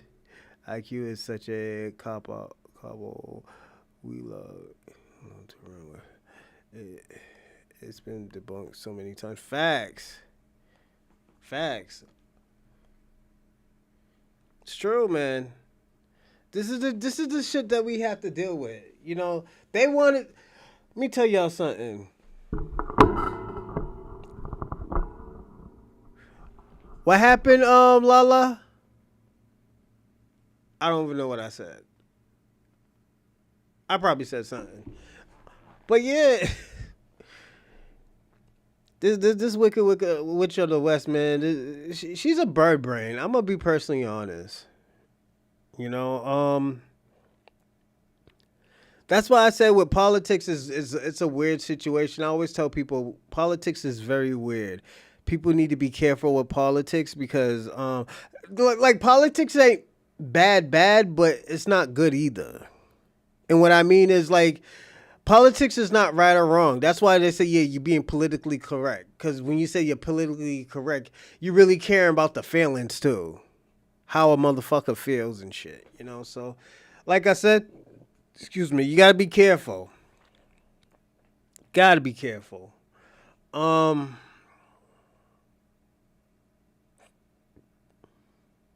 man, yeah, man, it's just... She's all fucked up. Them foreign women love sushi. She don't talk to no other. Even her friend Kanye. Yeah, man. Yeah, Kanye's all fucked up, man. Kanye is fucked up. You know, and I gotta say that. I think that motherfucker have seen something. Then don't forget, we found out Kanye was doing some gay shit when he was younger, sucking penises and stuff and everything. Yeah, he was talking crazy. Yeah, Kanye, man, he was off his rockers. Yeah, motherfucker had a bad trip off his pills or some shit. I don't know what the fuck Kanye was doing, man. You know, all I know he wasn't Kanye that day, man. He was something else, man. You know, because like I said, the motherfucker was talking crazy. You know, and those are the type of people you need to watch out for, you know. And Let's get back into this video. That these characteristics are not immutable, and that it can be your environment. And he kind of goes back and discusses, like, who had the highest IQ and who now has the highest IQ. And so I just disagree with you fundamentally, but you have a right to have that perspective. So you don't think that there's group differences on average between the races? I think, just to be clear, I think there would be group differences if you took, like we were talking about, an American versus somebody who graduates college in Europe. There'd be tremendous differences. Not tremendous, but there would be slight differences. But you don't think that racially there's differences between races? I think, because we have huge differences culturally. So going to your point of saying, I don't want to live in a black neighborhood, well, neither does LeBron James when he gets money, right? And there's a reason for that, because there is something that's happening culturally in Black America that's been going on for a very long time. But that thing, I would argue, didn't exist in... What about in Africa and Haiti? I mean, they're killing and eating each other in Africa and Haiti. Everywhere where they are, you have these problems. Yeah, I'd like to look into, and I'm pleading ignorant, but I've heard some things about what happened in Haiti and what the Clinton Foundation did there. So I think I'd have to look more into the history of Haiti to be able to push back on that at all. I don't think I agree with that. What about all of Africa then? There's not one country in sub-Saharan Africa that's successful. Not one. They're all least developed countries. They're all failed states. This kind of reminds me, and we could kind of flesh out this conversation together, and I'm not perhaps ready to have it fully, but I do remember going back to Dave Smith where he was conceding a point on, well, all of these other Middle Eastern countries, no, you wouldn't want to live there. You'd want to live in Israel. In my mind, I'm going, well, because you just keep bombing the crap out of them if they ever try to get ahead. I remember watching this clip of him saying that, going, why don't these countries get ahead? And kind of going back in my mind to the Gaddafi speech where he was speaking essentially about, here's what we got to do in Libya to get ahead. Here's what we're going to do with the dollar, and we're going to be progressive and this and that. And they killed him. And then what happened to those Libyan refugees? Suddenly they're now pouring into, just like he said was going to happen, that they were now pouring into the European continent, and Europeans are complaining, who are these people? And so the question is, are we allowing, because I'm like, Africa's a pretty rich country. Like, why aren't Africans controlling the diamond trade? Who's taking all of the diamonds so that they can't control the diamond trade? And how long have these people been doing that, being essentially culture vultures? That's kind of the journey that I've been on now in terms of really trying to go back and look into history to see what's happened. And I never trust myself when I have a perspective now, because I realize how much of my opinions and beliefs were shaped by the public school system. And so I don't think you're right. I think that there has been a very sophisticated effort to, just like you would say now, in terms of people that are intentionally attacking Anglo-Saxons. I'm just learning about that there were these books that were written we must genocide the Anglo-Saxons that were going on for a lot longer than I realized. History didn't begin with World War II, but I think it would take a lot of time to kind of unpack that. Yeah. Like, are we stopping people from getting ahead just because, I don't know? That just being honest with you, that just sounds to me like a left-wing argument when they say, why don't these countries get ahead? Colonialism, you're a colonizer. It's like, okay, but when we got... But the thing about it, this is what I'm going to say. That's like his argument, the reason why he couldn't get ahead because of the Jews. It's the same argument that you're using. Why are you blaming the Jews for everything? And I'm not going to lie, I take Candace with a grain of salt. No, she's grifting. I know that. But Nick Fuentes, he been do bitching, and he just been bitching. It was Goldberg or Goldblum or some stupid shit like that. He always complain. He always blaming the Jews. Like my nigga, they white. Won't you say, oh yeah, these white people is taking the upper class white people are taking my fucking money. They stopping me from getting bank accounts. They say the upper class white people. Let's personally be honest. I don't even think white people like Nick Fuentes. I'm going to be personally honest. There, they had no development. We got to Africa, they had no technological development. So you think that even if we weren't at war, and sure, you could say that you think that's a leftist argument. I would only push back on that because I've learned so much about just like recent history that I didn't know.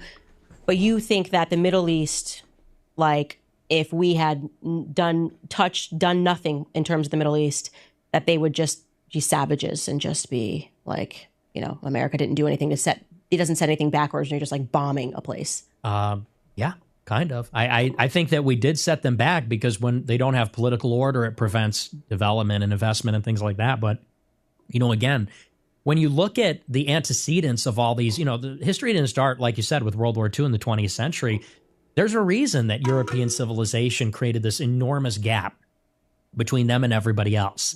And I don't think it was that it was white supremacy or it was unfair or something like that. I think it's because Europeans are smarter. I think that on average, Europeans So to are use your smarter. argument against you, How did someone like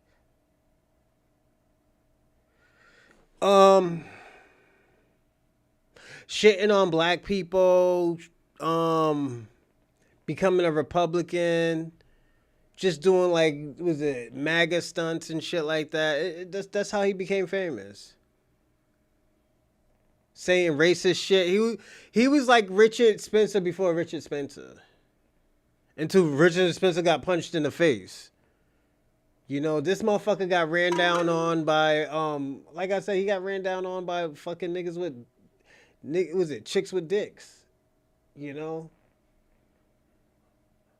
No, this gay accusation, homosexuality, homosexual accusations on this man. And this man said he's a virgin. That's why I say you better check your closet. It might be a little boy in there, you know? So I wonder the same thing. He's being back just like these fake protests. You know he ain't getting money because he got that jail suit on. That's a jail suit, you know. It's just he ain't getting money out here like that. He's hanging around, and the thing about it, it's. Let me see. How is he racist if he's just answering questions? He's not. I don't think he's racist, and if he is racist, so what? Let him be racist. I think he practiced the ideology of white supremacy, yes.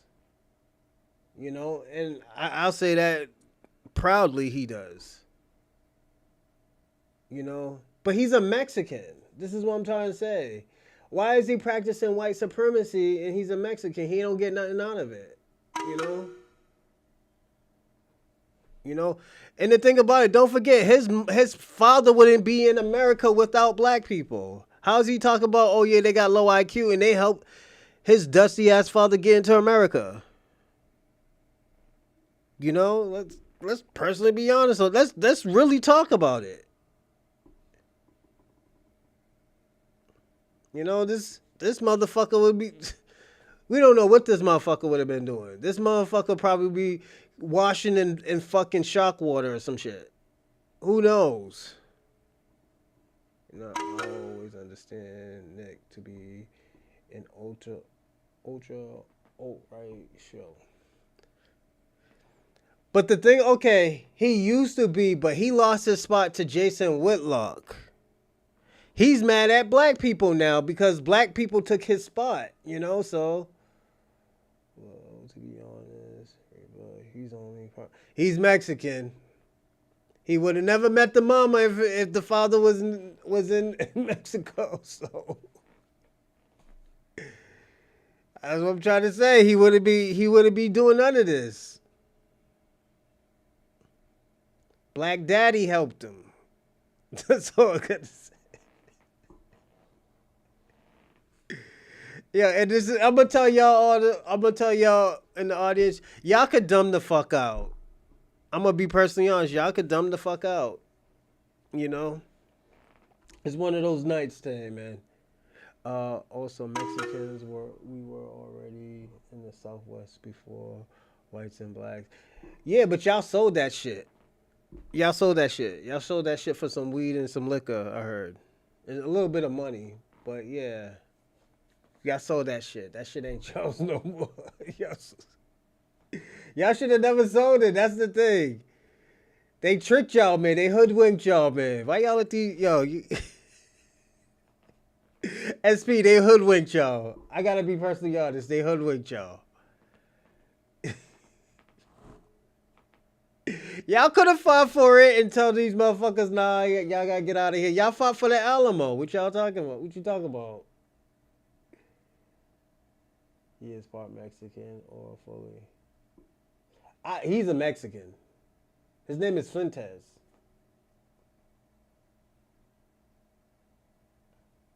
I didn't say it. No. Yeah, the people who had the country sold it. That's why I said it wasn't y'all no more. It's not y'all no more. You gotta get mad at them. Like, let me tell you something. I'm mad at black people for integrating the black community. I still have to own it because they already integrated it before I was born. I gotta take that as an L. You know, gotta take that shit on the chin. That's not true. Mexican indigenous people do not look like the Mexicans. Oh shit! Go on, Lala. Go on, Lala. They don't look like Nick Fuentes. I'm sorry, everybody. Yeah. Sometimes this show gets a little sloppy. So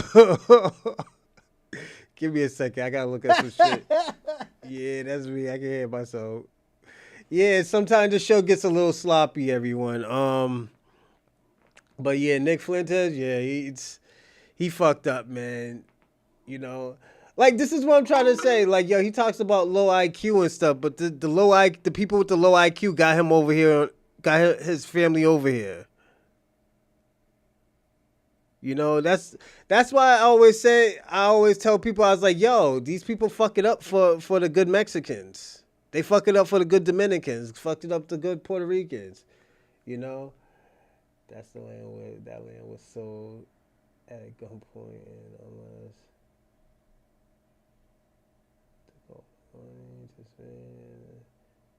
oh, Coon took y'all. Oh, yo, yo, Lala. The Mexican market, no, the Mexican, Dr. Umar took their money and ran to Spain.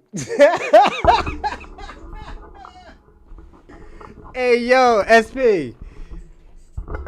That was Dr. Umar. That was the Mexican Dr. Umar that took your money and ran off to Spain. That's fucked up.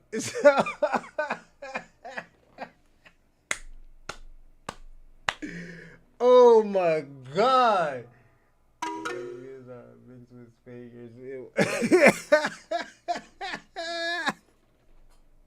Yeah, SP, we always get sloppy at this time. I know, man. This shit goes left half the time.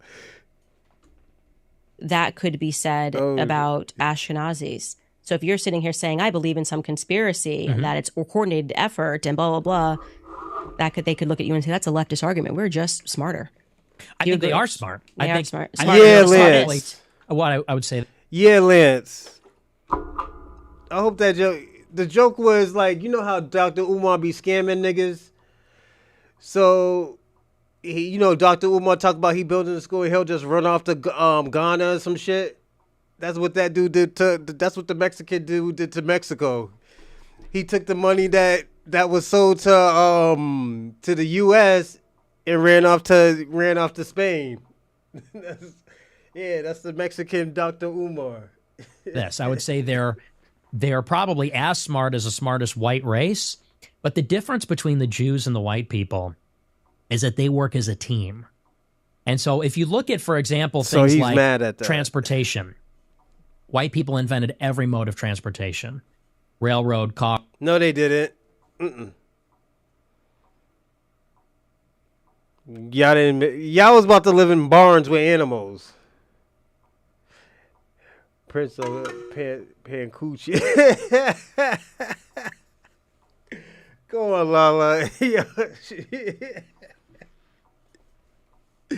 Yeah, this show's about to go left.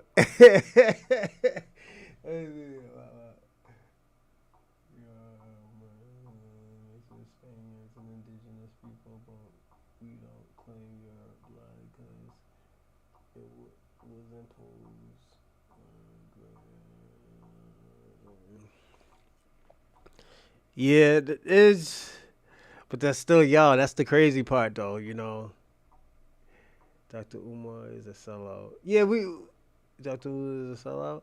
Dr. Umar is a Pan-African. We consider him a scammer. You know, he was building a school for almost 15 years. That shit still ain't built in Delaware yet. You know, but hey, it is what it is. Damn, Lance, you don't know who Dr. Umar is? The fuck? Lance, where you from, man? You like from like Wisconsin or some shit, or Wyoming or something? You don't know who Dr. Umar is?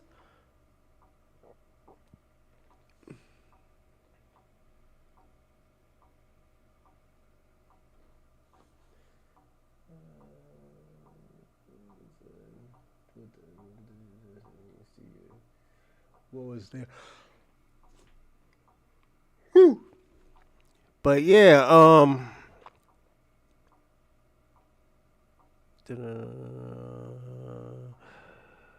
thought Dr. Umar opened one in Vegas. Nah, he didn't open. Nah, that motherfucker didn't open in school.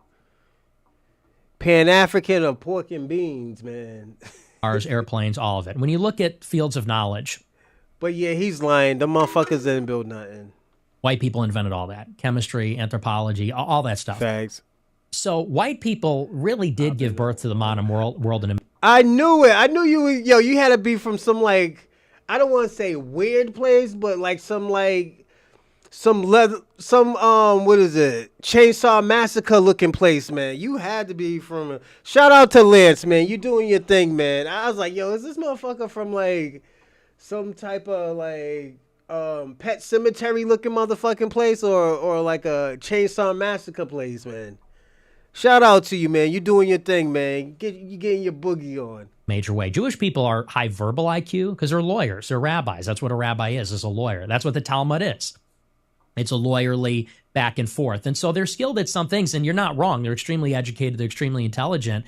They're a unique case where, 2% of the population overrepresented 2,000%. Are they 2,000% smarter? Answer is no. Because if you look at the standardized testing, the top scores in the high school standardized tests are almost all Asians in math and science. Asians aren't overrepresented in power. It's Jewish people. So yeah, I'm gonna start with Sue Lala. Jewish people are not, proportionally as more intelligent as they are more overrepresented, and that goes to their real superpower, which is they're an.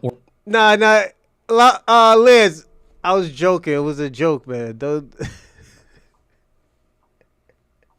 Liz, it was a joke. We do that a lot on this show. If you notice, like, yo, we just started talking crazy. Yeah, we do that. So, don't think, oh yeah, motherfuckers trying to clown and try to, disrespect you. Nah, we don't do that. We don't disrespect you. We were just joking, all right? No worries. But yeah, no, Oregon is dope, man. Yo, you near Cali, man. Y'all doing y'all thing. Y'all getting busy over there. And y'all got your boy back. What's his name? Y'all got Dime back.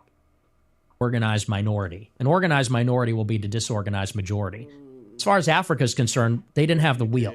We got there, they didn't have the wheel. And it's unfortunate. It's not anything that people are happy about. I don't believe that makes Africans inferior. But I do think that explains their relative level of development. Thanks, man. I appreciate been persistent over centuries, millennia. Yeah. Shit, I'd probably just disagree with that point altogether. Okay, so then at least you are agreeing that Jewish people are just born smarter. Yeah, they're very high IQ. I don't know that they're smarter than white people, but they're... Well, you have to, that's what the results say. That's what some results say. Depends on what results you're looking at. Okay. I thought that was kind of the... maybe I'm just reading it in one term, but I'm pretty sure that I read somewhere that like Ashkenazis have the highest IQs. They like to embellish that, and there's different kinds of IQ. I think Chinese people probably have the highest IQ, Chinese or Japanese. But how do you pick and choose what you believe and what you don't believe, and then form a basis? Like, well, I definitely believe that black people are dumb, but I totally don't necessarily believe. I'm obviously being a little bit hyperbolic here. I totally don't necessarily believe that Ashkenazis are the smartest. Like, how do you?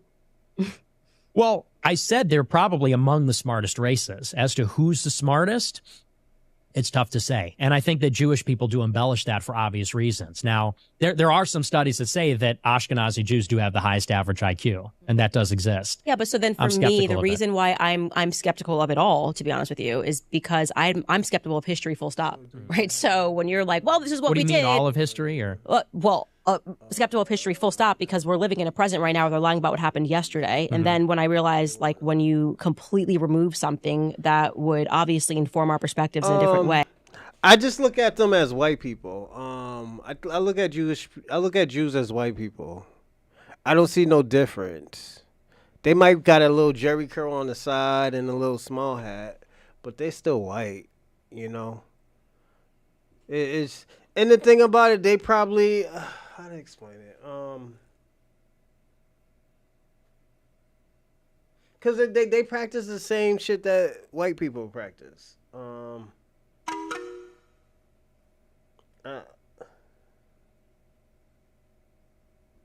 You know, so it just it's weird, man. I don't see them no better or no worse. They the same, you know. So I think this is where people's problem, and this is where white conservatives get stupid at, where they try to they're controlling the motherfucker. They're still white. You know, there's just a top tier white people, man. They're upper class white people. So it's, yeah. I don't know how these people are like, no, they're different. They're different. They're not different, you know. As I covered on my show this week, like the Havara agreement between the Zionists and the Nazis, like that's kind of a pretty big thing to not teach people in school that would maybe inform and make us ask some questions. When you totally remove like a German genocide and only focus on one genocide, or don't focus on speaking about the Bolshevik Revolution, I now have a lot of questions about history, full stop. And so he who prints the textbook is king. Agreed. And so if you are coming up with a concept like, well, this is an immutable trait, and I know because I read or I learned this at school, or this textbook, or I read this book, he who prints the textbook is king. And I'm kind of learning that right now in terms of Hollywood Babylon, the relationship that the deep state has had with publishing agencies for a reason. You know this, I know this. You can't even get your book published. Right. If you want to get your book published because they're controlling the press, that's kind of been a running theme. Certainly was the reason why the Russian Tsar, they were pamphleteers at that time, but like certainly was the reason that he got overthrown, was that they realized the power of the press. And so when people have perspectives like you and they're base it on like historical knowledge, this person invented the wheel, I'm like, I don't really know what's up and what's down, to be honest with you. I don't even believe in the moon landing. Tartaria. So, there you go. There's another one. There's something there. That's very funny. I would. Not kidding. But the point being is that, yeah, so the more that I learn, the one thing that I learn is that we know very little. And so I would never make a sweeping conclusion like that confidently. It could be that some groups are more evil. They're willing to do stuff that you wouldn't do. They're willing to take your entire culture, your ideas, and purport that it was theirs. And that's something that we're kind of tackling in my book club right now, because we're realizing that the elites very much believed in this sort of Kabbalistic sexual ritual magic, but actually they stole it from Egyptians. And like Sigmund Freud was obsessed with the Egyptian. The Greeks did that. They stole all their ideology and their mythology from Egyptians. That's why you got Zeus and all that other shit. Like, y'all gotta understand, Egyptians taught the Greeks everything. They taught them everything. Yo, what's going on, cook up food? How's everything?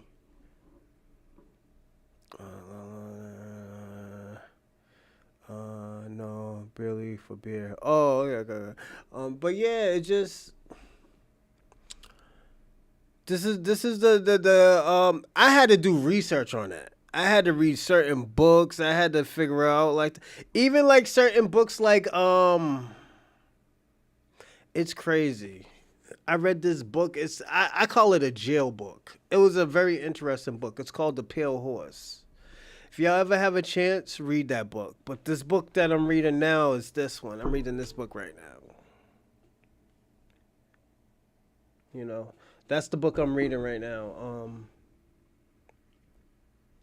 But yeah, that's the these are the things that I tell people all the time, worry about.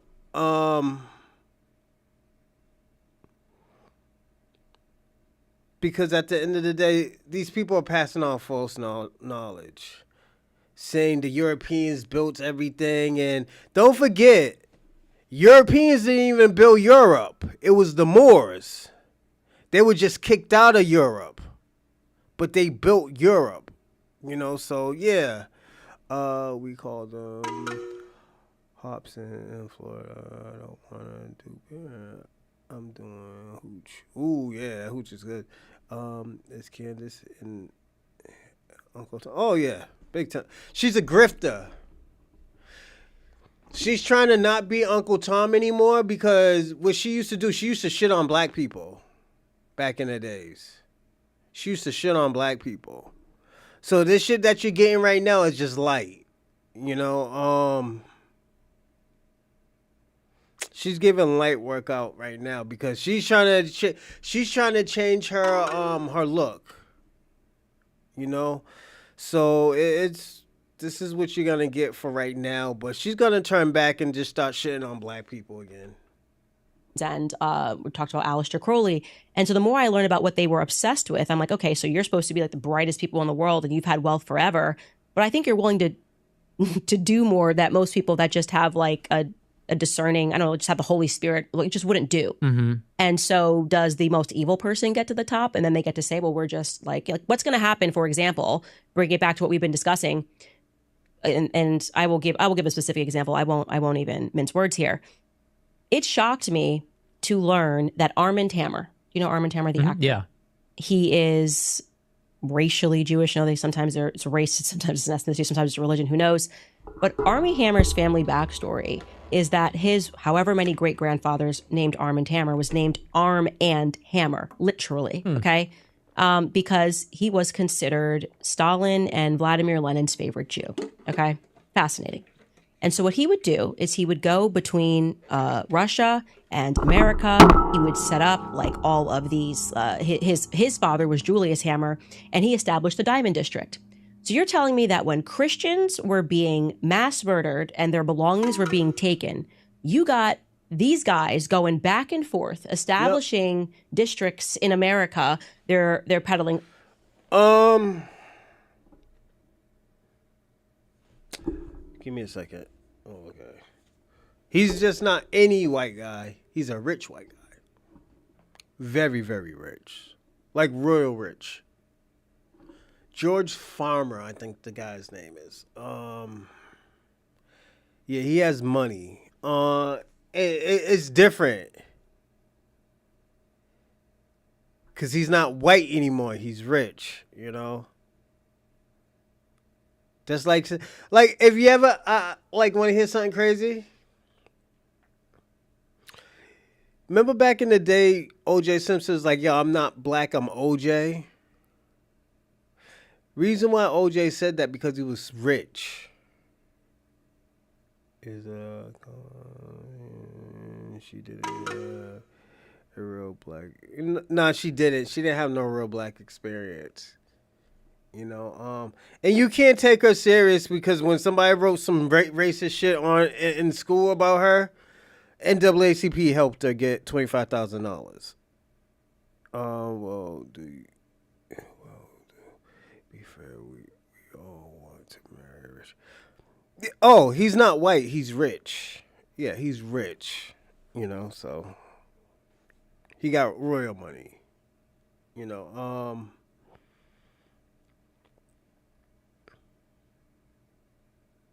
Yeah, that's the difference.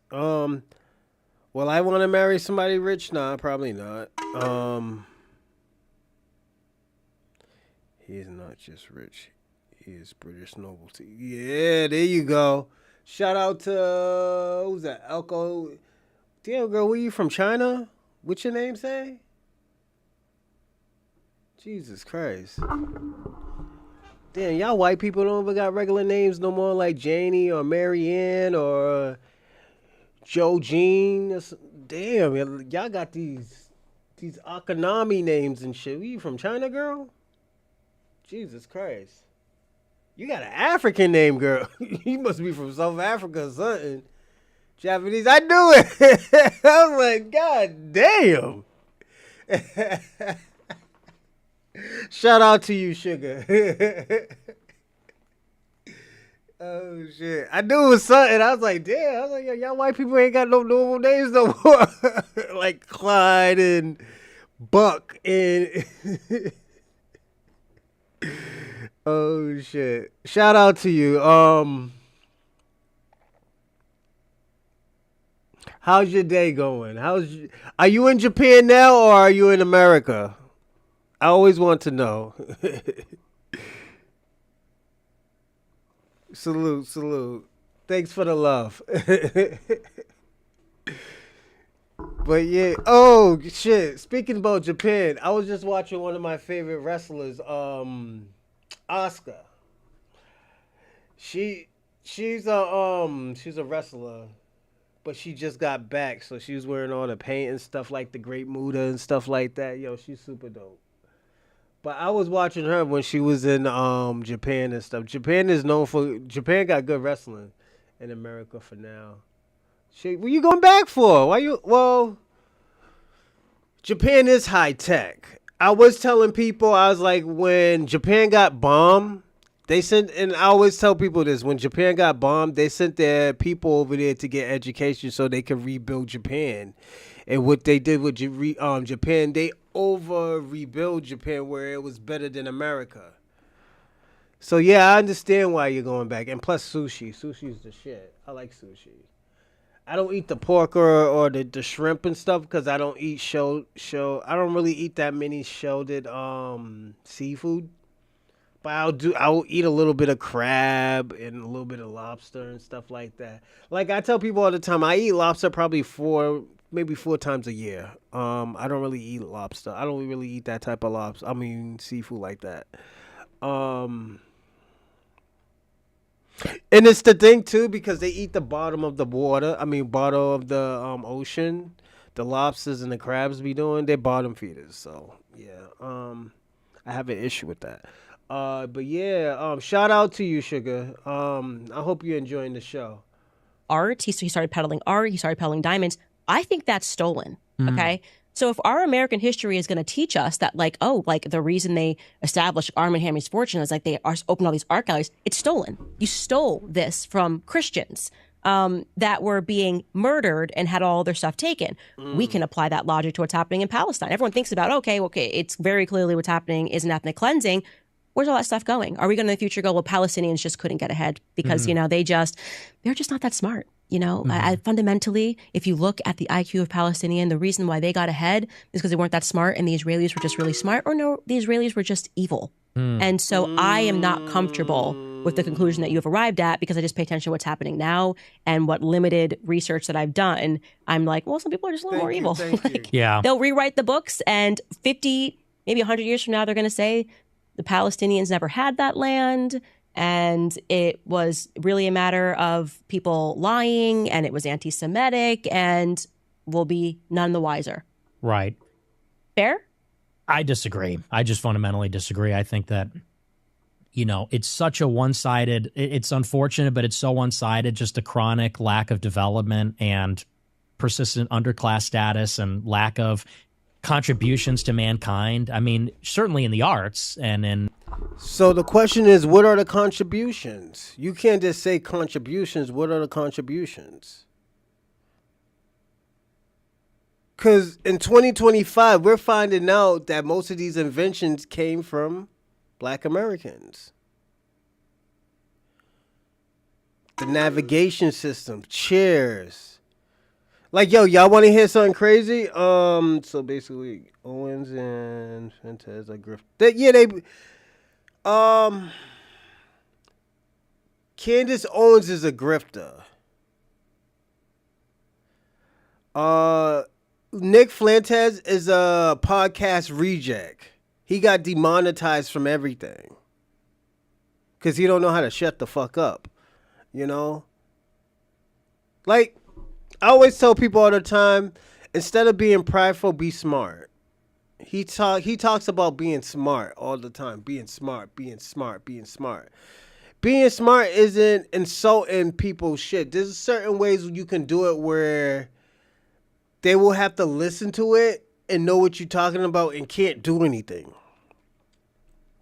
Egypt was a pioneer in the inventions.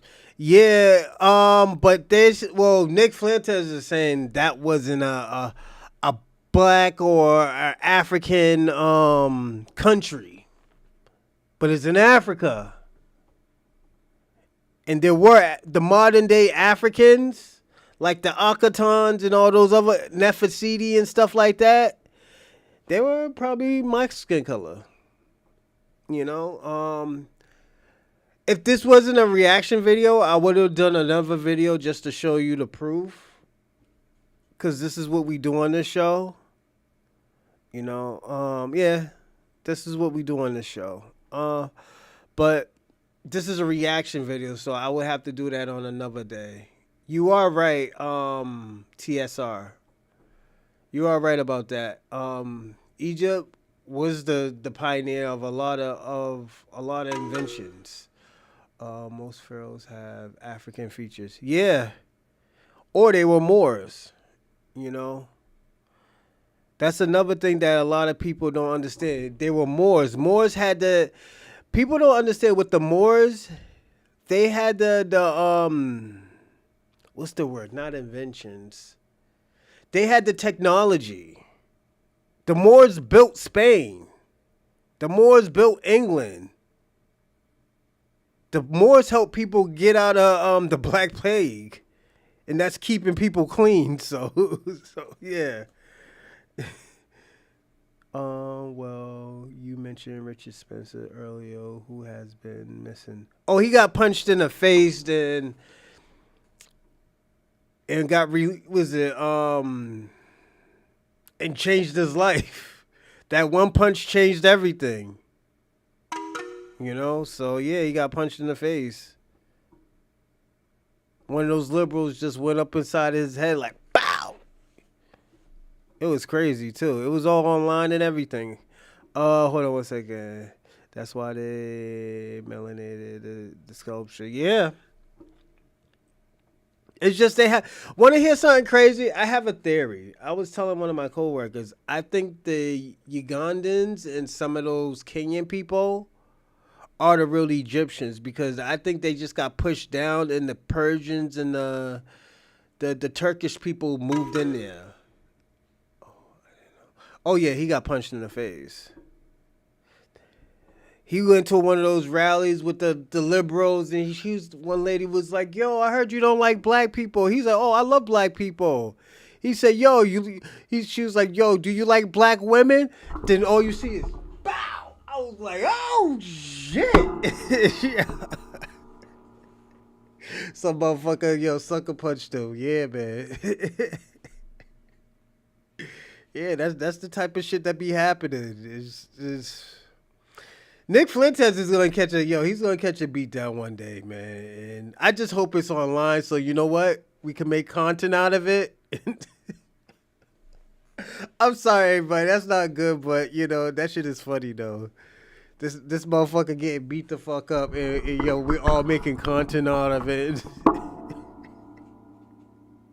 We're foul for that. We ain't worth shit.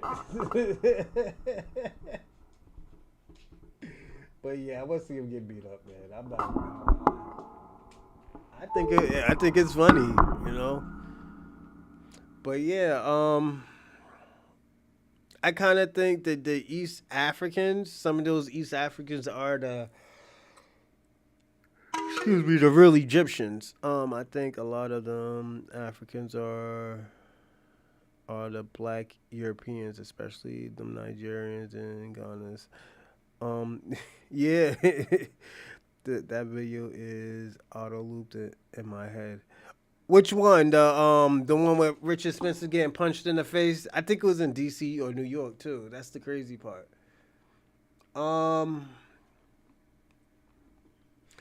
Those people who went to Europe, they were Moors. Nigeria wasn't created at that time. Yeah, Nigeria wasn't even created. Nigeria was created in the 1914. Lady named Flora Shaw created Nigeria. That's where you got the name Nigeria from a white woman, you know. So, yeah. I mean, isn't kind of soft target. Yeah, but it's content, man. You know, he talks crazy. This is the thing. What happens? When you talk crazy, man, this shit happens. Don't forget. Look what happened to Tekashi 6ix9ine. He got caught. This motherfucker got caught up in the bathroom of Planet Fitness with Hoochie Daddy sorts, getting beat the fuck up. You know, talk about y'all niggas jumped me. You know, this what comes with the territory when you do stupid shit like that. When you start targeting people, talk about you can't touch me, you're a bitch ass nigga, suck my dick and all that other stuff. And I think when you tell some other guy to suck your dick, I think that's kind of like, that's a homosexual act that you want somebody to do to you. It's true. Spain was built by Moors. Yeah. You know, but don't forget, they got kicked out of Europe. And this is where I was telling SP. Remember I was telling you, SP, the Moors got kicked out of Spain, but I told you they had the technology to go anywhere. They went to America. I was telling you that. I was like, they're the only people that kind of had that technology. Don't forget, man, they were fucking around with Mansa Musa and, you know, pimping game to Mansa Musa. Black America been around everywhere. Everybody got black DNA. And this is where I was telling Kwame and Shabaka, one thing you can't run away from is black DNA. There was this racist ass white guy who had 14% of black DNA. You know, so it's like, that's why I say it's possible. You know, and that's why I always tell people all the time, it doesn't make sense to say everybody black came off the fucking slave ship, because there was only 400,000 black Americans. But don't forget, you had Moors going all around the world with their technology. We're the only ones that knew about boats and how to make boats and shit. They were the only ones. You know, we did pimp other people to the game of how to get boats and stuff like that. Because don't get me wrong, I think some Africans came over there to the down south. I mean, the south of South America, but there is a way of getting from Africa to America. There's an easy way, yes. Another Nick, but another fake gangster. Facts. Yeah, I could see that. Lala. You know, athletics, but no inventions, no philosophers, no true great masterpieces, anything like that. In terms of fine art, really. And then you have the whole planet is like this, you know? I mean, if half of Africa was super developed or halfway developed and the other half wasn't, maybe you'd have an argument, but you can't compare Africa to black Americans. You know? And this is why I always tell people all the time, I always tell Africans, I was like, yo, you can't compare yourself to a black American. Oh, why not? The shit that y'all trying to get and trying to say, oh yeah, you're smart and stuff because, oh yeah, you're a doctor and stuff like that. We did that shit like 50, 60 years ago. This is why how people treat us is different from how an African wants to be treated in America. An African will comply just to be treated a certain way. A black person is like, no, you're going to show me respect. I'm not going to have you fucking disrespect me. You know? And it's not like because it's an entitlement. It's just because like, yo, y'all did that same bullshit to my ancestors. You ain't going to do that shit to me. You know? I'm going to ground and pound your punk ass, you know? Bow, bow, bow, bow. It's just it just comes like that sometimes, you know. It's a headache, man. You know, and don't forget, and it's not even shitting on Africans. It's just they come from a country where, like, you know what?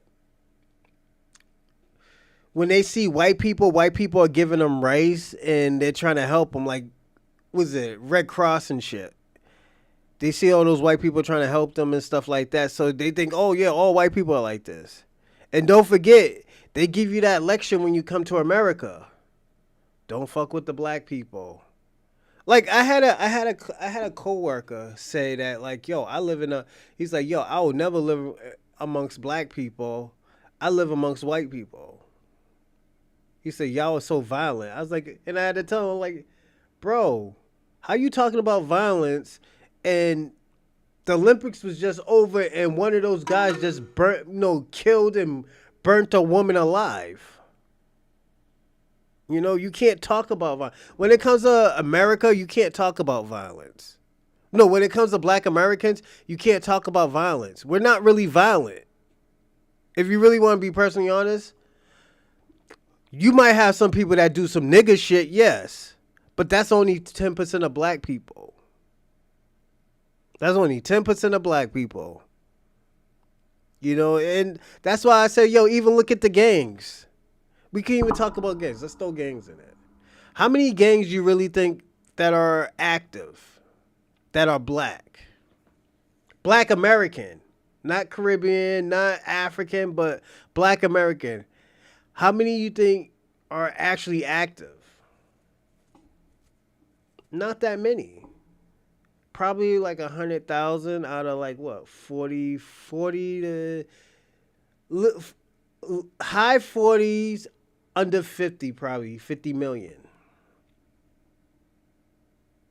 So that's how many black people are there, but there's like probably 100,000 gang members. Yeah. But if you disrespect a black person, yeah, they might slap the shit out of you. It's not that they're mad or they got this black fatigue. It's like, no, you ain't gonna be disrespecting me. I'm gonna give you some act right.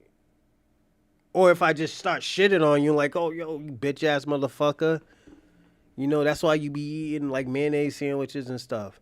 Like, I love white people because, yo, one thing I noticed, yo, they make the best Rice Krispie treats. I thought Tariq Nasheed was lying about that, yo, but white people make the best Rice Krispie treats. Yeah, I try to make Rice Krispie treats. I suck at that. You know, I know this old lady who live in Dorchester used to sell Rice Krispie treats. All that. Yo, she make the best Rice Krispie treats. The best. Hell yeah. I got a whooping, yeah, for spinning. Yeah, facts. You go respect a dog of it in this motherfucker. It seems like gangs have died down in general since the 90s. The thing, let me tell you this, the difference between the 90s and now. In the 90s, it wasn't, people didn't know about it. It was always low key. You know, you didn't know about the gangsters and shit like that. But now you know about the gangsters and stuff now because everything is broadcast. You know, if that shit wasn't broadcast, everything would be straight, you know, but it's not. Whether they're socialist or capitalist, whether they got colonized or not, whether they got freed from slavery in 1800 or in 1860, or it's the same story everywhere. There's not one written language among them. You know, you talk about who controls the printing press. Cap, Goulet, Tuckney, Creole. You can even go away. I'll even throw Haitians up in there. Just we gonna look at the black diaspora because he's talking about the black diaspora. Haitian Creole, Cape Verdean Creole, Dominicans speak Spanglish, Dominicans, Puerto Ricans speak Spanglish. The Brazilians, they speak a certain type of Portuguese, I think. I think they speak Portuguese, but I think they speak a certain type of Portuguese. So there are languages. This is the shit that I'm talking about. He don't know what the fuck he's talking about. You know, these are white supremacy talking points. This is why I asked, who did I ask? I'm sorry, everybody. I gotta go back up. I asked somebody a question. I was like, yo, you Nick Fuentes. That's why I was like, yo, I'm not gonna judge you or anything, but you know, if you fuck with the dude hard body, the motherfucker, he's no good to nobody because at the end of the day, he lies. Black people always had a language. How you think we got through slavery without y'all motherfuckers understanding? You know? And the thing about it, I'm gonna tell y'all something. I don't like people pushing that narrative that, like, oh yeah, black people were enslaved and they were getting beat the fuck up and nobody wasn't fighting back. Yo, there was black people out here really killing people on plantations. It got so bad that they tried to send us down to another country and they had to send us back up because we were killing people on the plantations. That's how bad it got. That's the reason why black Americans were freed. They wasn't free because, oh, white people had to change your heart. No. These motherfuckers was killing people. These motherfuckers was like, yo, we need to let them go because we're losing money. We can't keep on protecting every fucking plantation. You know, and that's how it was. It wasn't like, oh, well, you know, these guys did a good job and, you know, Auntie Mabel, you know, made a good breakfast and stuff like that. They did their part. No, it's just like, yo, these motherfuckers is out here really killing people. They were on some guerrilla warfare. Let me ask you a question. How you think the North won the war? They were losing the war before black people jumped in. Yeah, they were losing. North America, the North was losing to the South. So, yeah, it's just... That's why I always tell people all the time. I don't know why everybody passed this narrative where, like, they think, like, we were all getting beat the fuck up and stuff like that. Like, yo, these motherfuckers was killing people on these plantations. Yeah, these motherfuckers wasn't complaining for a reason. There was people out here... Let me tell you something. This is why I always tell SP. I was like, SP, you got to understand... Some of these black people were native. They were Native Americans. They already been here. This is why when you talk about reclassification, this is where this shit comes up. We're not saying we're Indian, Native Indians like these red motherfuckers, but we are our own class of natives. Then don't forget, when these Africans got over here, we were mixing with them, mixing and breeding with them. This is where this ethnogenesis came from. First, we were already here. We were probably here before anybody. Like I said, we had the technology. So it's not really far-fetched to think like, yo, maybe black people were already here. Why are we fighting black artifacts, black inventions, black antiques? Why is there certain places in America you cannot go to? That's something to think about. Why is certain things closed off? You know, and I'm not trying to put on the Koofy hat, but the Koofy styrofoam hat, but that's something to think about. They don't have books. They don't have words to put in the books. And I think that, you know, it's a sad fact of the world, but it's something we have to deal with. And to me, that's the only conclusion that satisfies. And don't get me wrong, I get where you're coming from. I'm not, you know, I'll give you an example. My family lived in Chicago for five or five generations. Of the world, but it's something. And my parents and my grandmother, they had a security firm in the city. They taught cops and security guards how to shoot their guns and gave them licenses and things like that. And almost all their clientele were black. And when I was growing up, this was impressed upon me at an early age. They always said the older generations in Chicago, when my grandmother was growing up in the projects, when my parents were running this business in the 80s and 90s, they said they were the most polite, the most pious, the most considerate. Right. Some of them couldn't read, though. You know, they would come in and not be able to read, but they were less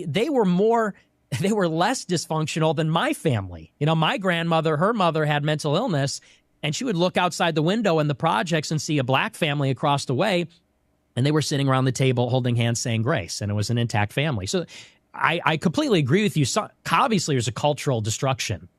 Obviously, there's a cultural decline. But I think that was constant, even though the older generation was more genteel. I think that, honestly, that came from oppression. That came from a society where they were the minority. There was racism, there was abuse, there was segregation, and I think that made black people meek. And if you look, the out-of-wedlock birth rate started to blow up, not after Great Society in the late 60s, but in the 50s during the Civil Rights era. And I think that that was sort of a regression to the mean moment. And you know, again, I think that it's not that black people can't be good people. There aren't smart black people, or there aren't, you know, incredible black people. I'm sitting across from one right now, or yay, and everything like that.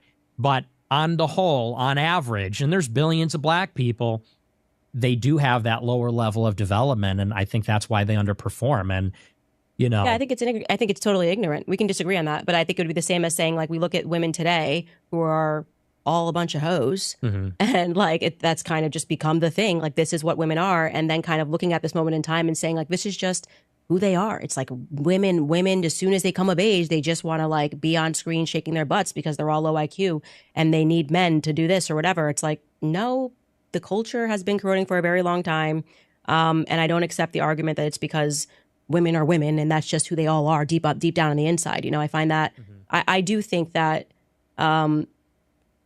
in time you might move away from that. Okay, I'm we'll open-minded. Yeah, we'll see. Okay, so you are a racist. You accept that. You are anti-Semitic. I don't like actually using that word because even that is what I mean, like trickery, where it's like Semitic. Palestinians are Semitic. Right. So it's nothing more anti-Semitic than blowing up Palestinians. Are you a Jew hater? No, I don't hate anybody. Do you hate Jews? I don't hate Jews. I don't hate anybody. You don't hate anybody. Okay. And your faith, you don't find that saying that you're a Catholic while also saying that you don't believe that whites and blacks should be married, or you don't believe in interracial marriage for whatever reason, that doesn't conflict with your Catholicism? No, I don't think so. Okay, but you said that like that's not a Catholic perspective. It's not a sin. The Catholic Church doesn't say it's a sin to mix races, but there have been various Catholic authors that have said that it's not conducive to a long-term marriage to mix races because you have this clash, you have this dissonance between cultures, between different upbringings. And so they say if the selfless goal of a marriage is to rear children and you want to make that as conducive as possible, then you should marry within your race. It's not a sin if you don't. Which Catholic author? I don't know off the top of my head, but there are Catholic theologians that have said that. It's not conducive to a long-term marriage and stable. Okay, jumping in here, even though he didn't say that he would produce a document, I thought it was important to fact check this one, obviously, because I don't want people to walk away with a perspective that it's a Catholic teaching or a Catholic idea or Catholic theology that people shouldn't be marrying outside of their race. So I gave him an opportunity and told him it was important to me if he could supply us with the name or the reading. And this is what he came back with that we were able to fact check as being an accurate quotation from Thomas Aquinas. The quotation reads, "It is less fitting to marry one who is far removed from us in customs and manners, lest the mutual fellowship be hindered." Doesn't say anything about race. I certainly don't disagree with that whatsoever. And so I am not clear on how that could be interpreted as being about race. But again, the only reason I wanted to fact check that is because it's really important for people who are obviously having faith-based discussions to know that that is not a Catholic perspective. All right, let's get back into the conversation. And by the way, the statistics bear this out. There's more mental illness, more domestic abuse in mixed race households. It depends on which ones. Some are worse than others in terms of the statistics. But obviously, I mean, look, at the end of the day, elephant in the room is you're a black woman in a mixed marriage. So obviously we have different beliefs on this. If we don't, I listen, I'm never going to obviously adopt your beliefs on it. I just think it's patently wrong. But isn't he isn't his family mixed race? I don't know. This motherfucker's crazy. But you understand why I would want to have grandchildren that are white? I don't have an issue with you saying you want your kids to look like you. But do you understand why I would believe that or feel that way? No, because I'm not white. I don't understand. What about your grandchildren being black, for that matter, then? Well, I'm mixed race, so I just feel like each kid comes out looking different. It's kind of incredible. So I think that when you actually have children, you realize like it's incredible how like my daughter is a little bit darker, but she looks like my husband. And then like my son's whiter, but he looks just like me. And I think that's kind of one of the exciting parts of being in a mixed race relationship. I'm always like, oh, I wonder what this kid's going to come out looking like. If you're saying that generations down, like 3 generations down, it'd be possible that you could just have all black kids or something, would that bother you? You'll probably be dead. Before that happens, you'll probably be dead. I'm alive now, and I no. don't But love I'm the saying idea. is that like by the time you could breed it out, so to speak, you'd be dead. So I'm just answering your question. Like it doesn't bother me at all. Yeah. No, obviously not. I'm saying, but do you understand why I would feel that way? If I understood it, I wouldn't be in a mixed race relationship. I don't understand it. But you have I no accept empathy it. then for like, No. you can't step outside of your No, I situation. She's probably saying that she's like Caribbean and black, or her and her husband are, her husband's British and she's black. I think that's what she's trying to say. I don't know. No, I mean, no, I'm not. I don't need to have. How would I have empathy for it? I mean, I don't feel that way. Okay. So it's just something that we disagree on. Well, I'm saying that because I actually can understand the appeal of a mixed race relationship. I get it. I mean, I find other races attractive also. And, you know, if I was in love with a person from another race, I would probably want to build a life with them also. But my values are not just who I'm in love with and things like that. It's also my heritage, my identity, my race. And, you know, I like the idea. It is important to me. My parents look a certain way. Their parents look a certain way. We come from a certain place. I like the... Yo, SB, I got a question. Is he trying to erase that Blackie Blayla?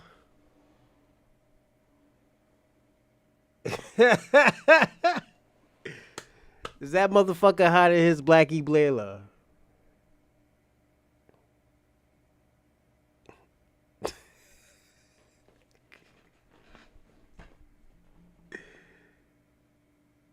This motherfucker, yo, I'm telling you. Unbroken chain. And I want my grandchildren and great-grandchildren to have a similar complexion. I want them to have similar hair. I want, you know, because these kinds of things, they echo. We're all connected, not just in time horizontally, but vertically across the generations. And so the idea that, you know, 2 or 3 generations down the line, one of my children bears no resemblance to me at all, it's almost as if we're not related. It's almost as if I never existed. And there's something very disturbing to me about that. And I can understand why people are okay with that, you know, because people have various feelings about race. They say, I don't care about my race or whatever, but I do. Okay, that's totally fine. And like I said, it's not a Catholic doctrinal perspective. Yeah. It's your perspective. You're entitled to it. You can marry whoever you want. That's the point of free country. But would you make the argument that it should be legislative? No, I don't think it should be legislated at all. Okay. No. It's just your perspective. Yeah. It's my value. Listen, I by the value way, you're allowed to have a type. That's one of the things I think I don't personally care if people tell me I'm not attracted to black women, I'm not attracted to Spanish women, whatever it is. Do your thing. You know what I mean? That's the reason why you're allowed to be you and I'm allowed to be me. A question that I would ask you then is what is your dating life? I don't have a dating life. So you don't date. No. Do you have a perspective about who you want to marry? Do you intend to get married? I do. I do intend to get married and have kids. So where are you at on that? I'm trying to get prepared for that mentally. What does that mean? You're 26 years old. I like my life. I like being single. I like being a guy. I like what I like. I like reading books. I like doing my show. I'm a pretty antisocial person. And it's a big adjustment for a man to go from having a life where you can do whatever you want, go wherever you want, unaccountable, you know, everything like that, to then you have to be roommates with women and children. It's a totally different lifestyle. And for someone like myself, I'm a pretty eccentric and, you know, kind of out there person. I don't have a regular sleep schedule. I'm awake all night. I'm asleep all day.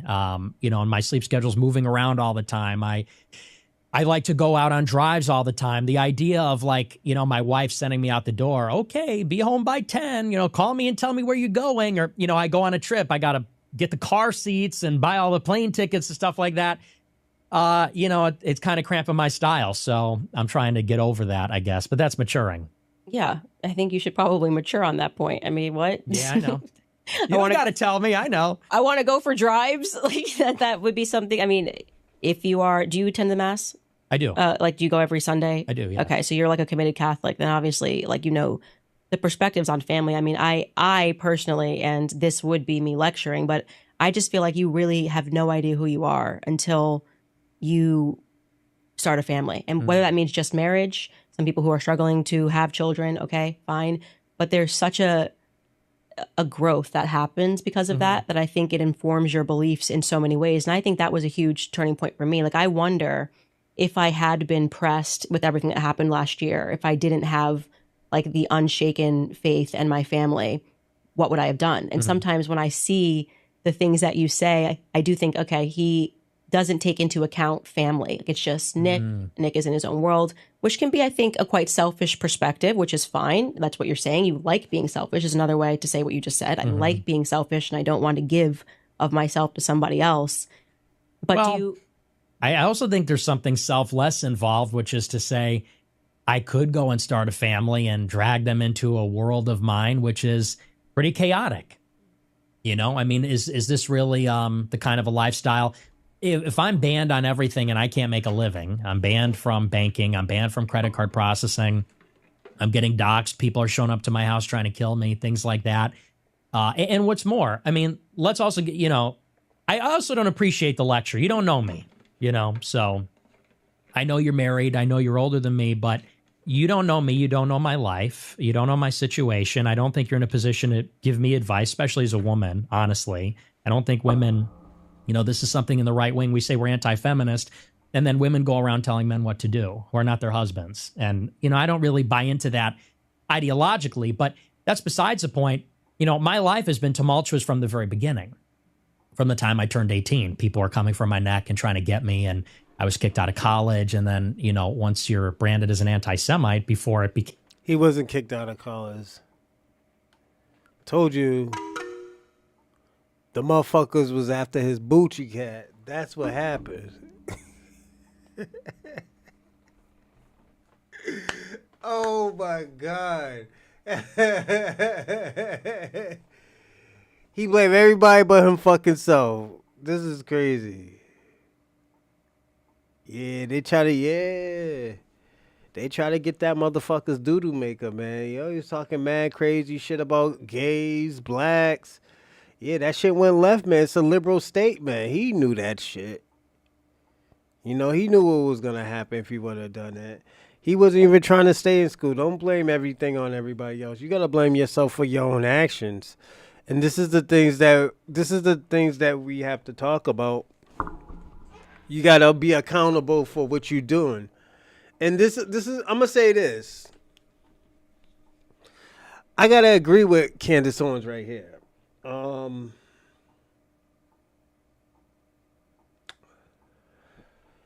He's not gonna make it.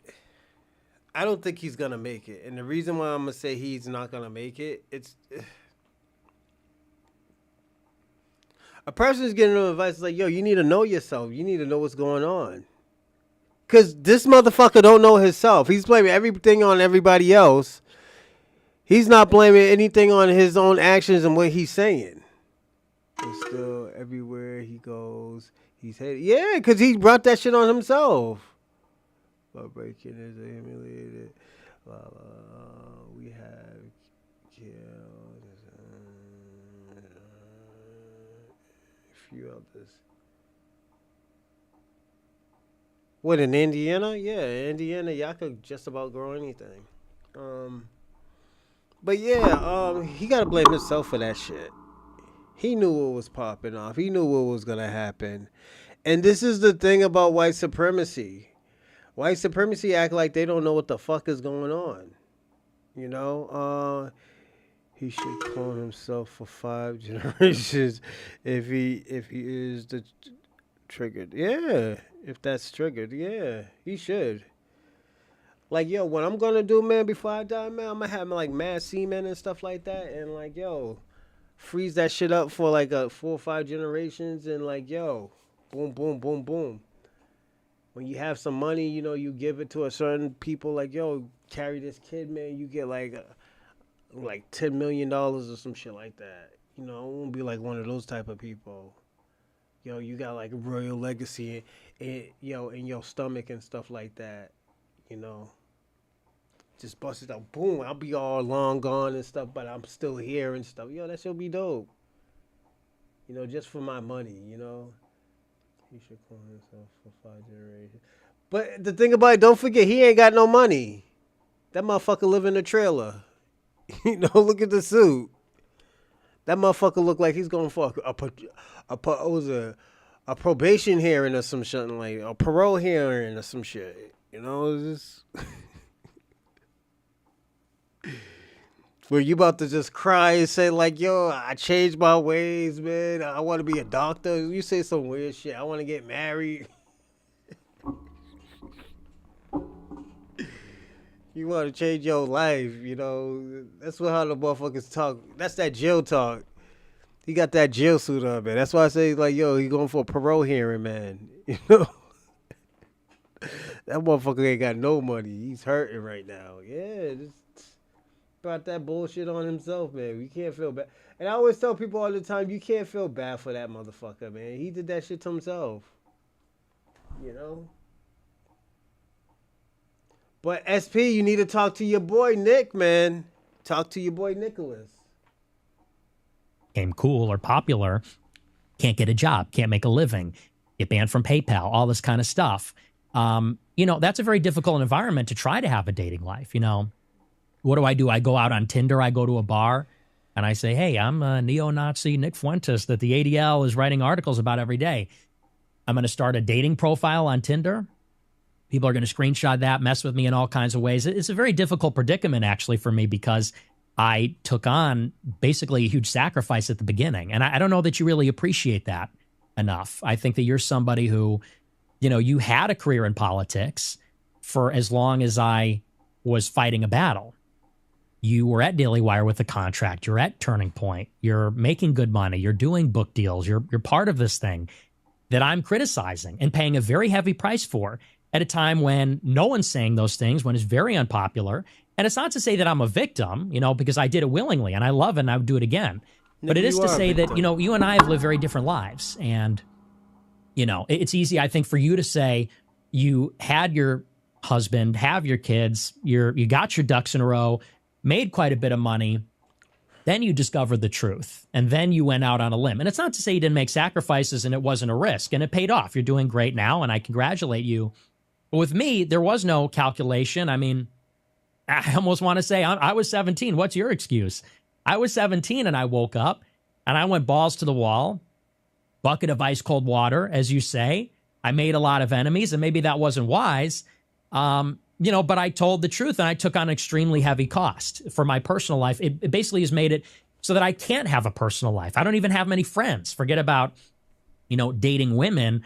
I can't even really have a lot of male friends because there's such an incentive to betray me. My nigga, you was chasing destiny. My nigga. This is the shit I'm talking about. It's like, yo, this motherfucker he complains. Like, this is why I said in the beginning, he has a victim mindset. You know, victimhood mindset.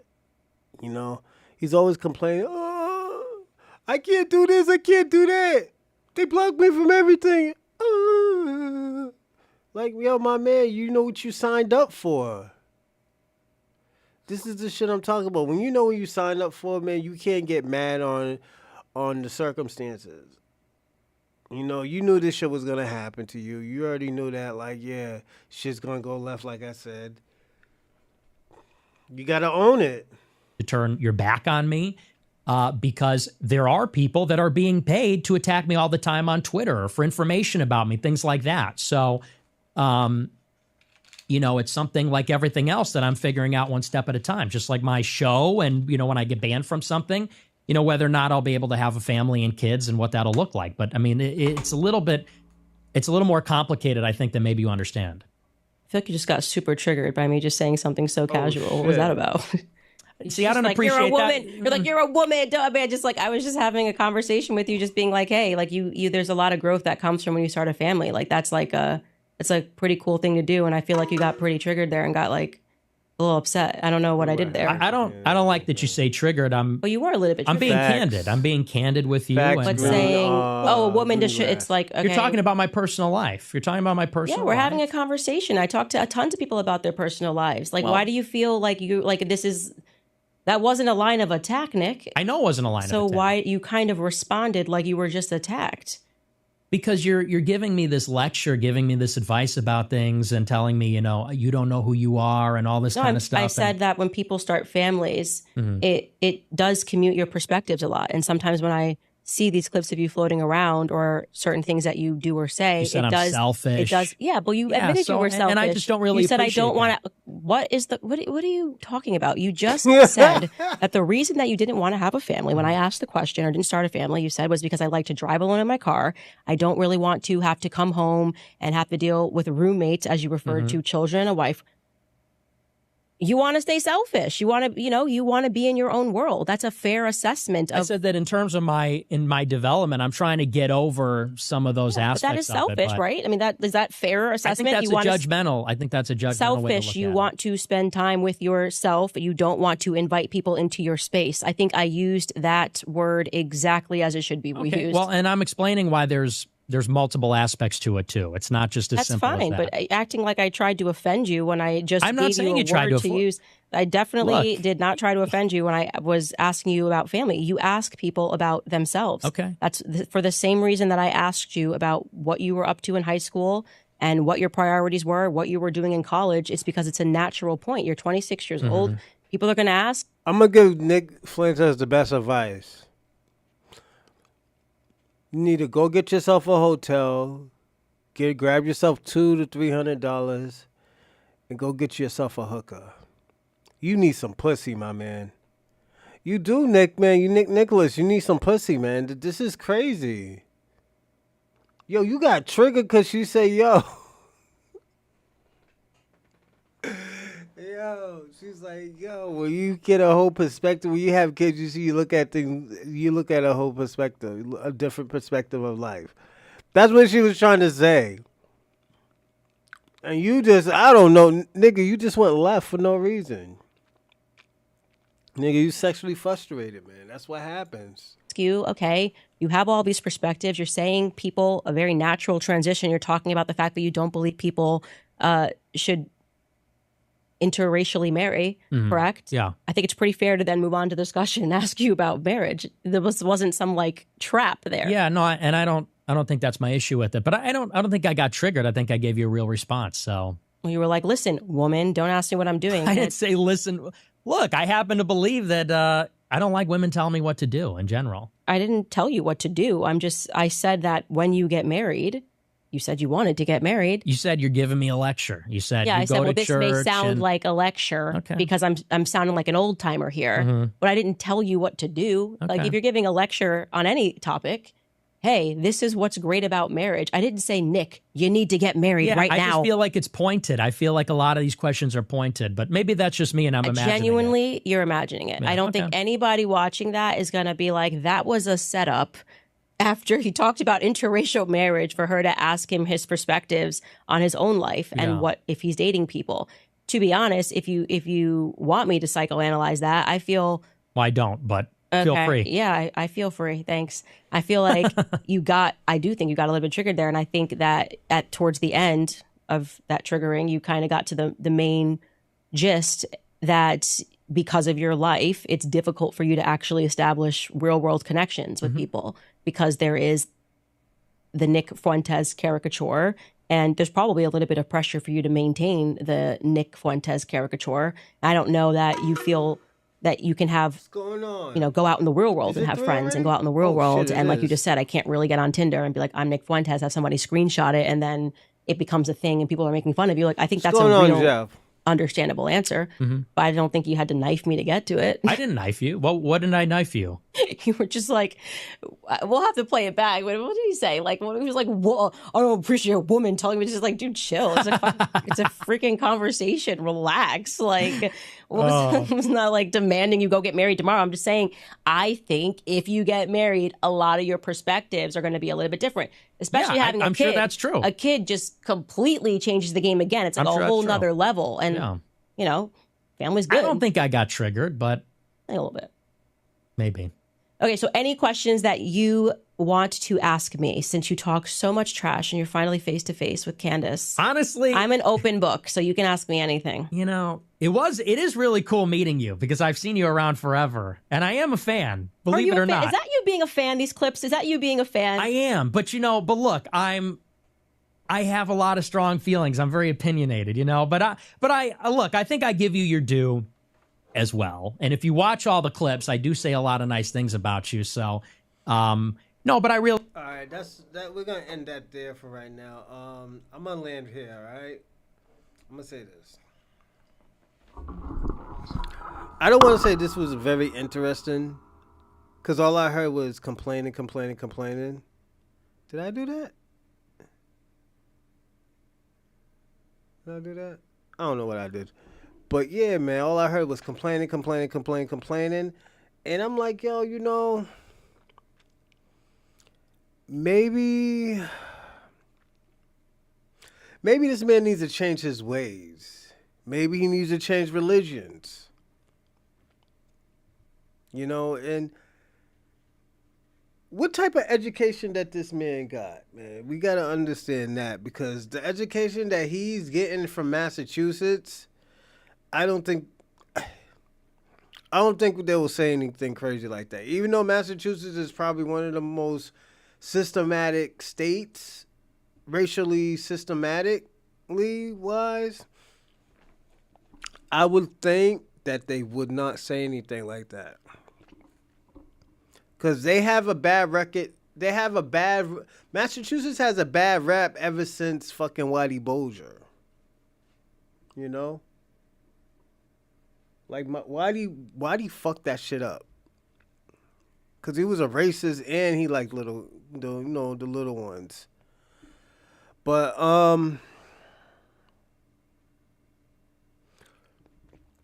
who do I think won? I don't think none of them won.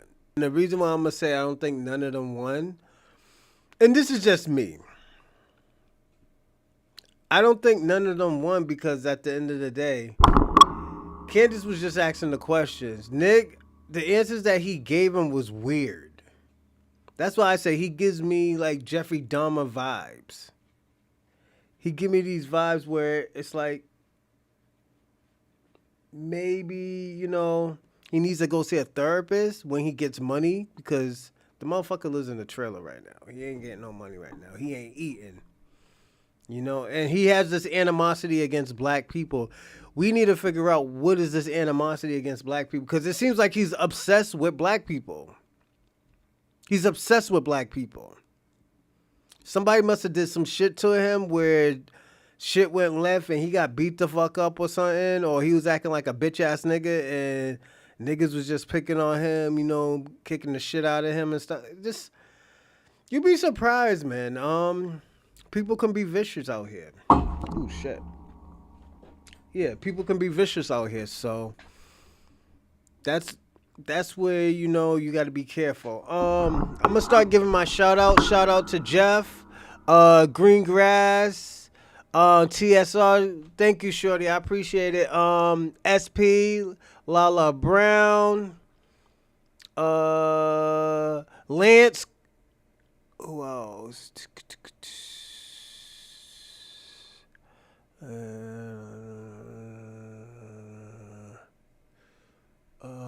Let's see. SP, shout out to SP. Thanks, 1138, Jen Hursting, Vito Scala. Is that Italian? This must be Italian.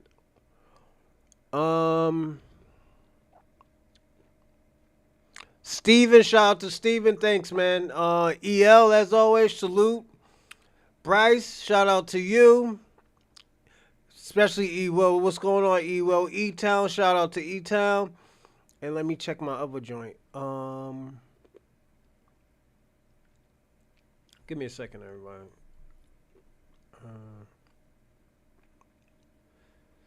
All right, shout out to Lala Brown, the Eva Na, Jeff, Bryce.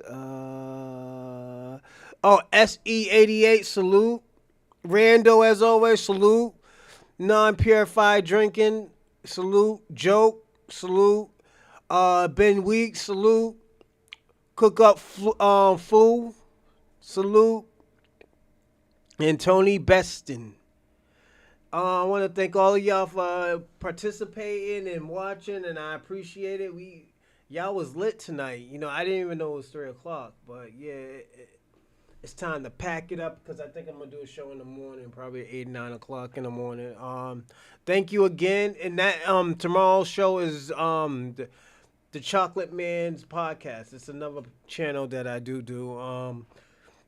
Excuse me. Thank y'all, everybody, for watching, and I'll see you tomorrow, and thank you again.